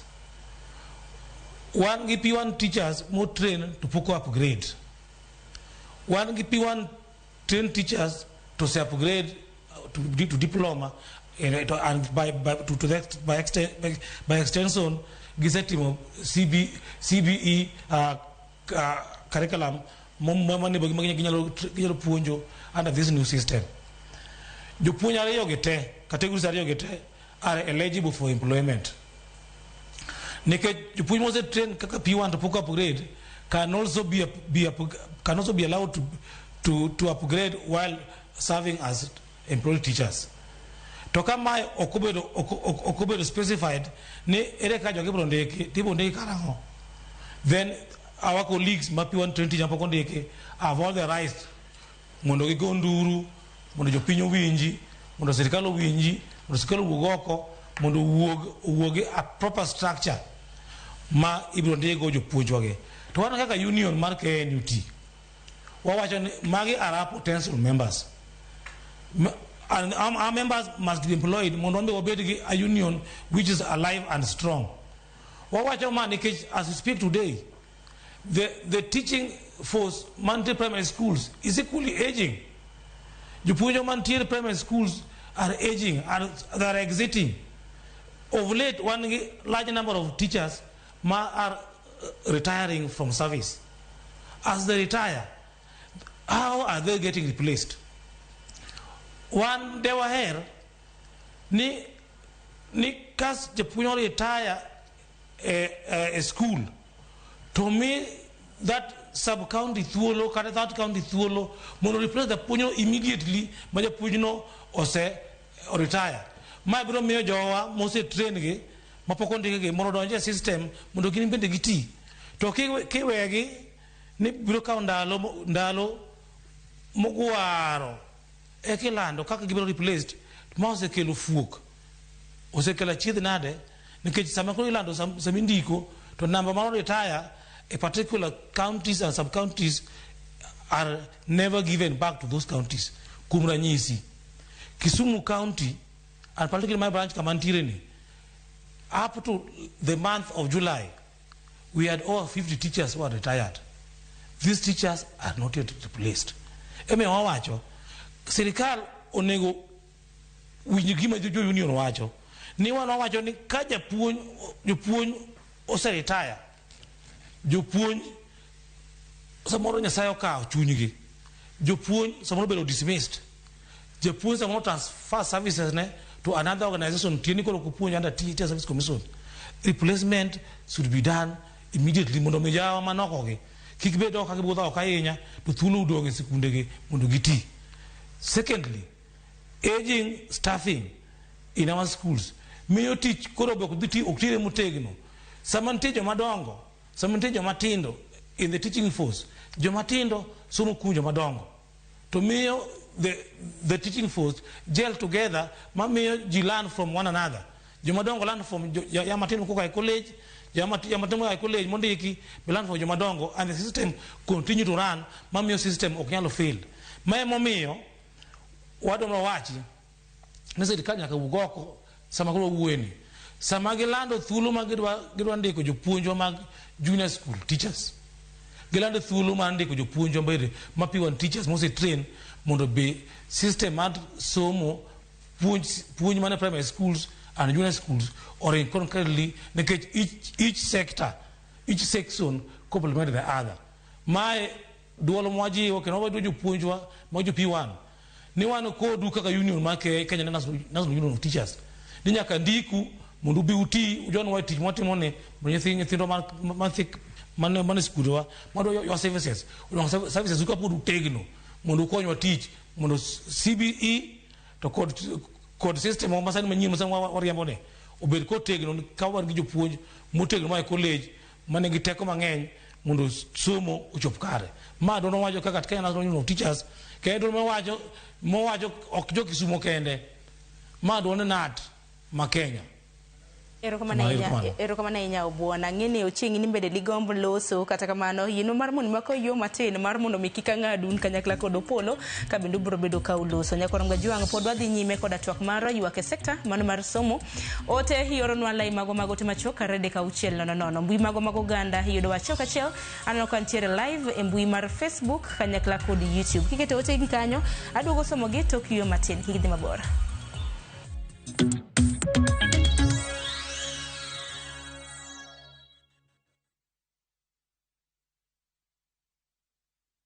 Saa zingine mambo kupata bila plan. Gas ndio imeisha, landlord akuache upumue, mtoto ni mgonjwa na bado ni mid-month. Usijibox kwa noma.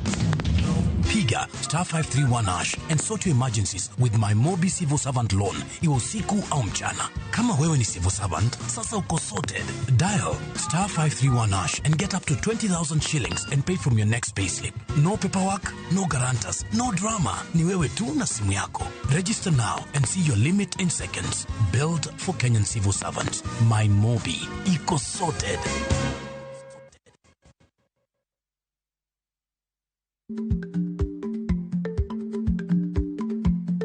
Jarik ni jamuod nyoyo gi kuoyo. Matiende ni dhi matek maok inono maber samoro nyalo miyo ng'ato midhiero.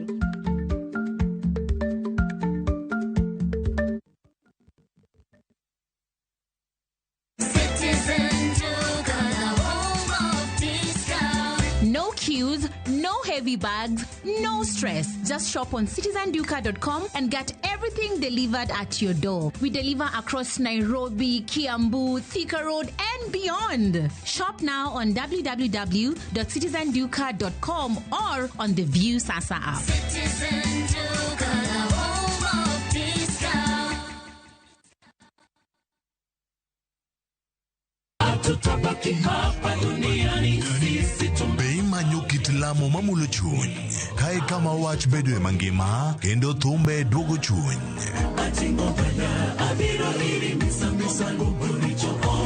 wariure kanyakla mondo wakelni adiera geno kod ote mar kinde ma wadakiegi.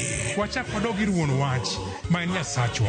Wachak wapenj Nyasaye wach, Nyasaye be wuodhwa dhi maber. Biblia wacho niya, Yesu noloyo teko jachien e msalaba. En wach mar yie, dwaro kod yudo kari e sigand Nyasaye.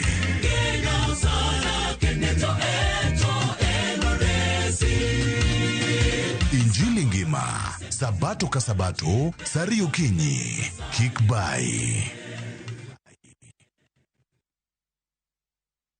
Introducing Wigo, your trusted ride. The ride with the most reliable, verified, efficient, and transparent drivers. With fabulous cashback incentives for passengers, each trip on Wigo feels like an upgrade. Download Wigo from Play Store or App Store or SMS Wigo to 20425 and ride with confidence. Wigo, let's go.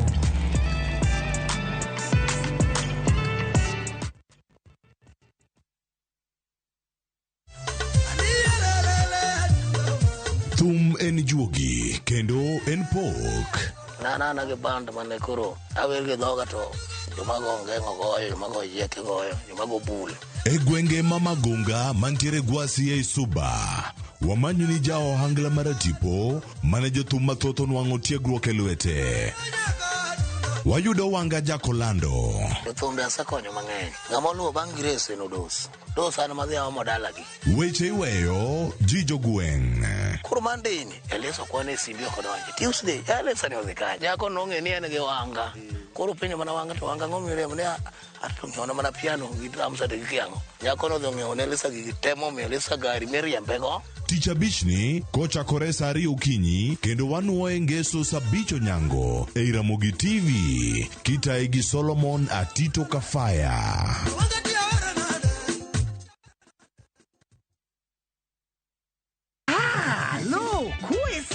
E gweng'ni wach landore mapiyo moloyo ote mar pesa kendo nyiero en chenro mar oganda.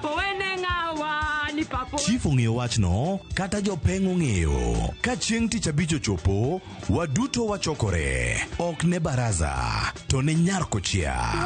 Nyarkochia gokoko. Nyarkochia toxin. En chenro ma gik moko duto ng'aw malo mokalo tong'. Chakre sigendni weche miwacho. Pato akanyi leo chunya nonyuoli pur. Riwreuru gi oganda duto kendo weuru wanyier ka gima ok ochuno ni ng'ato chul puotheno. Kokijaricho ting' badi malo, Jehova Nyasaye golo nyaka moponde ndalo. Nyarkochia tich abich saa 1:45 otieno mana e Ramogi TV. At View Travel, we understand the unique needs of corporate travel. We specialize in flight bookings, hotel reservations, ground transport, team building, corporate retreats, and MICE services. We manage everything from venue selection and event logistics to visa and immigration assistance to ensure seamless travels tailored to your needs. Let us handle your logistics so you can focus on growing your business with ease. Contact corporate at viewtravel.com 0703 254 254. View Travel. Dream, explore, discover.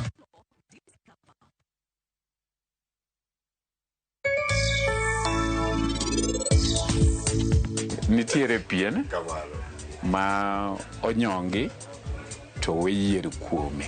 En nengone ni malo. Kendo nitie pien miluongo ni the oil pull up. Ubende nengone ni malo.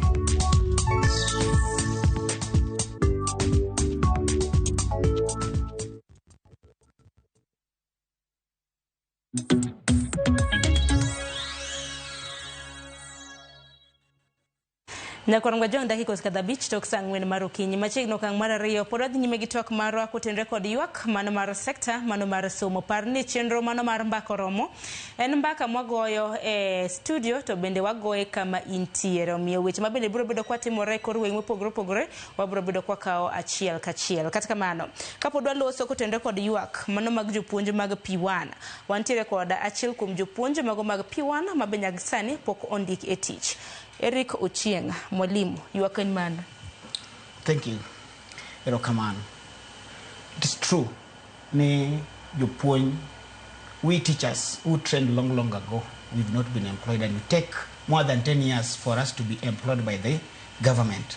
At the same time, we also have got teachers who are aged, who went to college when they are at their 35, 40s and above. At the same time, you have good teachers who went to college when they are in their early 20s.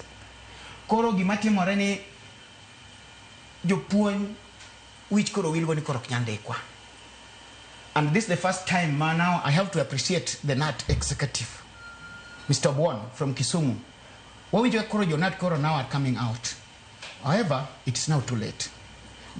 gisebedo ka giling' ahinya ma koro jopuonj koro wahinyore ma koro wawuok kendo koro wawuoyo to jonat gi gin jok monego bed ni wuok mbele mondo mi ochak advocate for us mondo mi ndikwa to en gima ber wa appreciate tich ma gitiyo kendo giungo walwedo nya koro wadhi mbele gi agitation gima chandowa awinjo ka nat secretary Mr. Bono owacho ni wang'eni kama kodh nochako gogo ji omiyo jopuonj ok nyal ndiki en adier an kaka japuonj ma pok ondiki an gima pod awacho en mana sirkal ni ema pok obedo gi wei maber mondo gilos go sector mar education nge jogi budhirwa gin gisiko gichenja gik moko wa 844 gikelwa gimiluongo ni CBC sani koro gichak giduogo gimiluongo ni CBC ni nigi challenges mang'eny to ka challenges gi pok obedo solve magi omani mondo gisolve to gichak gichikoro gi CBC gibiro e CBE koro mana achiel kuom gik kelo problem mamiyo koro education kata ndiko jopuonj koro ok nyal ndiki gima da wacho ne sirkal ni wan kaka wan jo P1 ma pok ondiki wachandore chandruok oromowa kendo waneno ka sani uwuok oko kuwacho ni koro uyie through the parliamentary education committee motelnegi mbunge mara Dr. Eve Akinyo Bara. She's the vice chair lady. Kendo TSC CEO bende nyocho will. Nancy Macharia koro ngu fisco no kelno Evelyn Mitei. Kane one got a lot of expectations, no there no changes. Then we are now surprised if what we are seeing, the recent policy majo education committee koro biro woni koro gido consider jopuonj mar aged 45 years and above. Emagidon give me first priority. We are very much worried in that because when now they are accepting that we have got over 45 years of age mapokondeki, then where were they? To give for you guinea when need to put music in program gabit pokondeke Kenyaka. To some according to what the first priority give me you put music 45 years and above. To carry Jomanu college at the age of 25 like example. And now I can take at 24 years. Now I'm 37. Kasa niko sawu kile ndiki jopundi na ndiki jopundi 45 years and above. Anto karikuri brundika wen. En kosa mara mondo mine nyola about 37 years. Kosa en kosa mara ngamusa bedo 45 years. Remember okwadagi. Ana wewe elojo matindo jopundi matindo gijo madongo. Ange die ni ngamusa gik 45 years manga mugi retire. Kendo ngani dhiwe jopundi mapotis ni kapoti TS system. Ben makosa mara ngani. Ngech ngamaja 45 years manga madhi tio for only 15 years to retire. To ja 24 years ni embide keteka moduriti to Kenya ka begino pod wadake kon jopuonj gi kaka sani uchinga wasenjo kama yuak makamano kata kamano yuak sani ntiere kaka TSC tiego jopuonjre mamoko mabende dhi bedo ka puonjo jopuonjre gi to unun tie abiro mulo kanyo we pod ler kar age magi machandwa kabisa ngisa magi wacho 45 to giwe joma tindo gi joma 30s gi and 37 years achaka tie another 7-8 good years kokandika donga ti koro awacho niya nyaka watetea ne joma dongo gi mondo ndiki kendo nyaka watetea ne joma tindo sirkal wuogo ko maler mondo wach niya ka chances ntiere mar 3,000 biro ndiki jopuonj gi kaw 1,000 bikoni jok mar age 40 years gi mi chance mondo gi kaw ka gi akanyi to gi wacho jok makoro 2,000 modong kare koro ji mende koro chako biro joma tindo bigi mag koro gino bika according to the age to joma dongo gi biki giwe mar ariyo gidhi ni miluongo ni scholarship wana gimiluongo ni scholarship ni wagodo max mondo bindiki scholarship no right seriously yes scholarship ni eno wacho ni japuonj mendiko 45 years and above digi maximum malo then ngamoso gik 44 to 24 gin age bracketed achiel gin gi max achiel koro scholarship ni medo pro kwa sirkal ni nyaka gilok scholarship ni mondo obed gimo manyalo accommodate everybody kawe kanyero ipenja wach mar upgrading kenda biro kanyo late nwa gele teka ke jopuonj pok ondiki ing'e gima gin late nwa ing'e ni sirkal ni kane gibiro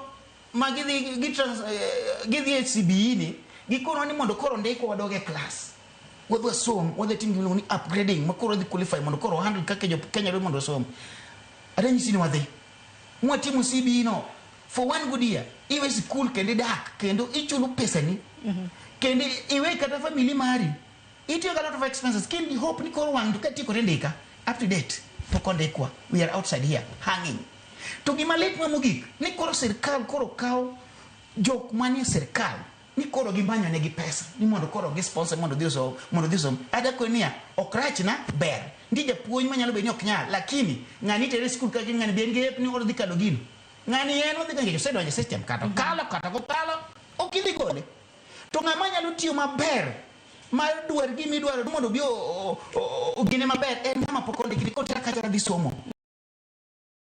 Mano is one of the qualification. Koro miyo okrach wanyiso sirkal niya upgraders jopuonj mar upgraders ndikgi kose ndigi to jopuonj bende mok nyal madogo dhi upgrading gino bed open nikech en koro en free World Bank chiwe nono jopuonj tema film mondo dhi somo webet sponsored mondo dhi somo mondo ji odhi maromre to ka gikelo gimoro ni koro pogruok nitie joma age maber father mother is jopuonj mosendiki ng'ini magi jok mar ebo. We are hungry dogs, one hungry dogs. We have got satisfied dogs. These people give me something on the table. They can manage to go to school on their own. Magi support themselves. To when you point mok dwargi man chance kuru knya koronde ni mondo wadho medli. Wan mamiwa chance. We are the most vulnerable. Ero kama na inya hochig makama kage kanyo opola ngeni bede diher mar loso kotendre kod mano tino mar mondo mwedhi e county mano Nakuru nyakorom gajwang e county ma Nakuru nantira chidh nade kotende kod barruok mano marapae county ma Nakuru mabendo osekelo nur mago mag nyamburko gisani adar mar mondo mi atudra gi jafombo marwa mano mar Media Services Evans Asiba kintire county mano Nakuru. Asiba tunaelezwa kwamba kulikuwa na mpasuko wa ardhi katika hiyo county penye upo. Labda tueleze tu ni nini kinachoendelea kwa sasa. Asante sana ulivyosema, ni hakika kwamba jana mwendo wa saa 11 jioni kulishuhudiwa hali hiyo ya mpasuko ambapo katika hapa tulipo ni eneo la roundabout ya Everready ambapo hali hiyo ilishuhudiwa mwendo wa saa 11 nilivyosema, lakini nitakuwa nikizungumza na wakazi ambao walikuwa hapa pengine watuambie ni lipi waliona. Na katika hali hii si mara ya kwanza kufanyika katika kaunti ya Nakuru. Niseme kwamba kwa miaka 3-4 kumtawaliwa kila mara kunaponyesha hali hii imeshuhudiwa, barabara ikipasuka na mashamba za watu zikipasuka, haswa kaunti ndogo ya Gilgil, Rongai na tulipo Nakuru Magharibi wakiwa wenye kuathirika pakubwa. Lakini moja kwa moja acha nizungumze nao, pengine tuambie ndugu, tukianza kwa kujitaja majina, pengine tuambie ulikuwa hapa ikifanyika nini haswa kilifanyika? Yes, nye anka sa parga chiel godhiambo ka pigni owuok malo ka moro milani. Ba pigni nyo biro matek kabisa, mo biro mo pigni oken mokuongo mar pigni biro kae. Pigni osebedo ka chandowa Nakuru kae kabisa. An gima nyalo wacho ne sirkal mar county mondo bed motego wach pigni ke pigni osebedo ka kelo sida no dhi muko ute mwalo kacha chande maji odar to ne sirkal okawe ka gima tugo. Gima nyalo wacho ni oken pi matin to kadho ilam chiemo no kel sida. Ana kwani sirkal mar county kod sirkal mamalo one kaka nyalo loso pigni nondo chiemo ro wana yud masira maduong' malich mopogre gi mae mwaneno sani niendi. Gimoro kosetimre machalo kama mochako nuoyo igariyo bang' ka gino timre kendo chako timre kawuono. Mato kawuono dhi ong'ado mana lam makok Nyasaye momake to jomoko dotho. Koro an gima nyalo wacho ne sirkal ni git makre achiel kachiel mondo gilos sida mar pigni. Nono Nakuru kae buche ng'eny. Dire moko bende moro be muslim kuchocho bende no muko skul. Koro ngiswa ni era mana Nakuru kae ni okobera ahinya. Sirkal mar county gi sirkal mamalo mondo ne kaka nyalo konyo ji. No kapok oganda ohinyre malich mokalo. Kichute gi okalo ji ogede wigi, ute oger kuomgi. An kaka jo Nakuru modak Nakuru akwa sirkal mar county kod sirkal mamalo gimakre mondo gikony jo Nakuru kapok jo Nakuru okale masira maduong' ma waseneno ni nyalo biro timre ndalo mabiro. Tumeona hii si mara ya kwanza, mara yote kunaponyesha kuna hali hii ambayo imeshuhudiwa. Nyakanyika wakazi wa Nakuru, pengine mnafikia lipi lifanywa haswa hapa tulipo ukitemka upanda Kaptembwa kumekuwa na hali hii mara si mara. Lipi lifanywe na mnakaa na hofu? Gima nyalo wacho ni katek ni loche madongo ge ok nyal yudo kama nyalo kale. To biro chuno mondo sirkal oge daraja kae. Ma nyalo miyo geche gikal kata mana malo nikech ka gikalo piny kaka sani gikalo kata sani kaka koro koth chwe. To ndara yiengni kaka ndara yiengni ni pod wane hali mar atari nikech gini en but ndara. Gini notimre Kaptembwa kucho mo ohinyo ji mo muko ute mo tero ji asara kabisa. Ki dhi mwalo muslim school kucho be no chako dogo timre kamano. So an gima neno ni sirkal nyaka donje gini fully ma ok gikete wech moro machielo. No to kendo pigno biro kalo kendo chiemo biro kelo masira maduong' kabisa kapok ute madongo kata factory nikech king'iyo mbele waka ji ogedo kanyo. King'iyo mwalo koni ji ogedo kanyo. Dhano mang'eny modak area ni biro tho biro hinyre nikech gini to gin nena. Gi okoe kapok ochope ngas machielo. Erokamano Jetelo, kuja tu hapa ndugu. Ukianza tu kwa kujitaja majina, pengine tuambie ni nini haswa kilitokea jana na kufikia sasa hivi, wakinywi kama mkazi wa hapa hivi, una ujumbe gani kwa serikali? Erokamano, ani luongane Vanso Gweno, ajadak Nakuru ka. Nyoro sa paga chiel, nyoe kothe chwe.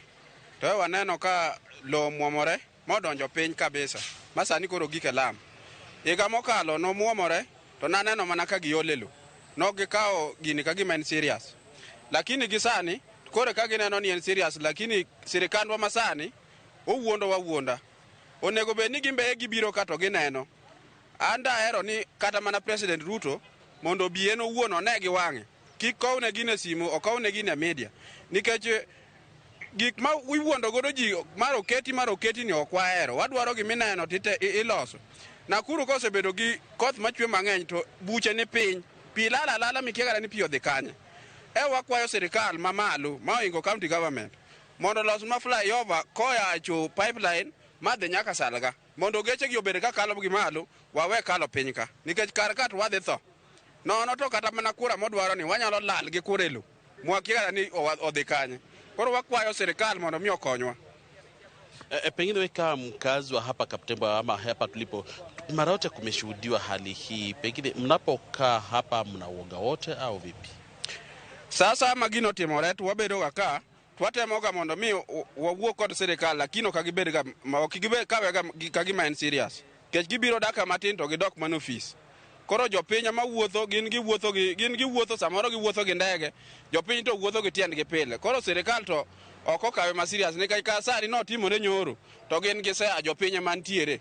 Koro ng'eni gidwaro ni mondo jopiny olose gang'o to gin ema gin gi vifaa mora.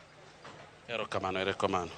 Haya basi, mlivyosikia wawili hao wakizungumza nasi kutuambia hali ilivyo, pengine tu nitakuwa mwenye kusonga kando ili mpigaji picha wangu aweze kuonyesha kile ambacho kinaendelea hapo sasa hivi. Ni kwamba maafisa haswa kutoka kitengo cha Kenha wakiwa pamoja na wahandisi wamekuwa hapa tangu jana na leo asubuhi bado wakamkia hapa kuhakikisha kwamba pengine wameziba barabara hii na kuwezesha kwamba shughuli za kawaida zitakuwa zenye kuendelea katika eneo hili ili kusiwe na tatizika kwa njia yote mahali hapa katika wale wanaotumia barabara hii haswa kutoka Nakuru kuelekea Nairobi au kuelekea upande wa Kisumu na Eldoret, wote wasiwe wenye kutatizika habari. Na vile vile pia kumekuwa na yule commissioner wa county hii Royford Kibara, Daktari Royford Kibara amekuwa hapa pamoja tuna maafisa wengine tofauti kuhakikisha njia moja, kuhakikisha kwamba pengine wakazi wa hapa pia wamepata nafasi, wakiomba kwamba wawe waangalifu zaidi haswa katika barabara nyumba zao, haswa maeneo haya ya Kaptemba ambapo kila mara kunapoonyesha kumekuwa kushuhudiwa hali hiyo. Kutoka kaunti ya Nakuru tutakuwa nikirejesha kwako studio. Taarifa hii tutaipata katika taarifa zetu za hapo baadaye. Mimi ni Evans Asiba. Asante sana Evans Asiba kwa taarifa hiyo. Nyakoronga Jwang mano Evans Asiba mabende na lero na kutin record senyu kumar Lowe County mano Nakuru. Koke County Nakuru waringa ne County mano Mombasa motelo chal mar fwambo Nyakoronga Jwang.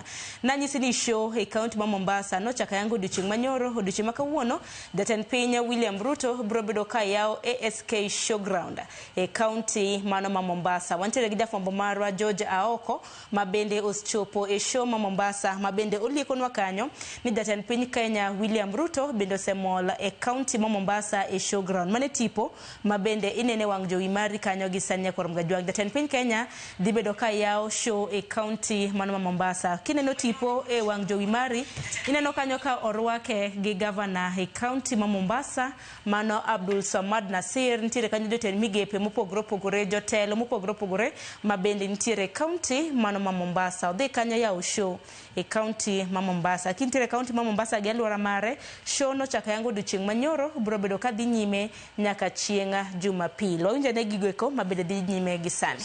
Na pia ameandamana baadhi ya viongozi.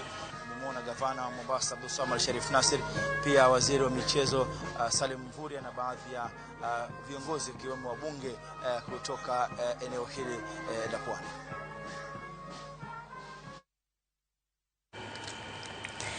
Nyakoram gajwang tipo mineno kanyo man jatend piny Kenya William Ruto osemula kanyo e kaunti ma Mombasa ka bende odhi yawo showground e kaunti ma Mombasa. Neno kanyo jotelo mopogore ma bende otene, mano moriwo nyaka jolony e weche mago mag arita kanyakla kod gavana mane kaunti mano ma Mombasa. Duto te obro bedo koyawo showground odiochieng' ma kawuono.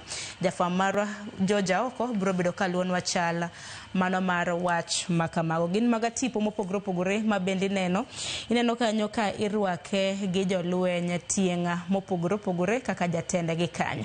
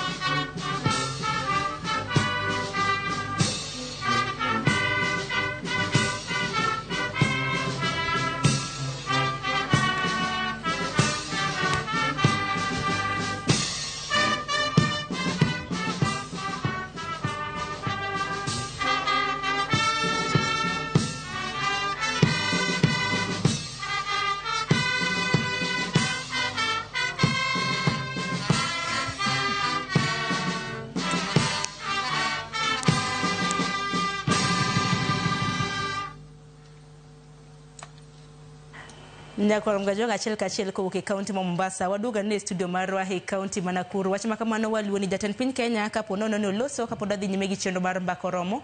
Wabiro bedo kwa winjanana gini roma bende owacho kotenre kod yepo mano mar ASK showground e kaunti mano ma Mombasa. Nasinisi kanyo jafwambo marwa George Oko luonwa chala mar wach makamano.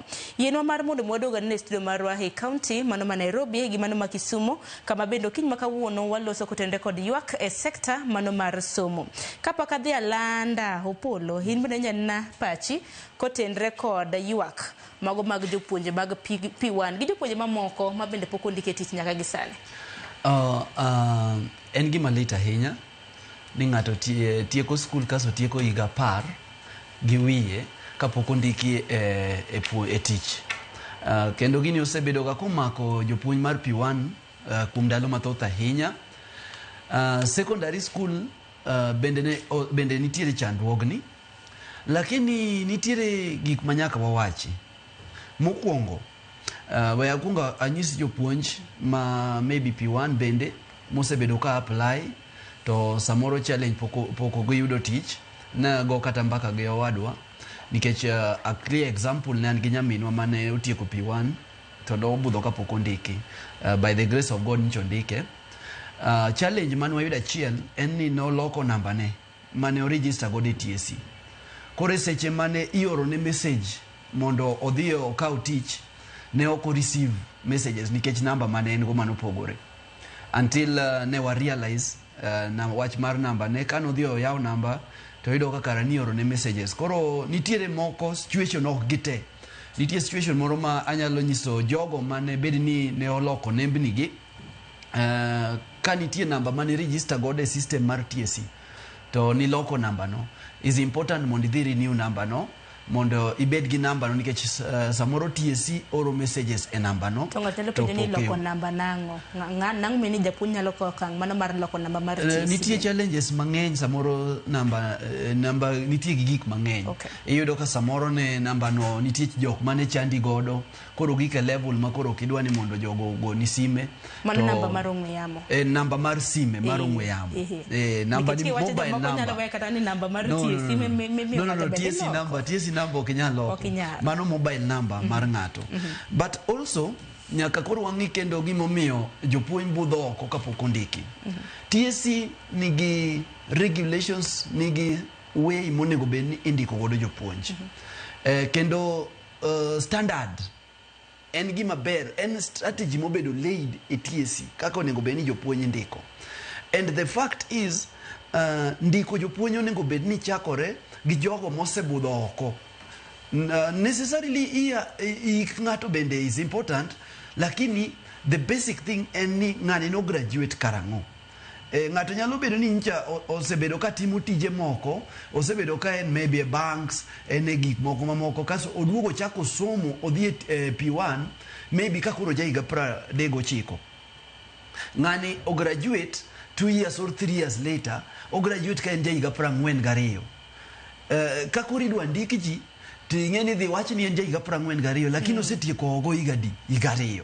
Samoro koro en ja higa 45 to osetieko higa 2 nikech osebedo oko for long kotimo gik mamoko koro koduogo e TSC. To nitiere ng'at mane o graduate e TSC chon. Ng'ani endi koro dhi gi higa 37 kaka japuonj wacho, to no graduate higa 13 mokalo. E sama indiko ji, consideration mar guidelines mag TSC and from the year of graduation. Onego ing'e ni ng'at mosebedo oko from higa mang'eny chal nade ekindiko jogi. And the truth en ni TSC ne nigi guidelines mane guide kaka indiko jopuonj. And gimadwa wacho en niya, chandruok mwasebedo godo e wach mar ndiko jopuonj en 2 things: corruption to gi josiasa. Nikech guidelines mar TSC mar ndiko jopuonj moketi koro we sani oketgi piny, inyone piny. Sani koro indiko ng'ato kaluwore gi pesa ma en go, kaluwore gi ng'at mong'eyo. TSC directors and sub-county directors at their lower level, mostly gin mag jo P1, nikech ing'eni P1 ndiko gi opogore gi jo secondary. Jo secondary at least nitie some different. So iyudo ka kaka ing'eyo ng'ato gi kaka inyalo yudo pesa mondo mi ng'ato ema mi indiki. Ng'at ma ok oyudo opportunity, of course ng'ato nyalo bedo gi pesa to kia no mi ng'a pesa no. Nitiere jok ma ni dwaro chiw pesa no to kia no mi ng'a, koro en omedo bedo oko. To nitiere jok ma onge pesa to bende ochopo nyaka level monego ndike to ok ndike.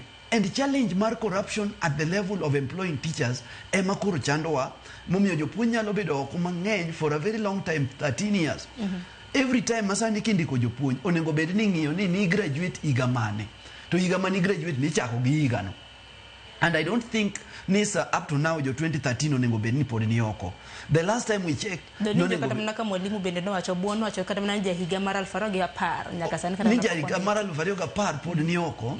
To kidhi e system mar TSC tidhi yudo ni ja 2020 ja 2019 osendiki.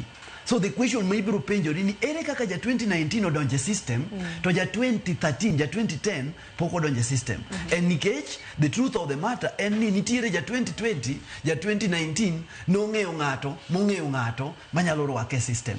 Emomiyo koro ng'at ma ok ong'eyo ng'ato ma ong'eyo ng'ato dong' e system. Number 2, josiasa. Kendo josiasa ema koro donjo oketho system mar education gi ndiko jopuonj moloyo ng'ata. Nikech sani endi every day, and this is a confirmed thing, ok en gima tugo. Nikech wang'eyo nyaka josiasa wanyalo kelo ni jopuonj mondiki josiasa. Josiasa ikawo forms mag TSC to tero e gwengegi to chako ndiko jopuonj, gine mag ikawo forms go to dong kata videos nitie mushejo kata TV stations ka munyiso jasiasa ma ochiwo forms e liel, ochiwo forms e Harambee. Nikech ang'o?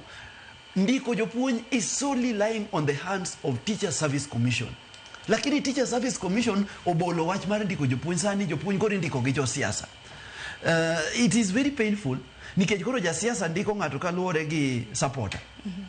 Baba osebedo ka pinga, an baba mapinga okanyal ndiko nyathi Opolo nikech Opolo en ng'at mapinga. Mane challenge makoro bedo to an extent makoro jondiko jopuonj chalo mana kagima indiko ji kazi kwa vijana.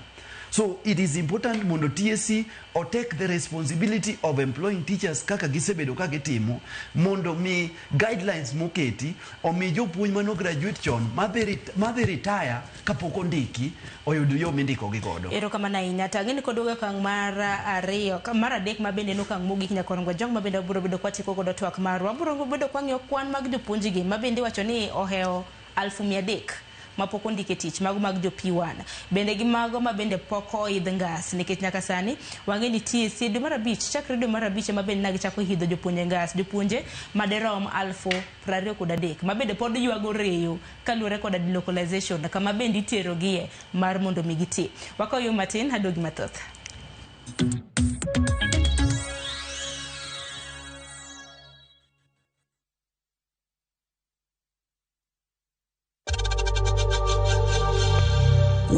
know times are tough. So save money by buying airtime from M-Pesa to any network with zero transaction fees. Dial *487*2# and get your airtime PAP with zero transaction costs.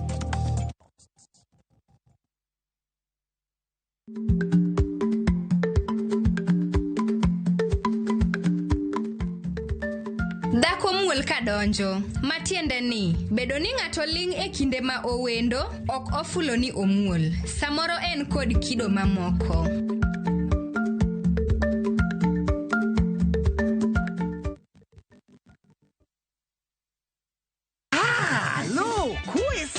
E gweng'ni, wach landore mapiyo moloyo ote mar pesa. Kendo nyiero en chenro mar oganda. Chief ong'eyo wachno, kata jopeng' ong'eyo. Ka chieng' tich abich ochopo, waduto wachokore. Ok ne baraza, to ne nyarkochia. Nyakochia, gokoko.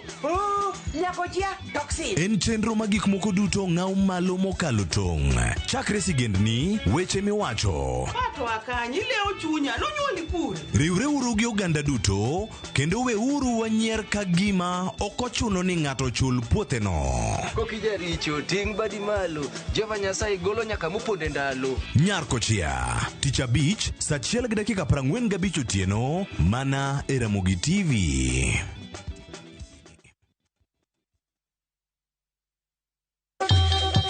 Ang'o mosetimore ne joma ne ochweyo ogandawa?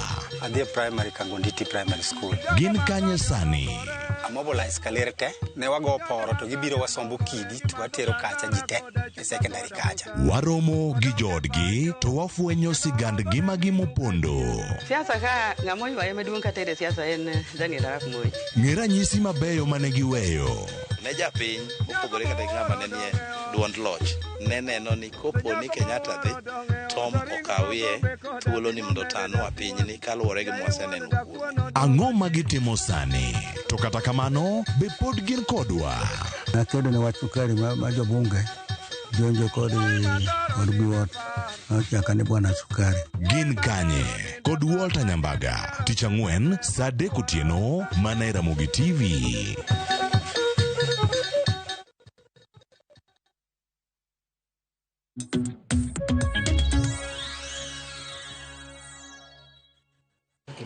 Na korongwa jongo dongi matine dakika 20 mar tiko twak maro kiny makawuono hechal mano mar sekta mano mar suba mano moko kuom ote mintiere godo kapok aringa dhi e kaunti ma Kisumu ir David Obuona. Ntiere thoth jopuonje mago mag P1 ma bende osedonjo e mbui magwa mago mopogore opogore. Achaka nagi mbui mar Facebook. Injinia Lazaro Kanyamboki wacho ni dhano go koko ne school principals ne kik giriemb nyithindo nikech school fees and the government otamore release funds. Ipenyo ni koro principals gi ang ne gipidh nyithindo gi kod mogo magirundo e itgi koso nang'o. Mano penjo ma injinia penjo. Owidhi Biko Steve wacho ni please konywa uru wahinyore lwet private schools kendo nenore ni wabunge magwa mor kawasandore because most of them own private schools. Mbui mar Facebook mbui mar YouTube benani no ote magi mopogore opogore. Ntiere Caroline Okambo iwacho ni kwayo wa kaka jopuonj mago mag P1 en ni sirikal kokale TSC ondikwa kaluwore gi higa mano manwatie kwe tiegruok e TTC. Mibadhi ok wadwar kabisa. Ndiko kanyo ni #employ P1 teachers. Gisiri Daniel imbe ni japuonj mar P1 imbe neno ote mari kanyo kiwacho ni mor koda twak mabend wadhi godo nyime. Katika mano Mwalimu Bon kwa loso kotende koda ndikruok e tich mago mag jopuonj mag P1. Bend waloso na bende kotende kod ikruok mane somo mano mar skunde mag senior secondary nikech wang'e ni kakoro penjo setim mano mar KJSEA mag nyithindo makoro dhi e senior school to jopuonj bende waneno ka nitiere nok mag jopuonj ma bende winjo curriculum courses makamagi kata bed ni TSC bende gisani dwaro mar mondo mitieg gi e yo makare. Kamano Sharon yiena monda adoge chin kacha matin gimane osipegario man kanyo ose wacho anapanda wacho ni upgrading mag jopuonj mag P1 ma serve under TC sani under World Bank program ok en ni mondo gengne jopuonjo ma P1 ma pok ondiki mondo kik ndiki. These are individuals ma ni qualifications ma biro yudo thuolo mondo tere gi dhi puonji e junior school. Sama gibiro dhi puonjo e junior school, gibiro we spaces and vacancies mondo jopuonjo ma P1 trained mondo ndiki. And I think gima kaber to wan duto ma wan jopuonj ma pok ondiki kata mosendiki onego wa support mondo wanwang' space mondo ko wanwang' ane kama koro sirikal dwa wachie ni jopuonj ma P1 ma trained and qualified ka ok nyal ndiki ka space osebedo created by deploying P1 qualified teachers who had upgraded before mondo they opuonj junior school. Sama gibiro dhi puonj junior school no gibiro reach the staff deficit ma as at now has been experienced in the past few years. Mae biro miyo jopuonjwa mosebedo gi nyithindo gi kuom ndalo duto mong'eyo the weaknesses and the weak lines. It is good ni osiepa ma Jakupet Kopolo was identify ni nitiere learning areas moko ma staffing under junior school has been an issue, and in real sense jopuonj manya puonjo those learning areas to near primary emani jotam gi no ginyalo dhi. So ka onwang' opportunity mondo gibed upgraded through a program ma World Bank sponsor, I think it is something ma all of us would support mondo me jowa ma unemployed but trained P1 teachers onong' opportunity for employment. That aside, I also want to condemn, and they have condemned as a union, thuolo mwenye josiasa okawo ma wabunge wuotho gi forms e offices gi e public barazas kaga gida mondo gindiki jopuonj ni kodhi irigi mondo gindiki. Japuonj ok nyal ndiki politically. Jopuonj indiko gi Service Commission in the laid down procedures ma waduto wang'eyo through an advertisement mito maler to jopuonj apply to mo qualify at that time kala mo opportunity to mondo kaw sijego ikaw, and we equally support ni mondo jopuonj ondiki based on their years of graduation. This will show ni a clear pathway, or rather a clear way ma ngato kosetieko college ong'eyo kaka tieko college higa ma 2025 ni ang'eni by the year 2029 ibro ndika.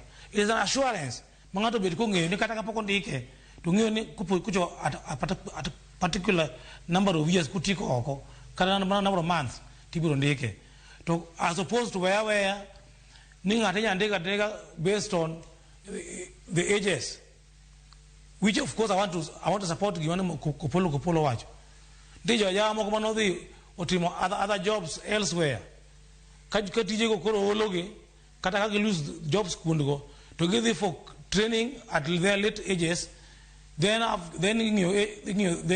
their ages to watching ngane yike ng'eny koro nego ndika. I think that is not right.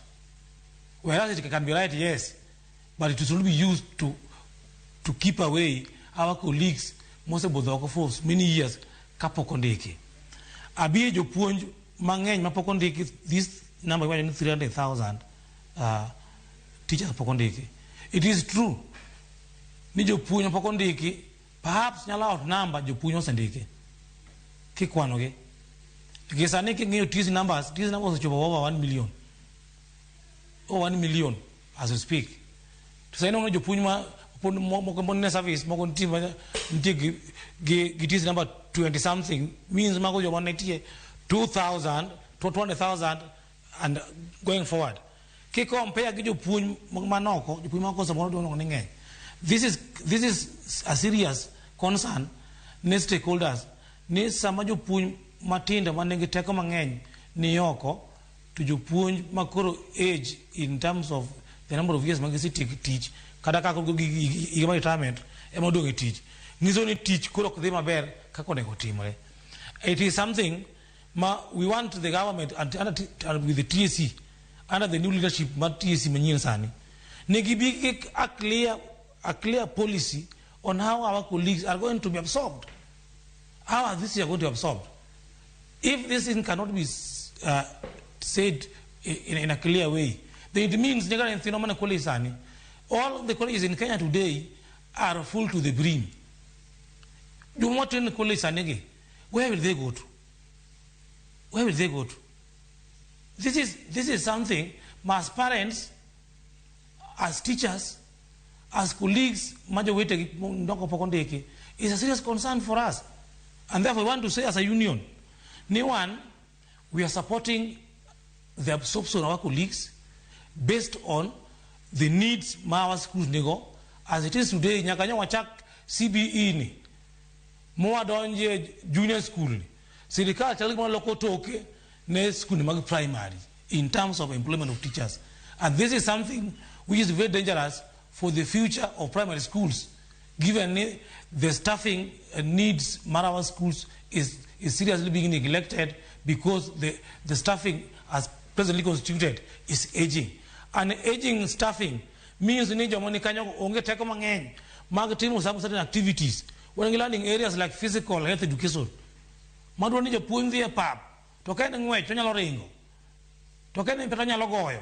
or demonstrate, can gymnastic. How would you take a 50-year-old? Issues to do with the limbs and any other thing. Monotonic physical activities. To one colleagues who are qualified, who have gone to school, who are energetic, who are outside there and are suffering, and yet they have the abilities to come and help us do the jobs. Let the government come out with a clear policy. Qualify, P1. As I said before, one get to P1s. P1s trained and qualified, but not yet upgraded to teach CBC or CBE. One get P1 trained, qualified, and went back to college, more upgrade, and yet not yet employed. These two teachers are qualified for employment. The one who is not yet upgraded can be allowed to upgrade while serving as a teacher. The ones who have been upgraded should be allowed to be employed because already they're qualified to take up the new curriculum. This is our take as a union, and it's something we are standing to say day and night. We say today, we say tomorrow, we'll say it any other day. So long as our colleagues are absorbed to come and serve and help us drive the education sector of this country. Thuolo mar dakika 10 mabende wantiere godo chieng' ni wachako digi wachni mogik kwa loso kotenre kod ndiko jopuonje e tich. Inachiel kuom jopuonje mabende ywago reyo ni pok ondik e tich, tekine mabende ndiko e tich. Yudo TSC numbers to nobedo nade? Ben nobedo mayot nikech mano be en achiel kuom ywak ma jopuonje osebedo ka ywak ne godo. Erokamano. Wan kaka jopuonje pok ondiki manoko. Ada wuoyo kawacho ni e sirkal mar Kenya kwanza mar government ma wacho ni jopuonje osendik mang'eny 76,000 kendo ikondi another 24 mabiro dhi bedo 100,000. Ada wuoyo lo jopuonje mar P1 pok ondiki ni jo sirkal osendiko only 6,000 teachers for the last 3 years. Nyakono etelo. Sirkal ne osebedo ka confirm JSS magundo ne koro gidich godo. For example kada kursani JS nigga they cow internship over 20,000. P1 oling T. Kendo podgiling kendo kada jopuonje mancho we tije 10,240 something mancho we teach. Moko mo retire gi ke wachogo. Sirkal oling pogi advertise to kada president himself no lando ni odhi ndiko jopuonje 24,000 mag P1. Waneno ka koro gibadhore no abadha. Kendo gi sechegi awacho ni sirkal mono ndiko ginyal ndikowa to biro luongo strike kenda kwa jonat yiuchung kodwa motegno amor usima majo kupet ne ntiga kama goals no bedo matek kane sirkal okudo winjo wachi ne gidhi barabara to jo kupet no ngo gelwedo mano miyo winjo wachi makoro sana at least to wan jonat linga ti ogida wuoyo kaune korelo ka koro jatelo obwon koro wuoyo kakira kwai jatelo jonat ongwa makawa lungo demonstration di mapagare bi uru moko mondo konyo nge sirkal manjo mana go koko to ka atieko ana chung ne nyaka jo JS gotingo nyaka P1 mo train mo dhi timo degree makwa dhi puonjo Kanyero. Sirkal alivopaga boru miyo jo JS dio map pesa according to the cost of living masane kila ndiko ngamudi mo train mo tiko igni adek kumka 2 years chako dhi tiko igni adek igni ang'wen kwa kani ngani kwa ndike ne mi alivopaga boru. What is that with the living standard uinyowa wakwayo ni ka it's a matter of nini mi uru pesa manyalo winjore not 18,000. Another two nitijo mano ndika ke internship JS mage jogega jogi nondika otiko 2 years sani koro sirkal obiro gi automatic promotion after 3 years gibedo idhi to another level. 2 years no bed counted mako konyal bedo counted will come for you ngech kikinywa niko konde gi sana katieko josiasa makaluo konywa uru okoda wuondore udhi ka ker pile ka pile kendo udhi State House jomon Kenya kodhi to aneno ka gitingo barupe gitero ne jogi gi ok denga wuondi Mr. Mbadi wagombo neno romo ko nini miketo pesa budget mindi nyiso ni pesa mindi go jopuonjonge kaluok ndike jopuonjone moenyore MPs my honorable MP Mara Dr. Eva Kinyobara insani ne education committee kama ot mondo utete mondo ndiki nyithi joluo ngech kanyo kama ko nitie mi education nyaka kore konyo joluo somo kendo ndinga ngama chalo gubedo Samuel ni mondo tiek somo joluo sani wacho ni ka koro nyalde ko dogoro ni mondo nyithiro yud quality education to one sani ko at this of our age one mount Kenya mondi kon kembe mondiro wadro tero ka koro wati wadhi timam jo siasa wuogu woko mondo konyo weri uru corruption wacho cham mar chamo pesa bedo gi brokers mondo ko ondiko omi 200 no golu woko kendo jo siasa ayuri gi unu kon jutisi mondo ondikwa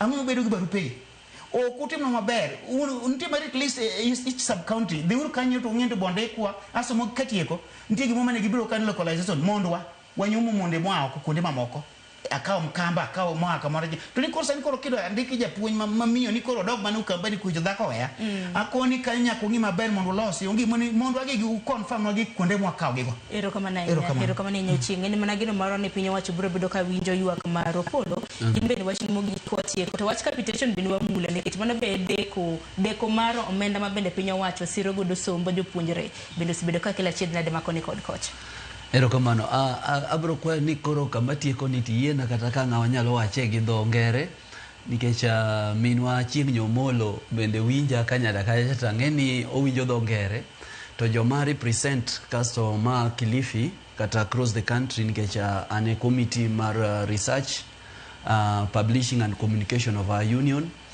mondo at least make the summary of what we are asking as an education experts in this country.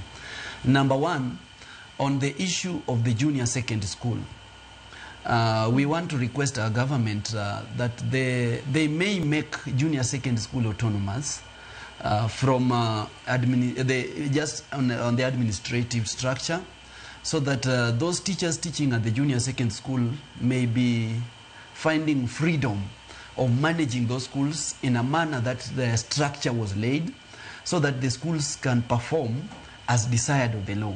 Currently, there's a lot of struggle at the junior secondary school, and I know the teachers are going through a lot. Please, let us harmonize on the way the schools are managed, and let us make it clear. Number two, the capitation that the government sends to these schools, and our union has consistently advocated for the government to send money to schools, because our principals and the head teachers are struggling to pay and even get into their pocket to ensure that the students remain in school. And the government keep on complaining and shouting at on the media stations that they have sent money, yet that money is not in school. And currently the challenge the HOIs are facing is changing from NEMIS to KIMS, where they are struggling to change the names, remove children from NEMIS to KIMS. As the system is being upgraded, let them use the NEMIS and send money. You cannot hold the school. We only are there for 2 months, and then you are holding the school at ransom because you want the principal to change the names from NEMIS to KIMS, whereas the children are already in the NEMIS. So use the NEMIS that the government has been using to send money to schools, to send that money as the head teachers adjust. Then also on issues touching on the life of teachers and the security of teachers in their schools, and the medical insurance of teachers, which we are really facing a lot of challenges. You know, I represent, but at the same time, the serikali be serious on matters education. Currently, there are a lot of confusion education system. Momio katakoro like ongengomio direction. Insurance majo puonj nigi chandruok. Promotion majo puonj, and we as a union requested the TSC to scrap away the CPG momiyo jopuonj promotion mar jopuonj chuno ni nyaka ibed promoted ka ibedo administration. Emomiyo ineno ka sani jopuonj ma Nairobi 156 of them are crying nikech they must be promoted and be given a responsibility. Now, if there's no responsibility in Nairobi, they must look for where there are gaps to fill those responsibilities. Can't we scrap SCPG so that a teacher is promoted, he is still in D1, but still a classroom teacher? Not necessarily that you are promoted and you must be given a responsibility maybe as a principal or as a deputy principal. If there is no space, then teachers will not be promoted. So let's scrap off CPG and ensure that teachers are promoted, but you still remain a classroom teacher without a responsibility. Otherwise, in general, our education system mar Kenya has been interfered with. Kendo serikali nyaka kawo responsibility mar streamlining education. La sivyo, this education is going the wrong direction. Erokamano ahinya Opolo. Nyakwaro Gajwang', yiena mar mondo mi adhi achiel kachiel nyaka e kar romo mano mar KCC. Odiochieng' ma kawuono jafwambo marwa Efi Nyakidi nitiere kanyo, nitiere report ma bende oluonwa. Kineno wang' jowi mari kanyo, mago gin moko kuom jolony ma bende jatend piny Kenya ne owalo mondo one kaka chudo mago mag jok mane oyudo hinyruok gi lal e kinde ng'anyo. Odiochieng' ma kawuono gibiro bedo ka gichamo muma. Jolony ma kamano hotelnegi kanyo kod jakom margi Makau Mutua kanyakla kod jalup jakoma mano Faith Odhiambo ma bende en ker mano mar LSK. Mamoko kata mana jokanyo mamoko ineno kanyo executive director mano mar Amnesty International nitiere kanyo, Irungu Horton e kind mamoko. Odiochieng' ma kawuono gibiro bedo ka gichamo muma. To par ni compensation kitimo compensation chakre higa mar 2017 mane mantiere wang' jowi mar kanyo. Koka mano e kaunti ma Kisumu, Obuon lornwa twak wadongi matin e dakika 2. Erokamano Sharon, ada mondo ame japuonj Eric to kod jopuonj duto mag P1 opok ondiki mijing'o ni Kenya National Union of Teachers will support their quest for employment. There's no cause for alarm, my brother. Keep on consulting with branch officers. Okay, in very unfortunate. Nyan kaka jagoro mar NAT aromo manage ya ma potential mone gondike mane media to egwenga to kata mose biro mondo wago mbaga wacha ni yawa. How do we approach this as a branch? How do we approach this as a region? How do we take our cries to the next level? I think that should be that's unfortunate. Do wago mbaga onwanga approach kako mbele kacha. But otherwise, NAT is supportive of employment of our colleagues mapoko ndiki manoko. That aside, ayamona wachi ni serikali mar Kenya giving through Ministry of Education a whole school at ransom as we speak. Jaka sama uwe ni majo mara rio dhirumo to oge capitation mo sore school. Mae tamugi manyethino dhitime penj mar KPSEA, KILEA, KJSEA, KCAC, and there's a need for our schools to be prepared in terms of resources, in terms of preparation of manyethino kagikite repenge. Sama uwe ni koka serikali osieko una tigi dhok masamana kuberno osieko ni mondo ed teachers and principals o migrate nyithindo from the NEMIS portal to KEMIS, and they are saying ni kama na kotimore to there's no capitation, and we are all aware ni okwani wele Kenya ka school ando lodu mara abirio kwa cha kulingana boro the whole of August things were quiet gimole alingati kaya ya wasi kulu ni sabono kubeleke lo pesa korka migrate nyithino from NEMIS to KEMIS, without which there is no capitation to our schools. Why is the government hell-bent in making our learners to suffer? Akoma serikali monyethijo Kenya masa moro junyulunge nyalo umedinyore kagi ng'eyo gimono ogitim samono ogitim to gilewo nyaka sama koro nyithindo gi obeni konyo sikunde eka giwacho ni kama okotimore to ma gimbe ogikel pesa. This is creating delays. Why is the government happy in creating bureaucracies in terms of facilitating schools mondo obed gi resources. Mana kitieko buon. Ni mondo jopuonj oket UPI numbers, jopuonj oket assessment numbers, and yet Kenya National Examination Council nigi assessment numbers mag nyithindo right from grade 3, grade 6, and grade 9 as we speak. Why can't they migrate the systems from NEC to KEMIS? The government, Ministry of ICT, which is fully fledged and fully funded. Why are they making our schools, some of which need to take network, some of which onge internet connectivity? It is very unfortunate. The second week is ending. The month of September is soon ending.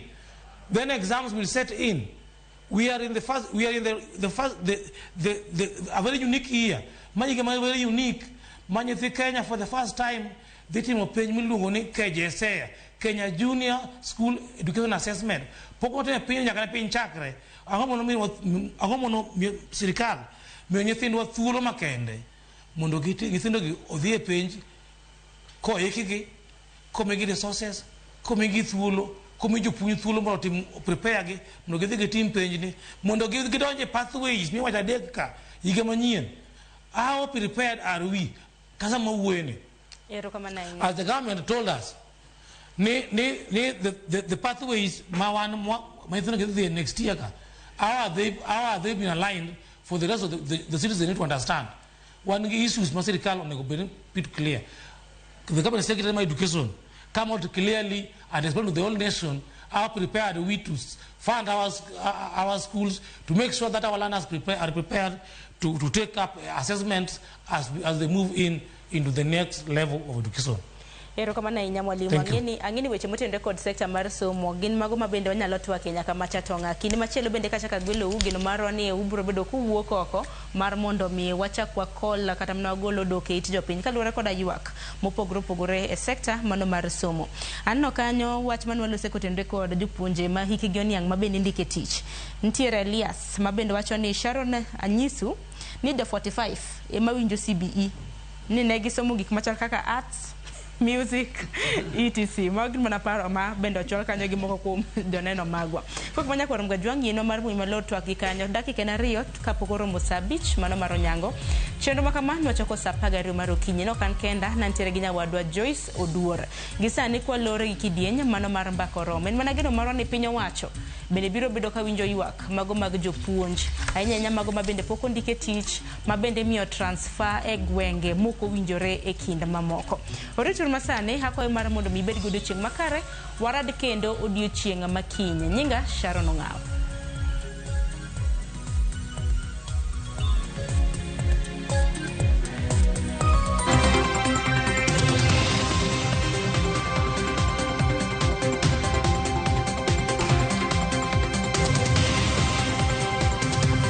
Sawa, hamdan dia.